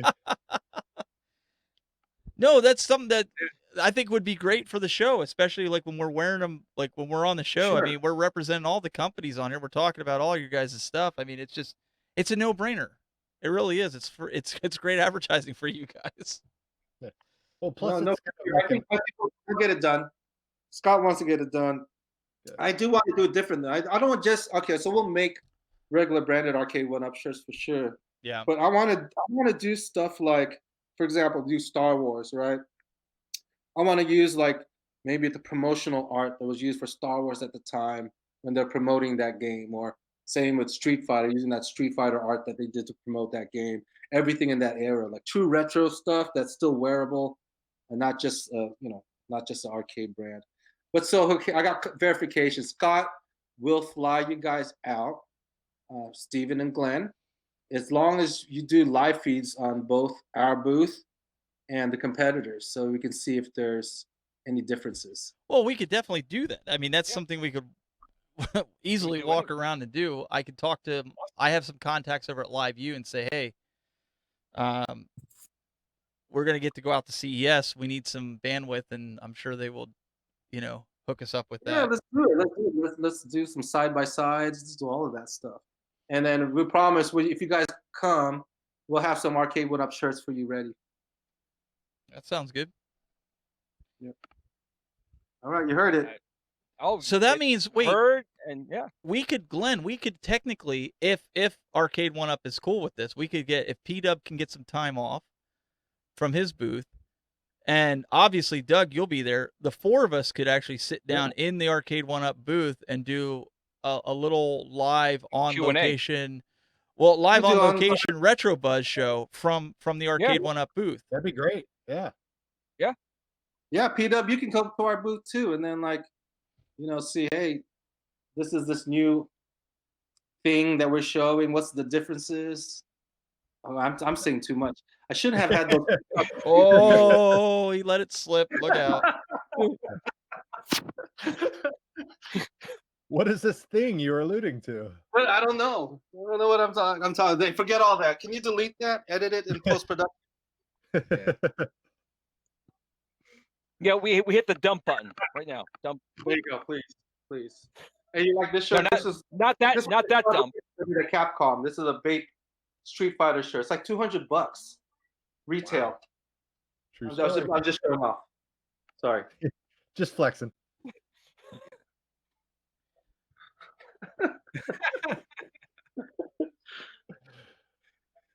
Sorry, I'm emailing my contact over there about bandwidth I just before need to she's go out out. there and have a drink with John. Have a drink with John. That's the Hey, we first thing got I got to to. do. You got to. We'll all hang out. And but I don't know. I don't think Cool Toy drinks carbs. I think he's like strictly no carbs. We just have to do hard liquor with Cool Toy. I know he's in BJJ training. Yeah, I was about to say, I don't know. You don't want me getting drunk because then I can't take care of all the idiots at the bar for you guys. There you go. You're gonna be on muscle. Mm-hmm. Wait, you didn't get trained in the drunken master style? Doesn't work out too well. If Cool Toy at a bar, I'll be talking so much shit to everyone. I'll be like, "Hey, F you, my guy, Cool Toy." It's happened a time or two. Glenn, we would end up being the idiots at the bar. We would be the idiots. Luke Dancy said also live in Vegas too, Pinball Hall of Fame. Yeah. Nice. I do want to see that. Absolutely. That could be interesting. Uh-oh, Eric Draven says, I live in Las Vegas. Can I come troll you? Tell him no.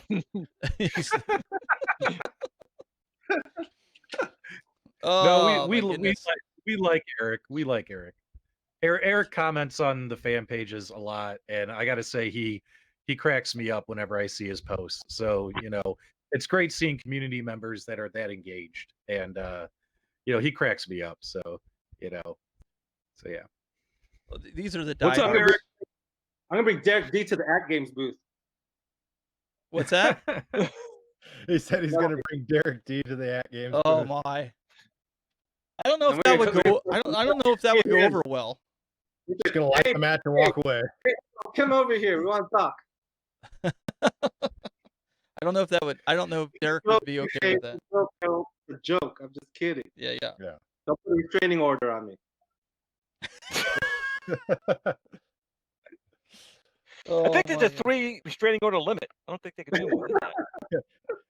Hit the max quota limit. So Console Kits is gonna troll. He said, "I'll be the troller P-Dubs in Vegas." exclusively. He'll be out there. He's gonna troll you. So I guess console kits, I actually will see you out there. Worked out.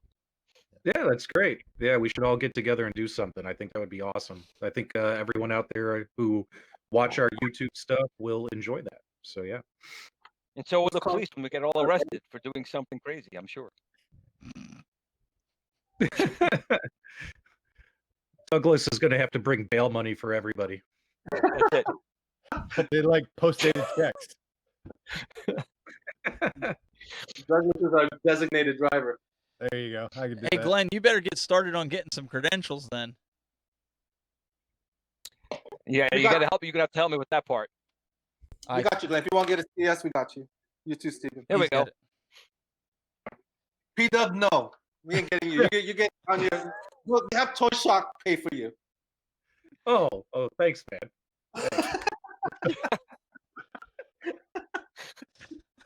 They're paying you enough already. We're gonna tell them to bring you CS for free. Like we're They're not- taking Glenn and we're taking Steven, and they ain't even All right. part of Arcade One Up. All right. Hey, Steven, you need to fix that that thing under my name. Instead of it saying I What, sold out, that one? let's make it say, yeah. It should say, I volunteered. I volunteered. Wait, I'm not. Wait, Wait, I'm not you sure what. voluntarily I'm not sold out? sure. I'm not sure what you want me to change. Yeah, that. Change Oh. it to I volunteered. Not I voluntarily sold out. no, not that. Come on. Peter's been a great sport with it. Yeah. I can't believe I didn't notice it for an hour. That's been the best part. Yeah. Yeah, I'm a paid shill for Arcade One Up, so me and you, we're the same, P-Dub. We're Man, both employees.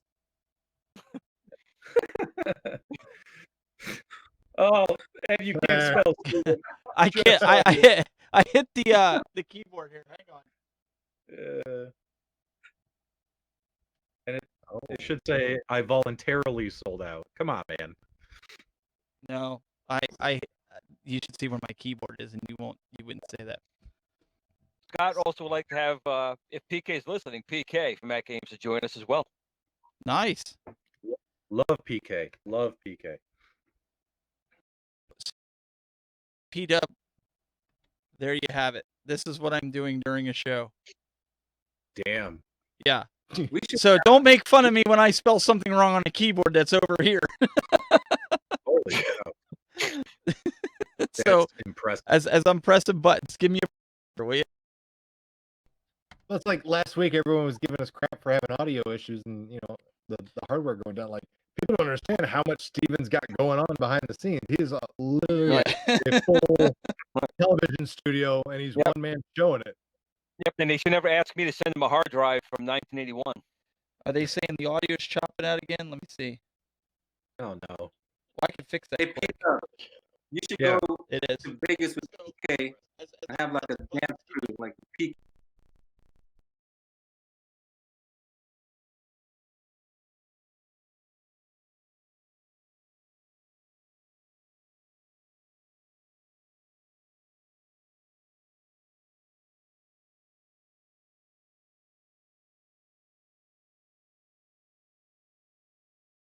Putting the groceries in. Cabbage Patch. Yeah. You're Yeah. showing your age.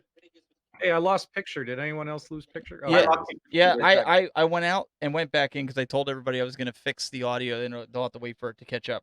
I just went out. This will and be came excellent. back We'll in. have a really good panel out there then. Yeah. All the powerhouses are going to be out there. Yeah, it'd be a And then motley me. crew. All right, let's But you know what? see if that works. True story though. PK, I heard, is a ballroom dancer. He's really live on his feet. True Oh, story. really? Yeah. We should ask him to dance for us during this. Do like the merengue or something. There, On that's stream. fixed it. They're saying it's good again. Sorry, I'm just I want to make sure everybody's When able to hear.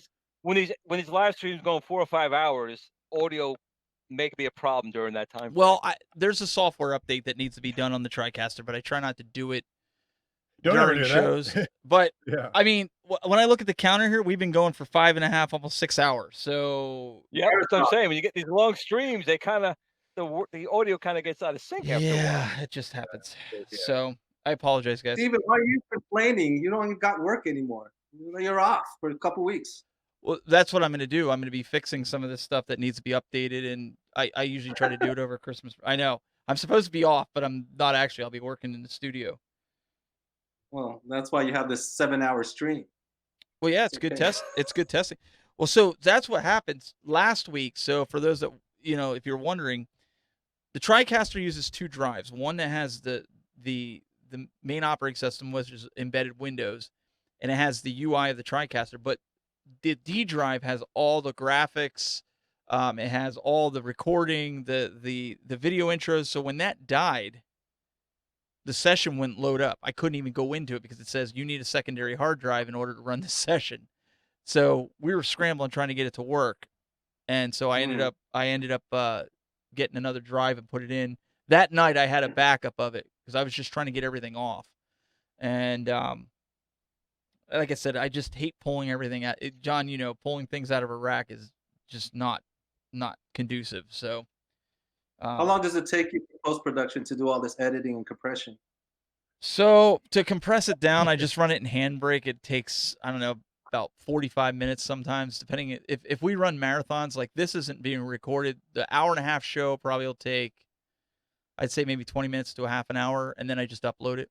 I don't really do any kind of other editing because most people just like to skip around, and it's a live show. So this is kind of the benefit for people that stuck around all this time. They get to see all the behind the scenes and kind of the free for all. Editing? What's that? Just a suggestion. Can I make a suggestion since you don't do editing? Sure. You should think about doing timestamps with subjects. Like John D drank a shot. Somebody actually said that. They said you should put time codes with, and I was like, well, that's kind of hard to do. So if Glenn wants to volunteer by writing down time codes, we can absolutely do that. Like, hey, we were talking about this at this time stamp, or we were talking about. Yeah, because if you're having streams that are over 2 hours, people want to just skip ahead. They want to know like all the cool secrets that we didn't tell for CES. No, in Facebook, I don't know what they do. Facebook will record this, so people can go back and watch. They'll be like, "Really? There's 4 hours of this?" So they can, with so much enthusiasm in their voice, right? So they can actually go back and watch it. But the show that we did earlier, we just kind of wrapped it up because I don't even know if the end of it that I might have to cut off the stuff when it starts chirping out, because the audio did go wonky in it, and it's hard to say what happened. So, but I think I can get it fixed and whatever. Yeah, Scott. He said, Scott goes, my hat's off to you all. It's been a ton of fun. P-Dub, I'm just having fun. Look forward to seeing you all in Vegas. As for Mr. Cool Toys, we should all be in good shape as him. Happy holidays, guys. Thanks for the call outs. Seriously. Awesome, Scott. I know. Yeah.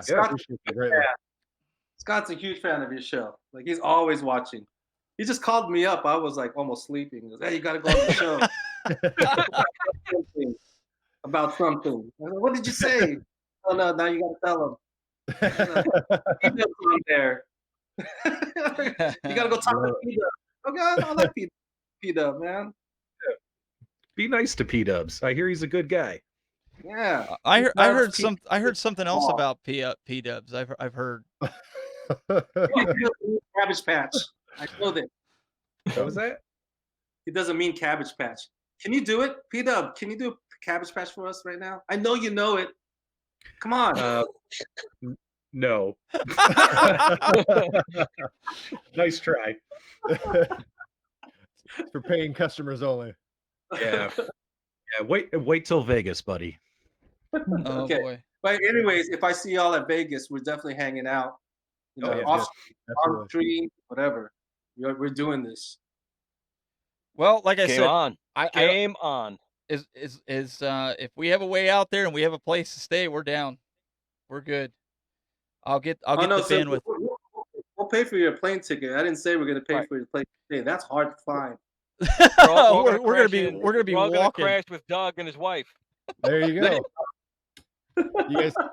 You guys like sofas that have blood stains on them? I'll sleep I was, Why? Oh, What is that pooping on the looking on? floor. where, Doug? Where are you staying? I don't even remember. I'd have to look at my reservation. It's a place like 3 miles away from the strip. He doesn't Oh, remember. really? You're off the strip. Yeah. Yeah, Yeah. it was like, pay $700 a night for the strip or take an Uber that's Really? 3 miles away. Like I remember Yeah. you used to be able to stay at Circus for like $35 a night during CES. Is that not the case anymore? No $280. way. How much? $280 a night. Good 280. already. Wow. And that's probably went up since then. Because my buddy told me the same thing. He's like, check out Circus. And I was like, I don't know what rooms you're looking at, but the Riviera. I remember when we went in 2011 for CES. We stayed at the Riviera. Big mistake, but we did it anyways. And we stayed at the Sahara at one time. And I don't think we paid more than $40 a night. And you're saying now it's like a couple $100 to stay at Circus. I Yeah. believe Hey, it. the beautiful thing is, Steven, it's warm out there. You can sleep right in a bench in the road on the street. Well, If Well, that's here, the right Con- guy to do to get out there, you'll see me with my laptop on a bench, just chilling out. with the I'll other do that. bums, right? That's right. Wait a minute. That's right. I think Console Kits might be looking for a roommate because might have to bunk with Console Kits. Is he still on? I'll- I thought he was staying with you. No. Plus Small resort details fees. we worked out later. What's But aren't there like 24-hour like buffets out there? Just eat and stay there. no? There's ways around it. there's plenty of walls to lean on. Exactly. Exactly. Glenn, have you ever been to CES? No, this would be I'm a virgin. It'd be my first That's time. okay. So that explains a lot then. Okay. His ignorance, my ignorance. No, you'll understand what. Yeah. Oh boy, this is gonna be good. Is that your garage, John? This is my garage. See, I'm a Arcade 1-Up fan. I got a whole bunch of. I gotta So put more stuff. I need to put Turtles and Star Wars over here. Zero Hero says Well, we'll nice. just stay. We'll just sleep in the Arcade 1-Up booth. That's what he's saying. Yeah, there's a big arcade machine there. We can crawl in Yeah. with pillows. Put bunk beds in the 16-foot cabinet. You'd be good. Yeah, the More show room for activity. the show's been over You for can put 3 a hours, cigarette in there. guys. There's no this topics are all over the place. Yeah, we're just. In fact, what we're gonna do is I'm gonna actually kill the stream here because Okay, it's been going because on. it's getting But ridiculous. we'll see you guys. Well, no, that's fine. We'll see you guys soon. We'll probably be doing some Hold on. texting. Before we stop, I have a text that says from Scott. Can you guys read that? Oh, custom art team. Yeah. Hang on. Let me put you full screen so I. Can't see What does it say? My flight leaves at 12 noon. We are taking Stephen Glenn to a special club. Oh boy. Oh boy. I still say game on, man. Bring it on. This.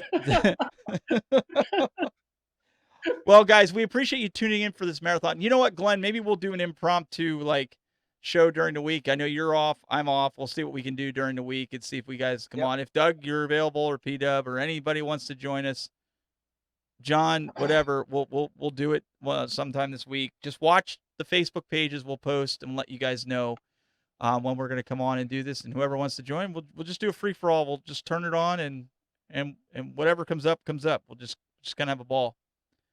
Does that sound good? When? Sometime this week, because both I think Right. I don't Let me know. Oh yeah, we'll let you know because we'll check Glenn's schedule, we'll check my schedule. Doug, we'll make sure we're all and P-Dub, we'll make sure we're all and no, Matt Damon, we're not gonna leave you out of this one. We'll let you get on get on with us here. Yeah. You say that now, but I'm gonna get a text message No, in we're 2 saving days. we're saving your We seat. don't have any more room. We're saving your we don't seat. have any more room. We're saving you the seat because All right, man. we've All got right. the sellout. So, thanks. All right, guys. You know, someone's gonna make a meme of that. Someone's gonna I make a meme sure of ho- that. you know I sure hope they do. I mean that's That's going to be the gonna first official Arcade 1-Up t-shirt. Yes. Picture Oh. of you. Oh, Hey, you're gonna have P-Dub on the back. It's gonna say sellout. He's gonna be like, that's what you're gonna have. There you go. Wait, let's show. There you go. Look at. Perfect. Oh, I got a t-shirt ready. Screen it. Screen it. All right. There you go. All right, guys. Thanks for having me on. All right, guys. Thanks for coming on, John. We'll kill Thanks, this John. feed here. A And pleasure once again, gents. Yeah, absolutely. It's been fun tonight.